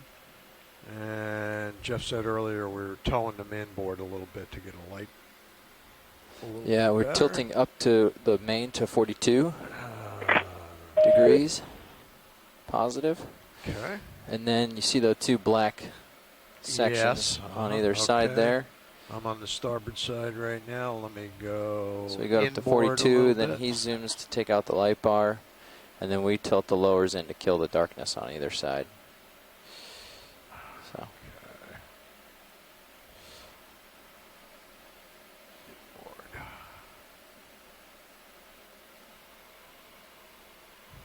So like that? Yeah, that looks good to you. That looks good to me. All right. So we're coming up at what, 10 meters a minute? 10 meters a minute. Aye, right. that's correct. Copy that. Okay. Ready This to go next up? 400 Okay. Meter turn depth your camera segment at, seems to be the center of the to 45. biome zone. All right, when you're ready, Don, start coming up. Our Oops, your camera's videographer running tells way me down. that Oops. this next Tilt down. Tilt down. transect at 400 meters will be in the center of that dense reflective zone, the deep scattering layer. So that should be interesting.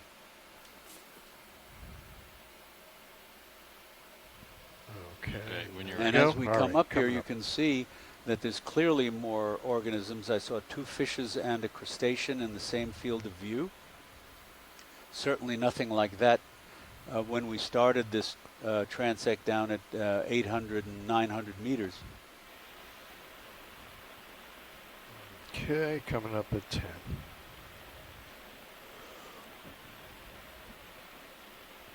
So we've been letting it, pushing out whatever you have to push out, but letting it drift a little bit to see which way it drifts, left or right.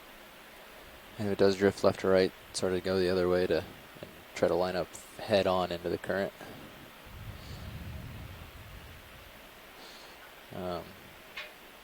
For the last, not the last one, it seemed like there was a bit of current on the last one, but the 2 prior, it was pretty much dead, so we were just moving the ship along. But I think as we get shallower here, the current's picking up a smidge. So.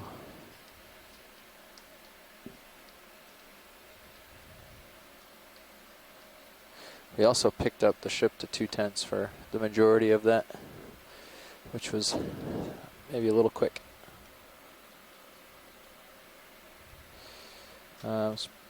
We were doing 1/10 for most of it. 1/10.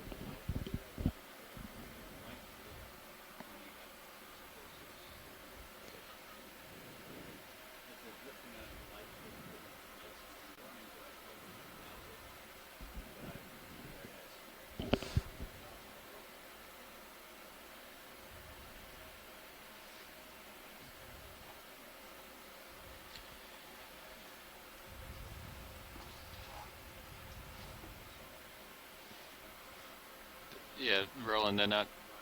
Yeah. So, Chuck, can you hear me?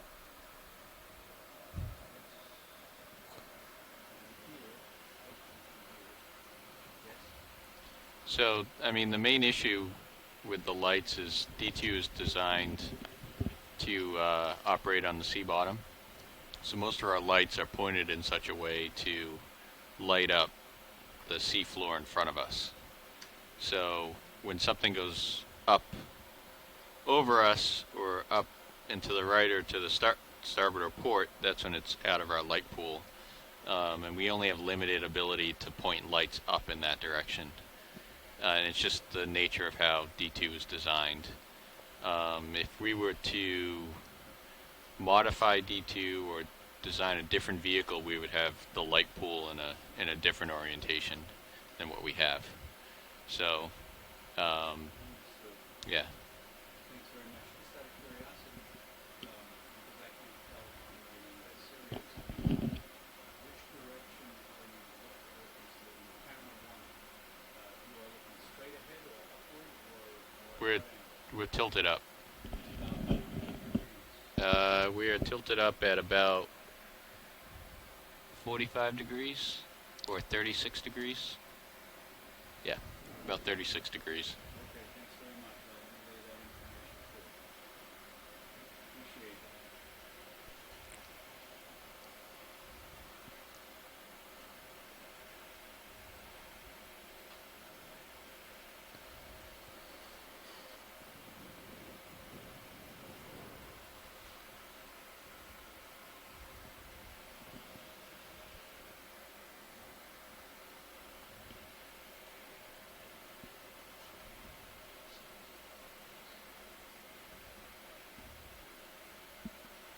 Right now, or at the target depth?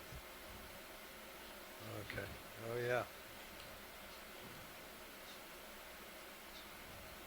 Okay.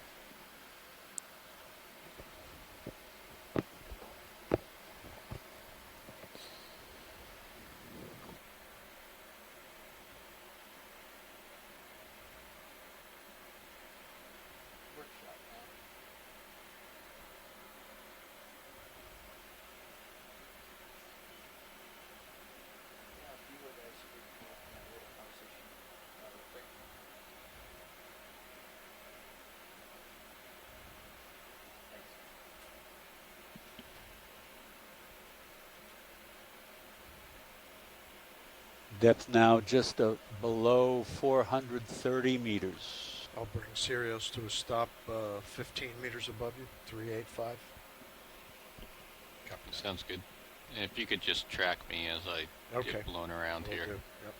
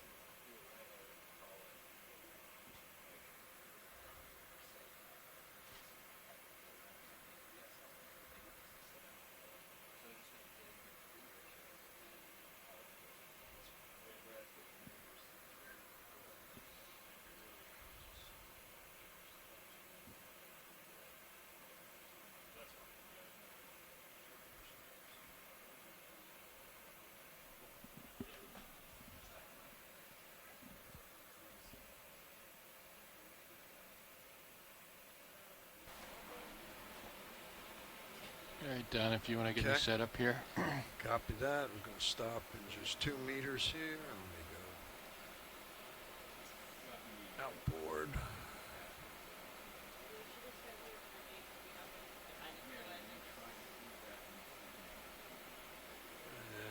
And Sirius, I'll stop at 385. Deploy your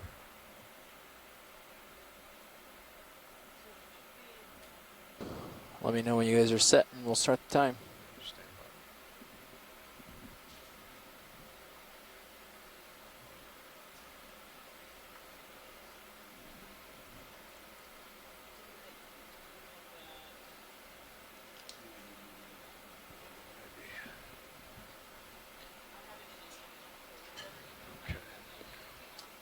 Okay, starboard, going outboard, and deploy. You got your mains back on? Yep. Okay. All right, so Don, All I'm right. gonna. Well, if you want to tilt down, we I'm generally gonna extend come the around last and point transect to to the make sure we east. get up To on the time. east. So if you want to, So we'll do 300 tilt for down and look 28 minutes or something instead of 25 to make sure we get back at 4:30. 4:30 is when we'll be at the surface. Yeah. 4:30. Hmm?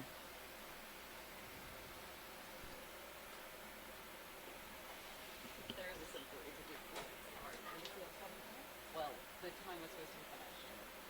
It's finished for the transects. Oh, about 4:10. Hey, that's later than I thought. Okay. Oh, wow. All right, you can spin around, Don. Okay. Or so, plus or minus 5 minutes. Right.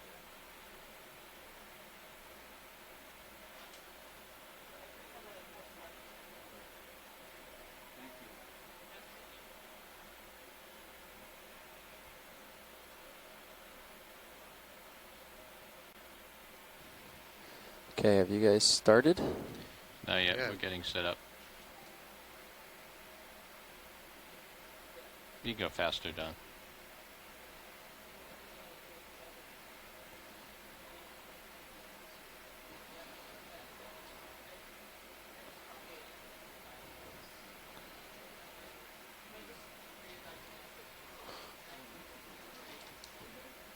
Maybe we can consider this started. Okay. Okay. All right, so I'm looking straight down on Yep. Starting the 400-meter transect now. You want to keep it like that? I'm And gonna we push are, out. as you Push may out, have I'll heard, come up to starting about- the I'll let you know when 400-meter we get to transect 45. now. Yep. This is the second to the last of our transects. We will do one after this at 300 meters, and that will be our last one for the day.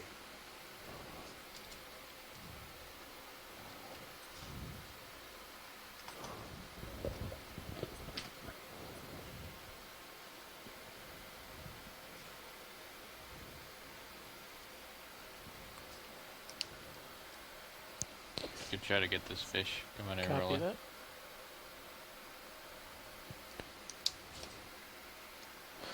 .2106 started the timer on my watch. All right, coming out.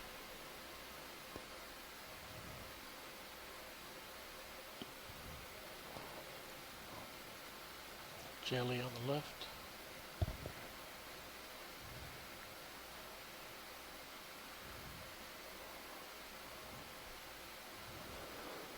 Okay, come on in, Roland.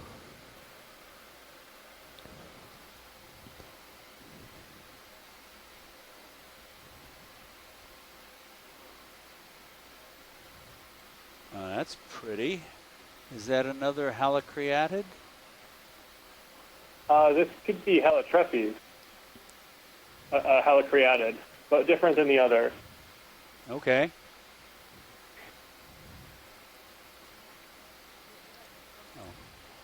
So it's tough to see inside the bell. Right. Very transparent. But it certainly had the thick ends of the tentacles and sort of the right arrangement. In the center right, looks like a siphonophore. Swimmers at the top. Indeed. Yes. This is a calicophoran, isn't it? Oop, there it goes. Yep. There it is. So for those who are not familiar with siphonophores, there are, unless the taxonomy has changed, there are three main groups. There's a blind spot this right one, the there. calicophorans, have, one or a couple There's a of blind swimming spot in that bells, zone. no gas gland. Well, I'm looking up. The So these things are physonects going over me. have swimming bells and a gas gland. And then the Portuguese man of war, and I'm not sure if it's got any relatives in the cystonects, which have the gas gland but no swimming bells. Is that correct still?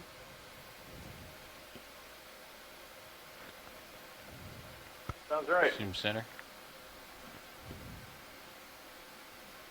All right.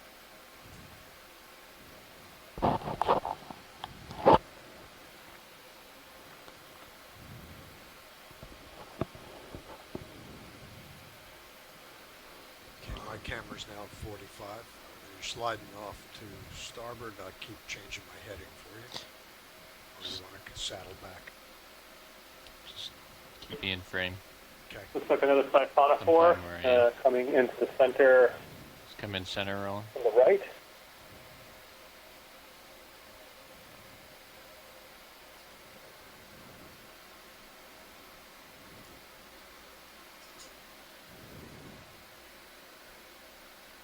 Yep. This could be a very, very small Cytosome. Come in tight.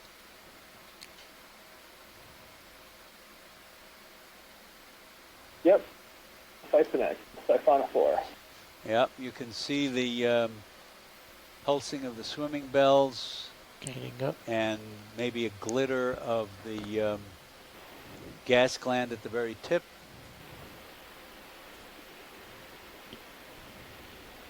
And the tentacles are really That's great. extended. Yeah, the great extension of the tentacles there. That's wonderful. Those individual tentacles are called dactylozoids, dactyl from finger, and those are the primary food collecting structures. They've got numerous nematocysts, stinging organs in their stinging cells. 20 minutes left. It's important or to so. Note, first of all, let me mention that we have 20 minutes left in this transect, but in the non-scientific terms, people generally refer to these structures as stinging cells. But there is a stinging cell, but it contains the capsule, the structure called the nida, or nematocyst, that actually everts the thread. So the structure that everts the thread is not a cell, it's contained within a cell. If you wanted to be really particular, oh, there's a neat thing. What is that? Oh, is that one of those two-tentacled medusae? Oh, or what is that? If we flipped around, no, I thought it was Salmonella for a bit. Coming out. Oh, too far away, that one. Tentacle. Check Yep, one, two. It twisted around there for a while, but it looked like a two-tentacle Salmonella. Another Narcomedusae, similar to the Solmissus that we saw previously. Very good. I could be wrong. It did flip around a lot there. But that's strange. I mean, I found out about those relatively recently, that there are medusae with just two tentacles. Yeah.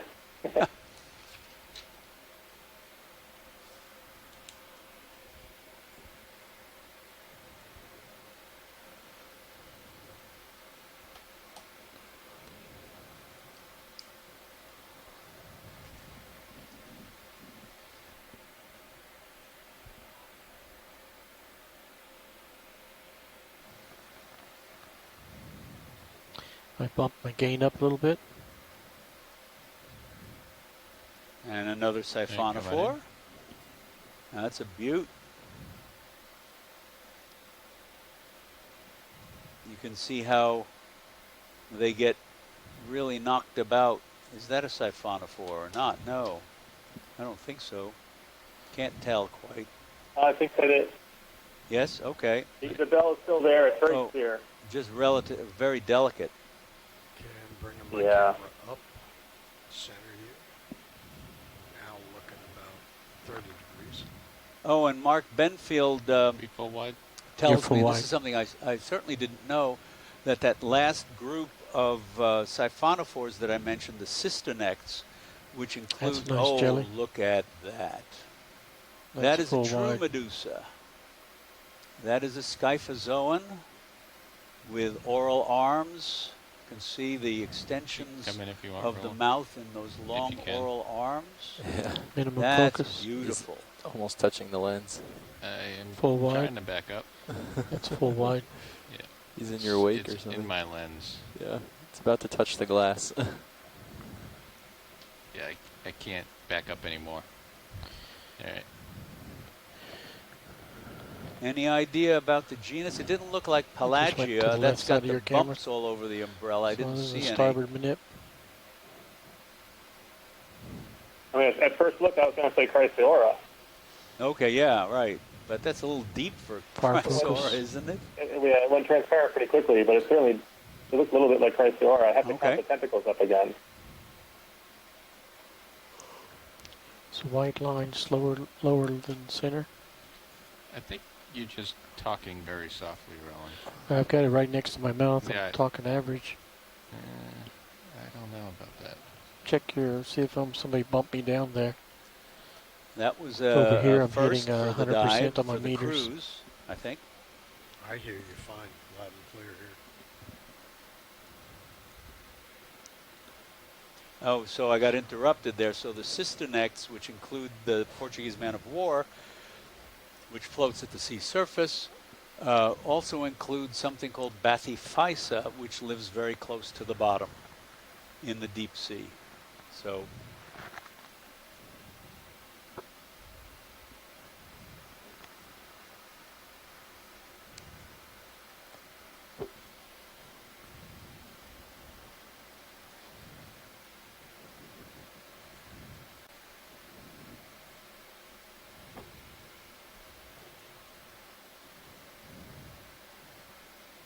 is that a small fish up left?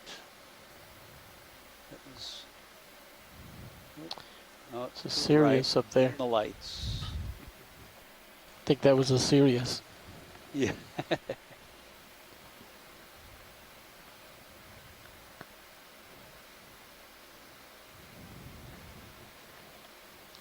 Is there a way that we could, let me talk to the crew about this. Is there a way that we can go with Sirius behind us, because it appears that the lights were Sirius during the contrast? Top center, shrimp. Come on in on the shrimp.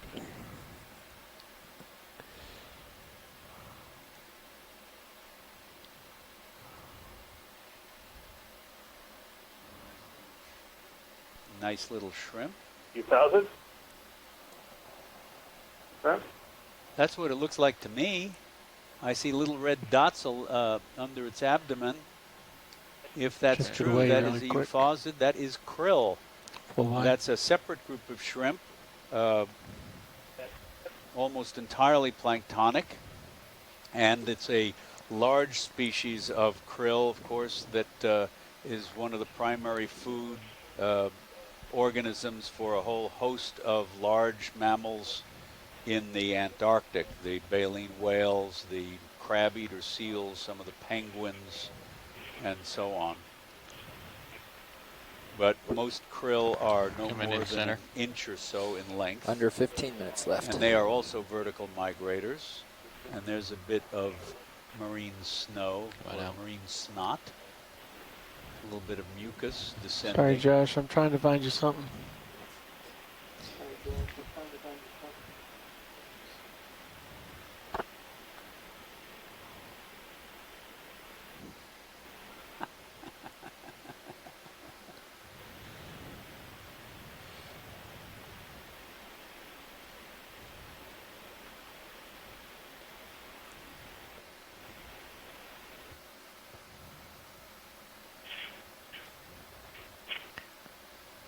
Fish coming right of center.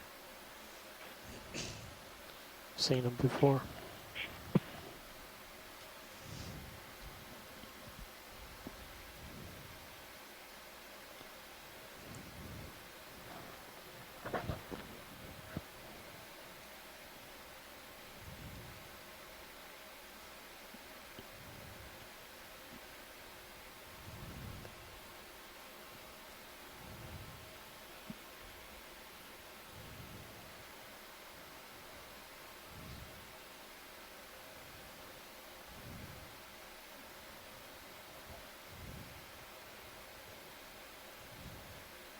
Snap center.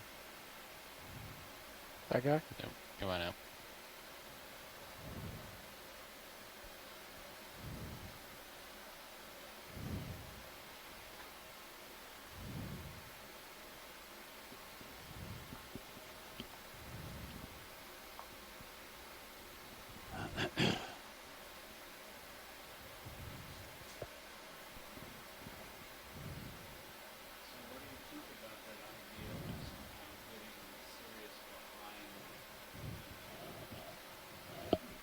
I'm not sure I understand what you're talking about, Chuck. They don't want you looking in a Sirius light pool.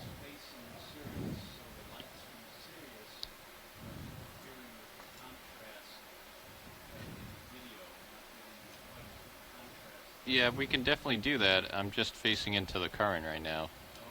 And it also gives me a much larger light pool to sort of help with the comments about stuff going out of my light pool. I'm pointing into Sirius now so that we have more light.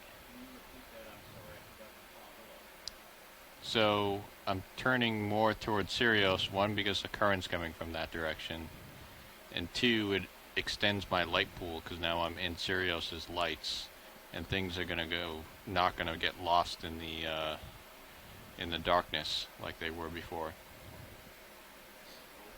If that makes any sense. But I can turn out of Sirius's view for sure.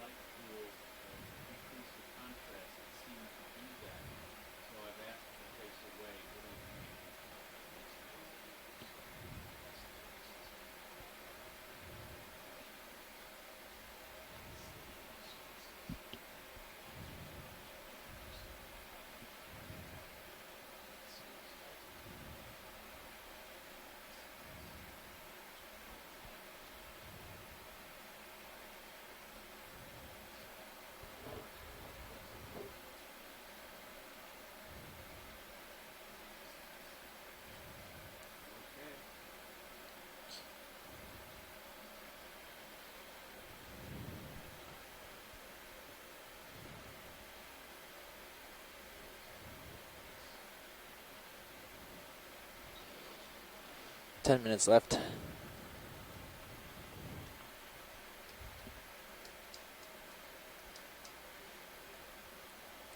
I think that's mucus, but go ahead and... No, it's fish. And another cyclophony. This guy's playing very nicely.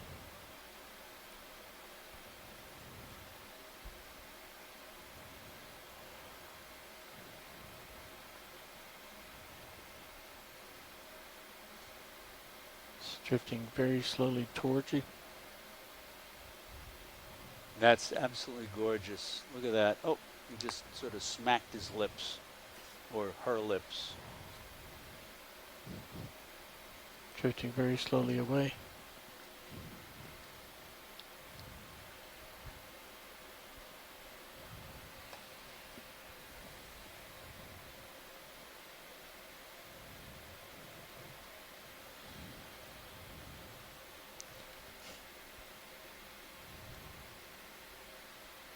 Well, it doesn't feel like the current has dulled on you.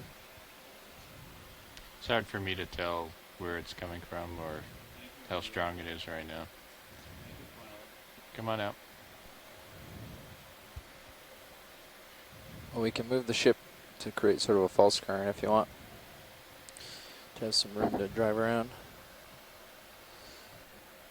I mean, there's definitely a current because I keep getting pushed. Okay. So. Just checking. Yeah.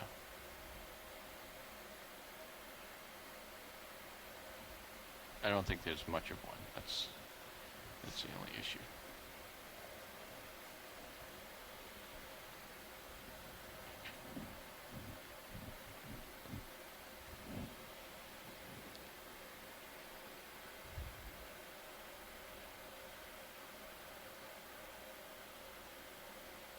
Looks like a swimming fish in the center. And if I can be permitted briefly ahead, to Ingrid. give a little more of an overview of the relationships among some of these gelatinous organisms that we've seen. So, yeah. Yep. That looks like a little siphonophore there, a little Physonect, yep, with its transparent swimming bells at the right-hand side, and its white trailing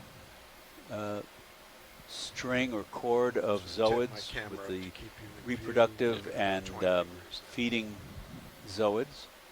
So, I've mentioned before on this expedition that a lot of these organisms we're seeing pulling out a huge variety of them. The corals, the soft corals, the bamboo corals, and almost all of these jellies except the larvacean appendicularians, the little tadpole guys in the mucus houses, and the comb jellies. Those two are not included.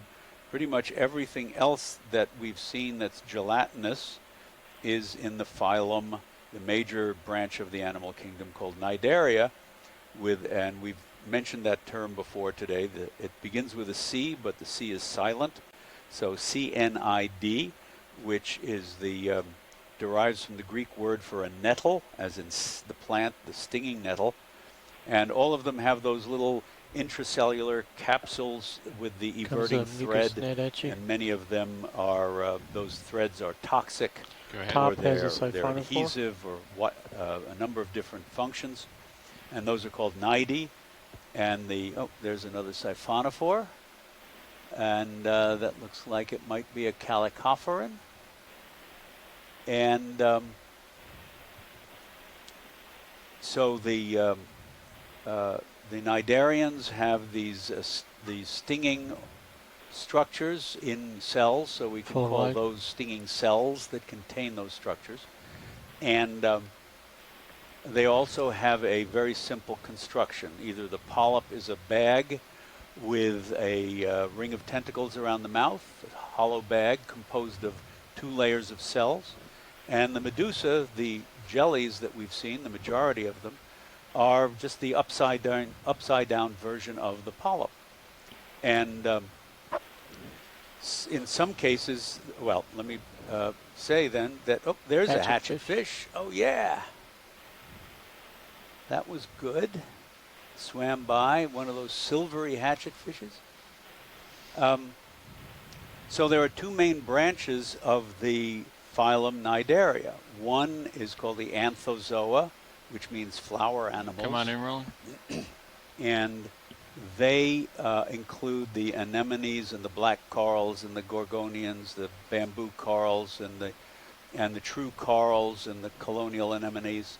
And they have they're only polyps. There's no medusa stage in their life history.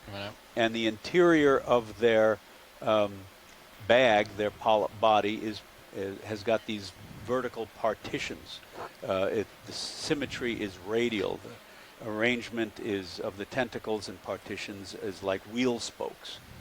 And then the other major branch is the medusazoa, because many of these have both a polyp and a medusa stage to their life cycle, and it gets really complicated. Go ahead, in some cases there's no medusa, in some cases there's no polyp, in some cases look at that. What is that? Is that a foraminiferan? Is that like a Globigerina? Anybody on shore? Look at that.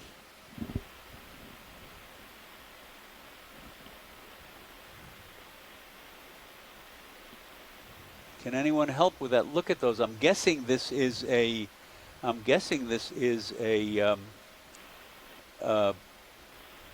planktonic foraminiferan, and that little white dot in the middle is a calcium carbonate test or shell, and all of those filaments looking things radiating out are the equivalent of an amoeba's pseudopods, but they're long and filamentous and branching in these guys.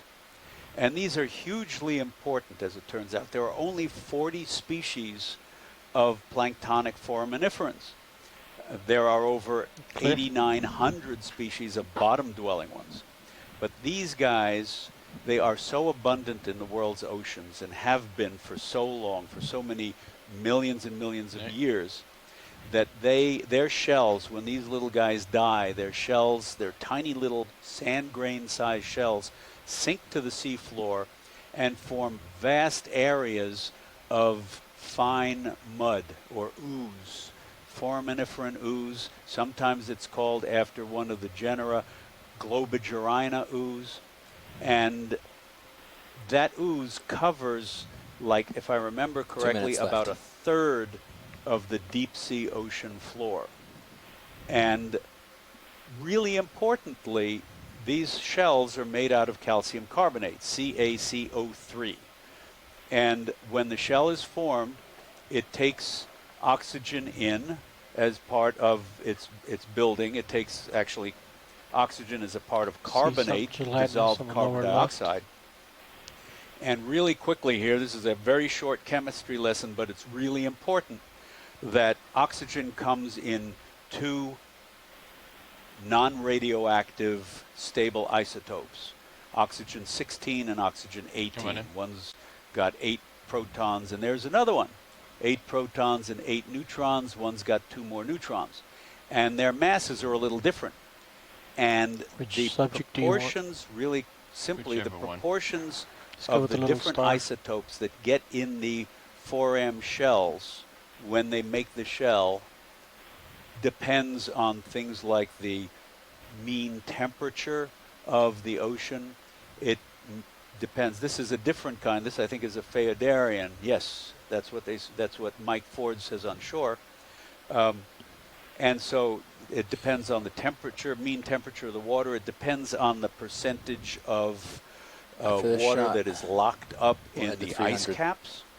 And so when these tiny little 4M shells sink to the sea floor, they have a record of the conditions of the ocean at that time. And when geologists come along millions of years later and take a long tube, a core sample, down into the mud of the deep sea floor and pull it up and take 4Ms out from different layers, they can tell you what the pattern of climate change has been over millions of years of Earth history. And that's one of the ways that we learned a great deal about the ice ages. Before scientists started doing this in the 1950s, people only thought there were 4 ice ages during the last million or so years, I think it was.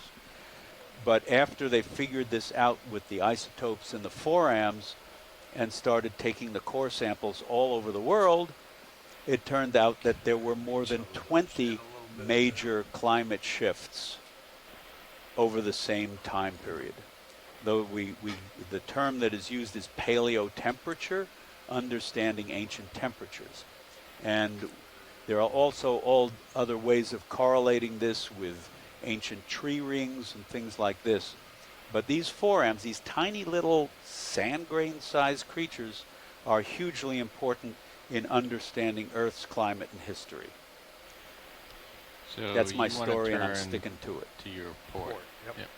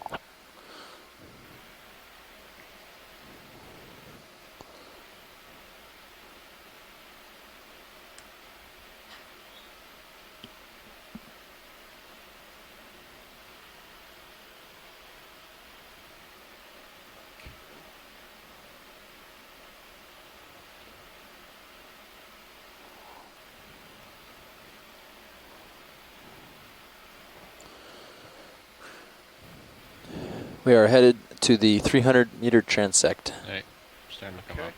All right, starting to come up. And I believe you heard that. We are finished with the 400-meter transect and heading to 300 meters, which will be our last transect of the day.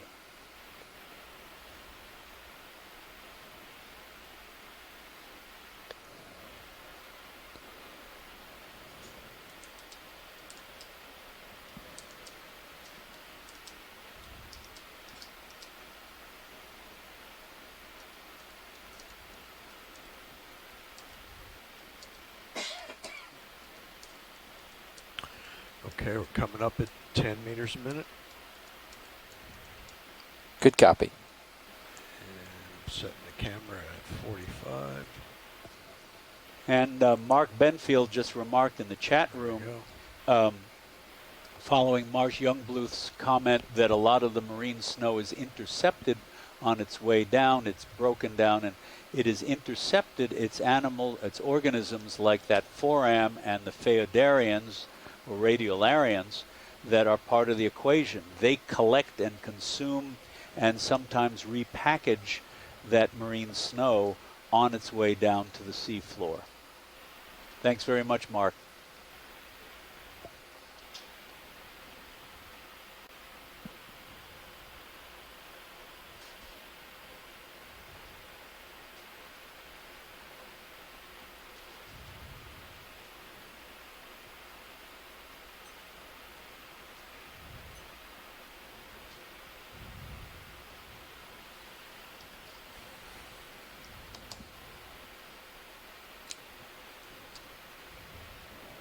Hey, Chuck, this is Mike Ford from the Silver Spring ECC. Just wanted to mention this was the 8th transect of the day. And, it's our 8th transect of the day. We've been conducting transects every 100 meters, starting with 1,000 meters an hour. And along the way, So we're going to do the 300 one until 410 either way. I think that's going to be just about 25 minutes, so it's going to be about perfect. But if we're a little ahead or behind, we'll have to extend or shorten accordingly.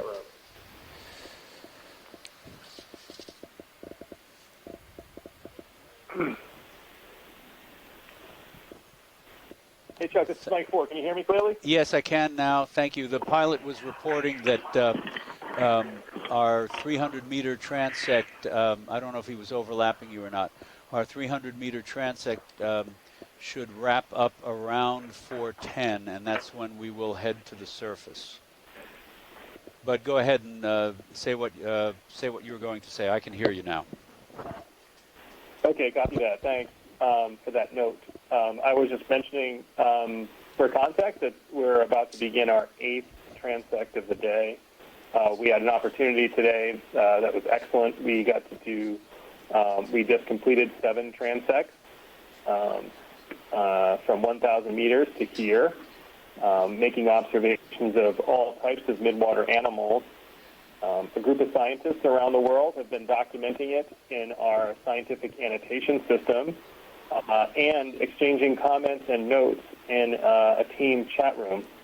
And we have well over 100 of those in each system waiting for us to review. So while we're finishing up our 8th transect of the day here, we still will begin our work of going back through it all. We actually designed the light pool to reduce the amount of backscatter in the light in front of us. The most exciting of those notes are the items and the observations that we made that are potentially new species, potentially new behavior, big questions. So it's been a really good day so far, and I just wanted to kind of put into context what's behind us is an excellent body of work for all of us to work from.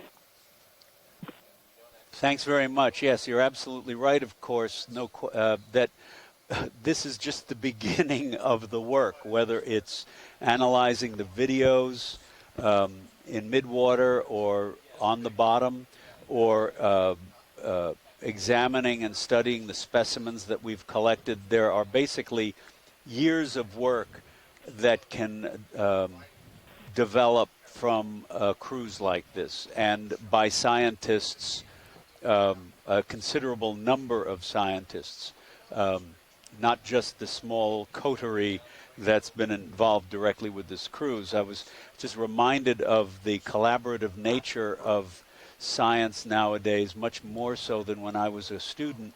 I was looking at Frontiers in Marine Science, and the papers, whether it's coral reefs or plankton or nutrient cycling or whatever, the number of authors that contribute to each paper is becoming longer and longer as international connections are developing and people are forging relationships and different areas of expertise get together. Yeah, I was just going to say, it's really the thrusters on D2 are already in the back, and the camera is a million times better.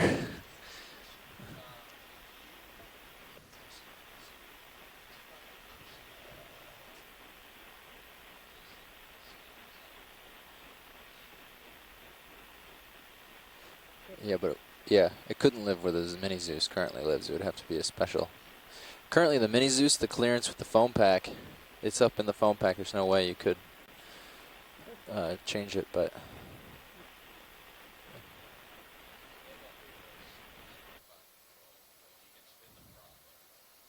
1 RPM.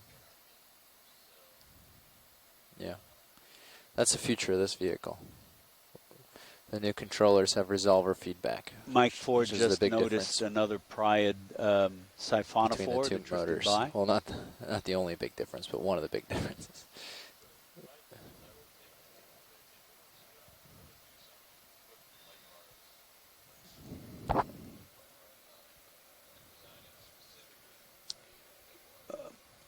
Mike or Mark or anyone else who is still on the line or in the chat room, we've seen, of course, Tracy mentioned that cyclothone is by far the most abundant midwater fish here. But I wonder if anybody has an idea, a ballpark estimate of relative reason to believe that you could run squids like 2 kilometers versus fish. Are the squids far less abundant? I suppose they're higher, there maybe are higher thoughts level that's possible, predators. yeah. So you would expect fewer of them. It requires. But I was just curious if anybody has any idea about these the mesopelagic. I mean, you can squid. Yeah, versus I mean, so you can run fish. You can populations. run 2 kilometers of cable down, and if you have big enough conductors, that's fine. Running a 6/8, if you use 2 conductors on one leg and 1 conductor on the other, you reduce your overall resistance. I don't really have a feel for those that relationship between doing that, fish biomass and squid biomass. Given you don't push anything too hard, and, technically, for here in the midwater. So yeah, sorry, I don't know that. We'll have to wait till we get either Mike Vecchione I don't think or the stuff Heather there is the Judson's strength to back. hold itself up that deep. Maybe on one of the next dives. I don't know either. I don't know how much it weighs. I do know it's an interesting basically note. neutral. It's actually like I got from Mike a pound a kilometer or something, but yeah. If you consider not really, but it is like it is. Life on the it does planet, weigh It is slightly you took all weighted. of the life on the planet and you stacked it all up. Overwhelmingly, the most abundant form of life on the planet would be gelatinous animals that live in the midwater of the Earth's ocean. Based on the sheer volume of it, and based on the kind of the frequency in which we encounter them, that's more drag definitely too, it. right? So Mike frequently will mention that statistic, and we all believe that. So it's mostly. I mean, that's neat. That's very. I looked into the weight of that cable. I think you have to kind of reflect on. We're doing cable analysis on everything. While this expedition took an it's excellent like look here 1,000 times at the lighter water than column, the from where we 6/8 when it's in started this the water morning to where we are now, and have comparably one of the best records of what's happened in this water column in terms of looking at making ROV to get 25 minutes, we'll have to start this one in a hurry. Hopefully you guys are lined up. This is really a small piece of the entire biome, and that's kind of the exciting part. We get to peer into this enormous place where things live. and get a chance and have the opportunity and are lucky enough to sit here and kind of annotate and document and kind of gain new understanding. Right. Yeah. Thanks very much. Absolutely. Yeah. You heard me oohing and eyeing over some of these things. I've been involved with marine invertebrates for, longer than I might care to remember. But video. Can we the bring diversity the just Zeus never wide? ceases to amaze me. And to be able to do this is really a remarkable privilege. And then to get some science out of it on top of it.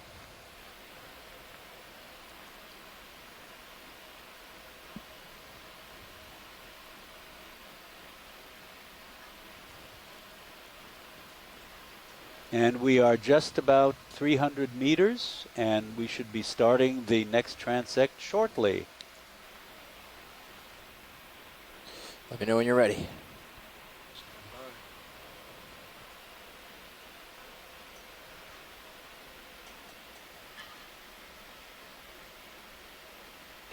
Okay, Sirius, I'll stop at 285, bring your light bars out.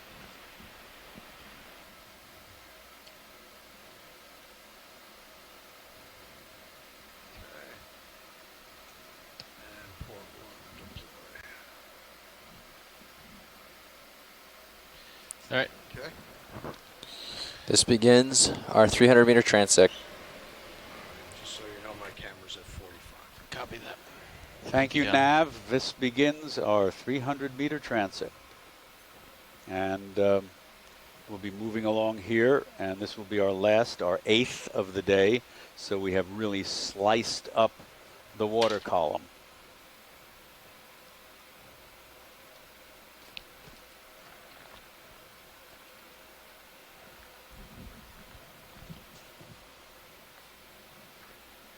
Pilot, are you going to call, or you want me to zoom it? Well, I will call out. Please do not zoom without me calling out. Yep.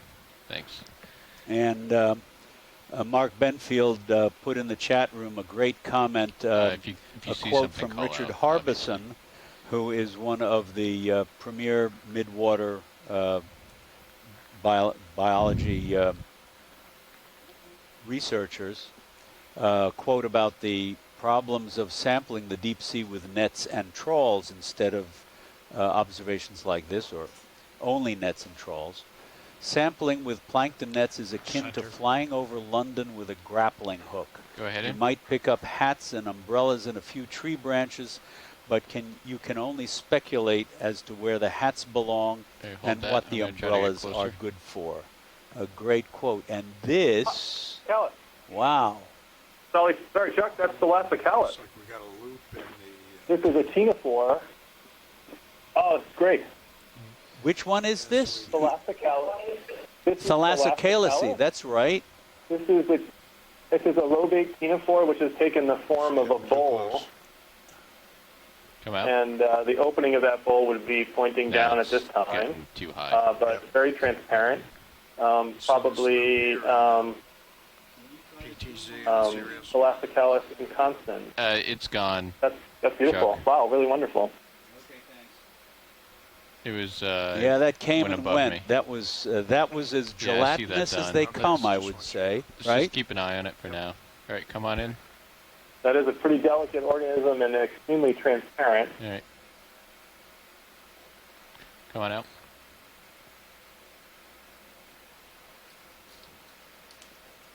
Yeah, that was a bonus. That was very, very cool. You could just make out the comb rows glittering on the sort of in the boreal part of the hemisphere of that umbrella towards the top of it. That was very neat. Sorry, Chuck, I didn't copy that. Was that a ctenophore, or was that a jelly? What was that? I was making the joke earlier to someone that depending on what you study, really influences your ability to detect things here in the marine snow. You know, jellyfish guys look for team rows and tentacles. I'm sure others, are looking for fish forms and squid forms and other things in the water. So it's always pretty funny how each of us has a different capability of detecting certain things. All right. Looks like a siphonophore in the bottom Come on right in. quadrant. Yep. That's right, another siphonophore.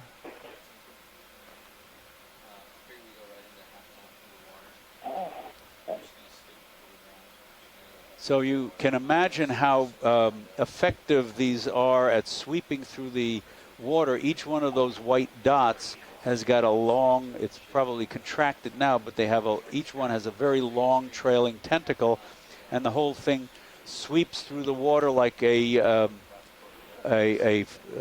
what are those kinds of fishing nets that drift nets? It's like a drift net, sweeping through the water and capturing small plankton.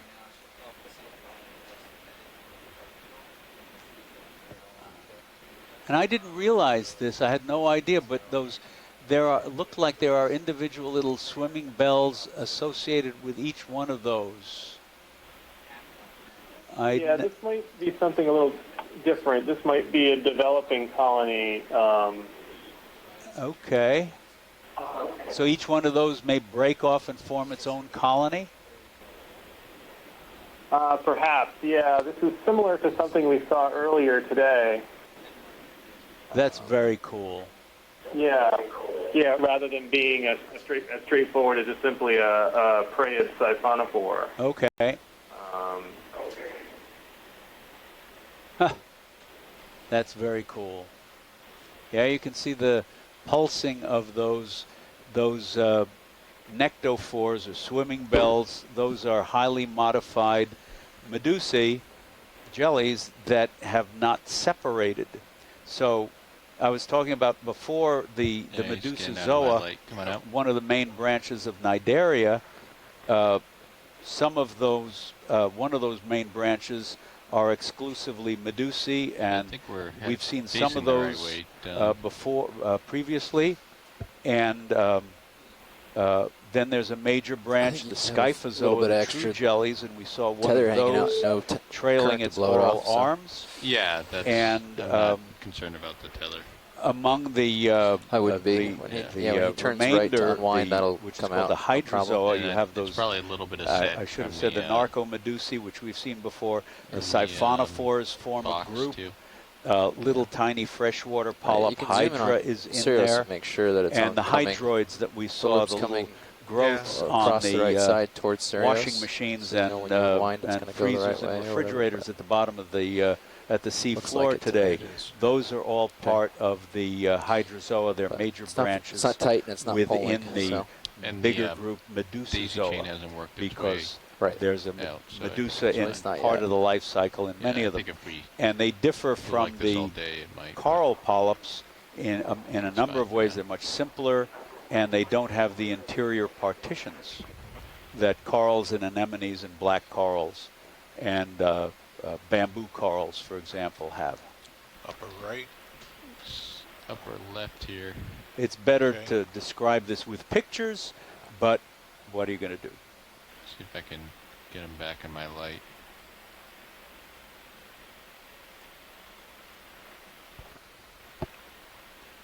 And there's a little, that looks like a little crustacean. Upper right. This is a jelly, possibly a solmissus, in the center left. Okay, oh yes, down there. Or very another- transparent. Or is that another thalassocale, however you pronounce it? Thalassocalis again, yeah. Thalassocalice. Yep, that's a weird comb jelly. Yes. That's good. Very cool.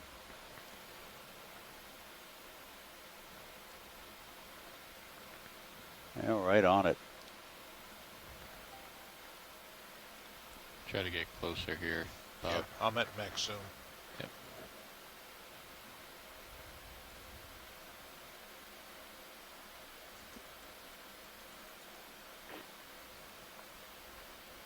Oh wait, yeah.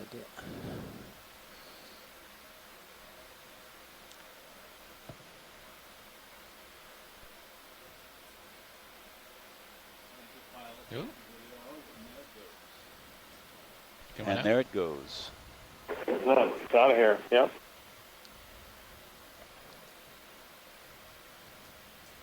Okay. Are we full wide? It's below me, that's why. Come full wide.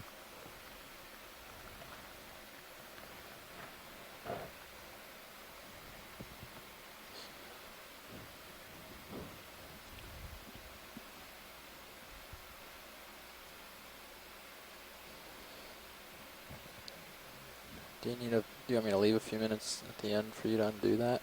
Yeah. Okay. Upper center. Go ahead.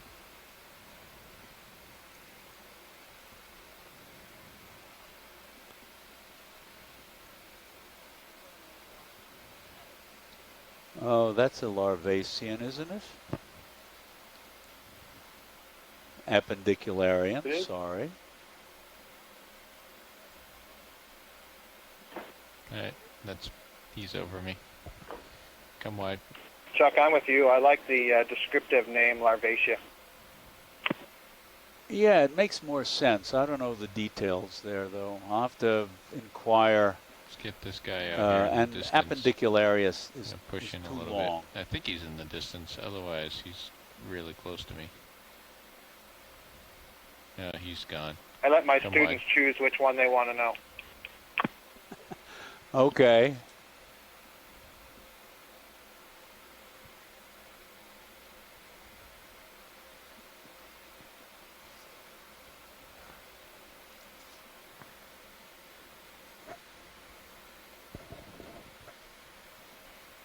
I seem to recall, it's been quite a number of years now, but I seem to recall our good friend and colleague Steve Cairns using the term Coelenterata rather than Cnidaria sometime after it had gone out of style.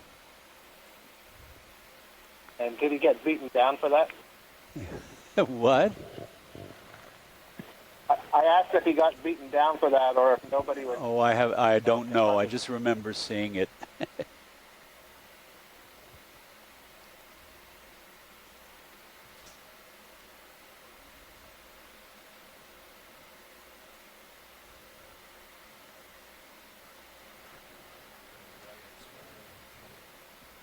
need to go the other way, don't you?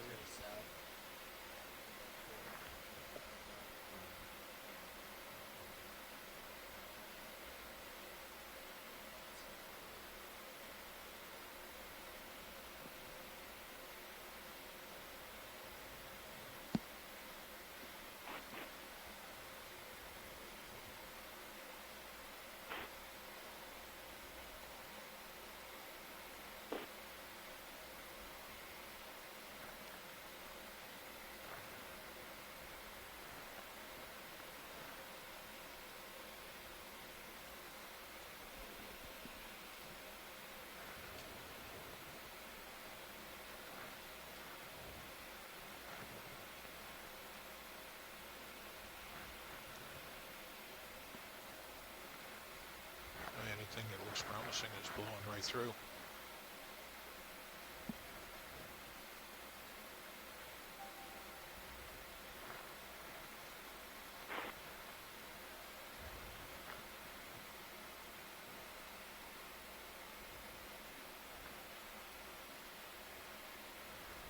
Got a couple of things on the left here coming to center. Come on in.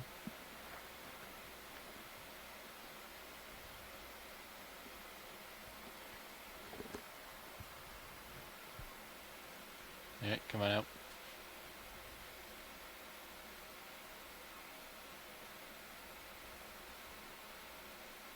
Wide. Want to see what that big Let's white get thing this is? guy. Come on in. It's not. Yep. I missed seeing that. Okay, let's come back in.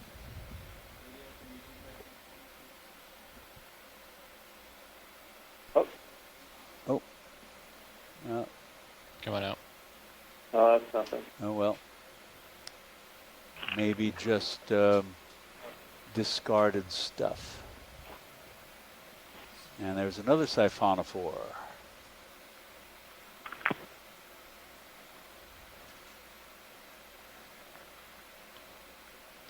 Come on in.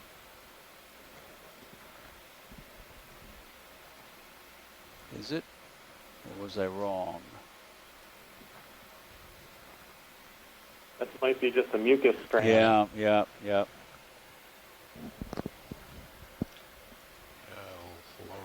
center, right? Yep. Oh, yep. Come on in. Hatchet fish. Oh yeah, look at that.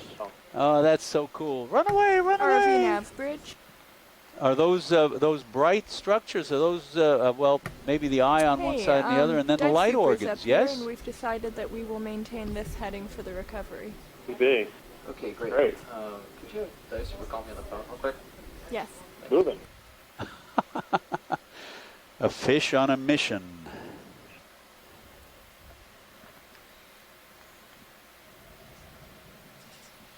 Copy that. Come on up.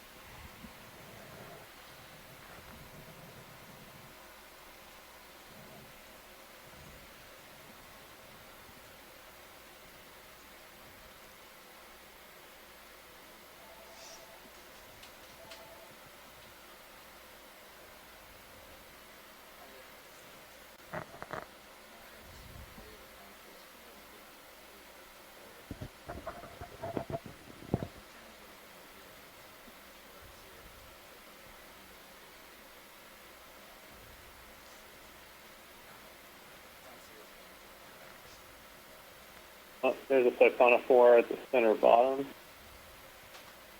Moving left. Yep, there it is. I'm not seeing it. Where are you seeing it, Chuck? Above center. Do you see it, Bob? No.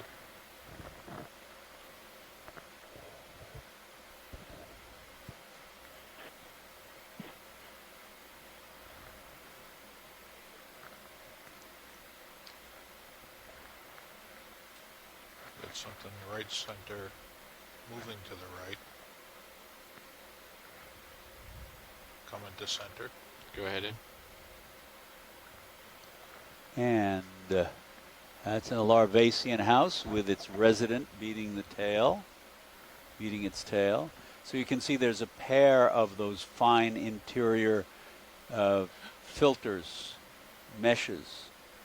And again, that feeds mostly on what we call nanoplankton, if I'm not mistaken, organisms, cells that are generally bacteria size, more or less, or close to that, and smaller. And there are some photosynthetic bacteria that are among the most important contributors to the productivity of the open ocean at the base of the open ocean food webs. And these sorts of organisms are responsible for producing much of our oxygen. And what is that? Oh, That looks like it could be a Calicophorus. Yes, it's just pointing towards us. The swimming bell, sort of the conical swimming bell in the middle. Yeah, good eye. This is a great example of coming up on an organism and not disturbing it and seeing it in its position. You can see the tentillae coming off of the tentacles. Oh, yeah. Very delicate, and this is how it's arranged. And there are several siphonophores that do, well, most of them do a very good job of optimally arranging the cytosome, this constellation of tentacles around the swimming bellow that we're seeing here. That's a great word, constellation. Go ahead. So that's it. That's a Calicophorus siphonophore. And there he goes. Wow. That was also great video for a class. Yep, that's great. I'm not sure if that was Kunices. But that was a great shot and a really excellent observation. Center.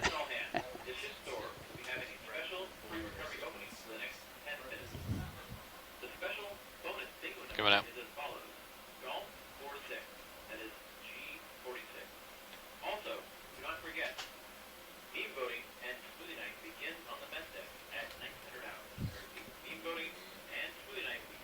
There you go, coming into the center now. Looks like that could be maybe a Darian. Don't know.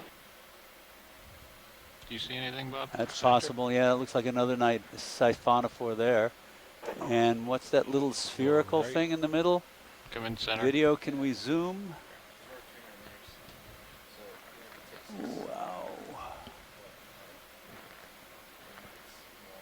Oh, okay. Coming out. This might be like a Caridian. I'm not completely sure. Okay. Very cool. Yeah. And is that a little crustacean top center? Maybe gone already. Could be. Yep. That looks crow-like, perhaps. Yep.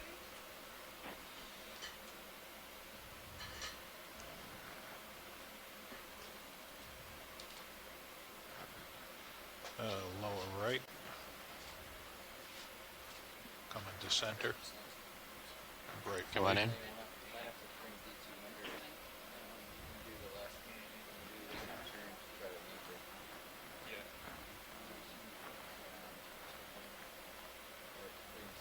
Oh, that's weird. What is that? Is that...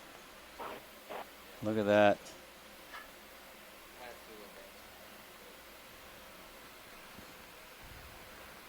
Still coming into focus for me. That's a new one. That's new.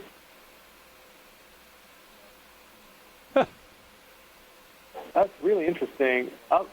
That's Could that be a Very different kind of Larvacean filter? That disc? Yeah. It certainly looks like one, but the object in the center doesn't look very appendicularian. Right, right. It looks more like a shell. Yeah. Very bright. Theropod shell sort of thing, I mean. Yeah. Okay. Maybe a feeding mesh for a theropod. Can we get a shot of that little crustacean? Go ahead. If that's what it is. Oop, yep. There, look at that guy go. Oop. He's booking it. Brill, moving along. I don't know what kind of shrimp that is.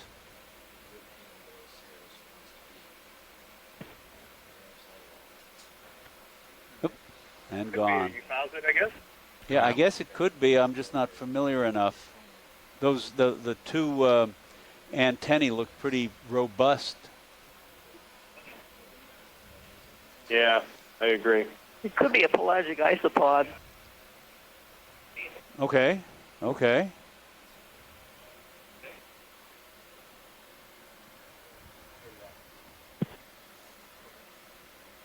Is that Mary?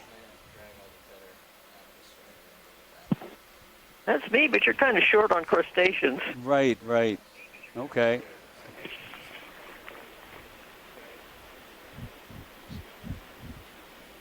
Yeah, we have not seen. We saw a couple of krill earlier, and in deeper waters some other shrimps, but not much here. I thought there was one thing. I thought it was going to be a stomatopod larva, but it wasn't. And of course the copepods we've seen. Lower left. Yeah, come on in. There's something below center there. And I don't know. Catenophora. Okay, is that the same one, Thalassocalyce? Yeah, I guess so. Or something like it.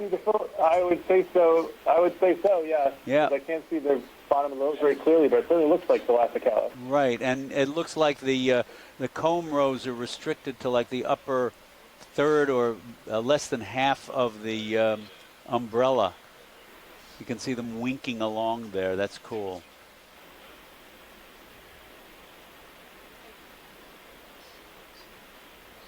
Awesome.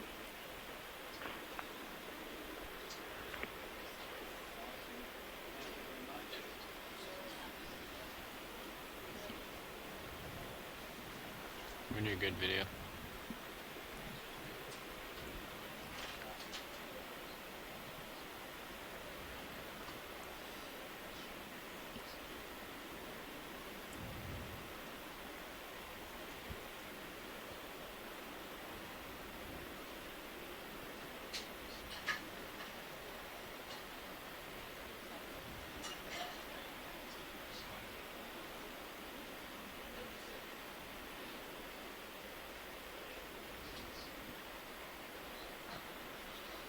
Bunch of stuff near the top. Let's get that guy up there. Yep. Oh, what's that? That looks like a ctenophore, a different one. Oh, yeah. Wow, look at that. A little bit ctenophore.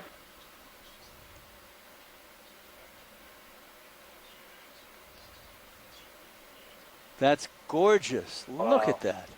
Yeah. It looks like a, some alien spaceship.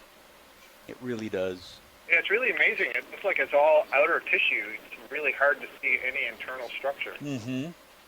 I mean, I can see a little bit of the, I guess it's stomadeum, the equivalent to the stomach pharynx, and I guess that's radiating off into very thin canals. That's magnificent. And want to remind our viewers that the light that you're seeing, although these ctenophores, many of them are bioluminescent, but the light you're seeing is not generated by the ctenophore. It's I was just gonna what do I it. can never Yeah, remember. just do Guys a on turn shore to help start. me. Half a turn. Refracted or diffracted Come from around the ROV's lights. 360 from I where can I never am. remember which it is or both. Do a half turn the other direction and see. I think it's refracted, but now having said that, I'll probably be told Coming that's out. wrong. Hey, Chuck, I think Mark Benfield jumped in with Yes, an the turn to excellent start. ID for that ctenophore, Kiohamea. Can you Yeah, I see stow that. my lower Right, is spring that arm? that was the most Copy recent that. one? Yes. Uh-huh. Okay. Yeah. And Okay, that that's completes the largely on the 300-meter front transect, Yep. and we're headed home. And I just got word, I don't know if you heard, that completed the 300-meter transect. That was a brilliant way of Okay, lower completing swing it arms with are that stowed. marvelous ctenophore, Kiohamea. It's almost like Hio silver.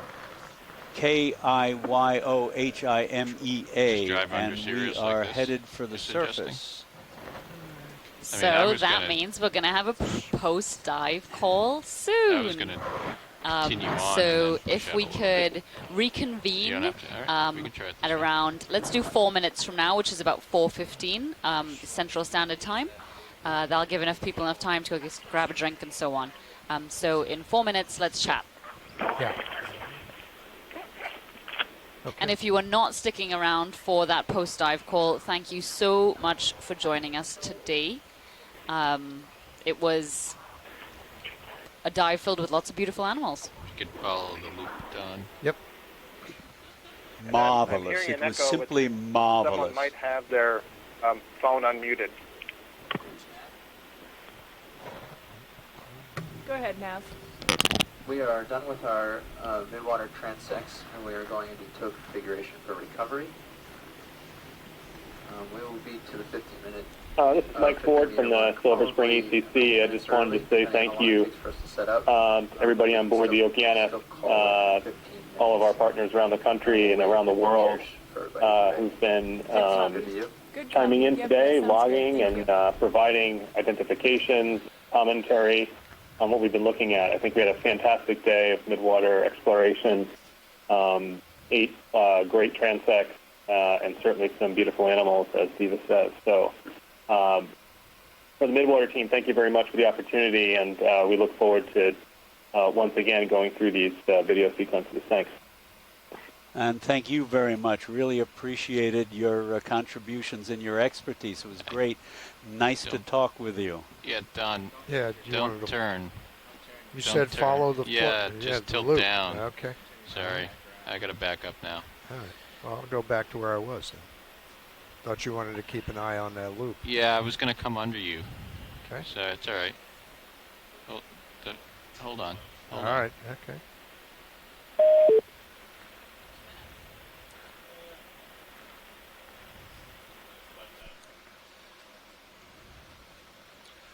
Watch lead, the call is out of transmission. The watch lead is out of transmission. I mean, yeah. The phone is out of, so yeah, private. Duh. When we come back around to starboard then. I was turning to port to keep that in view, so. All right.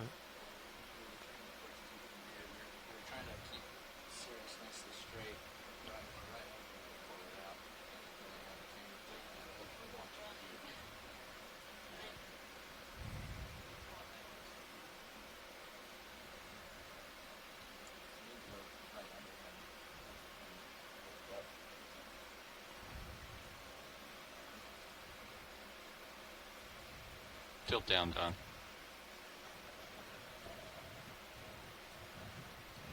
All right, line up with the ship. Okay.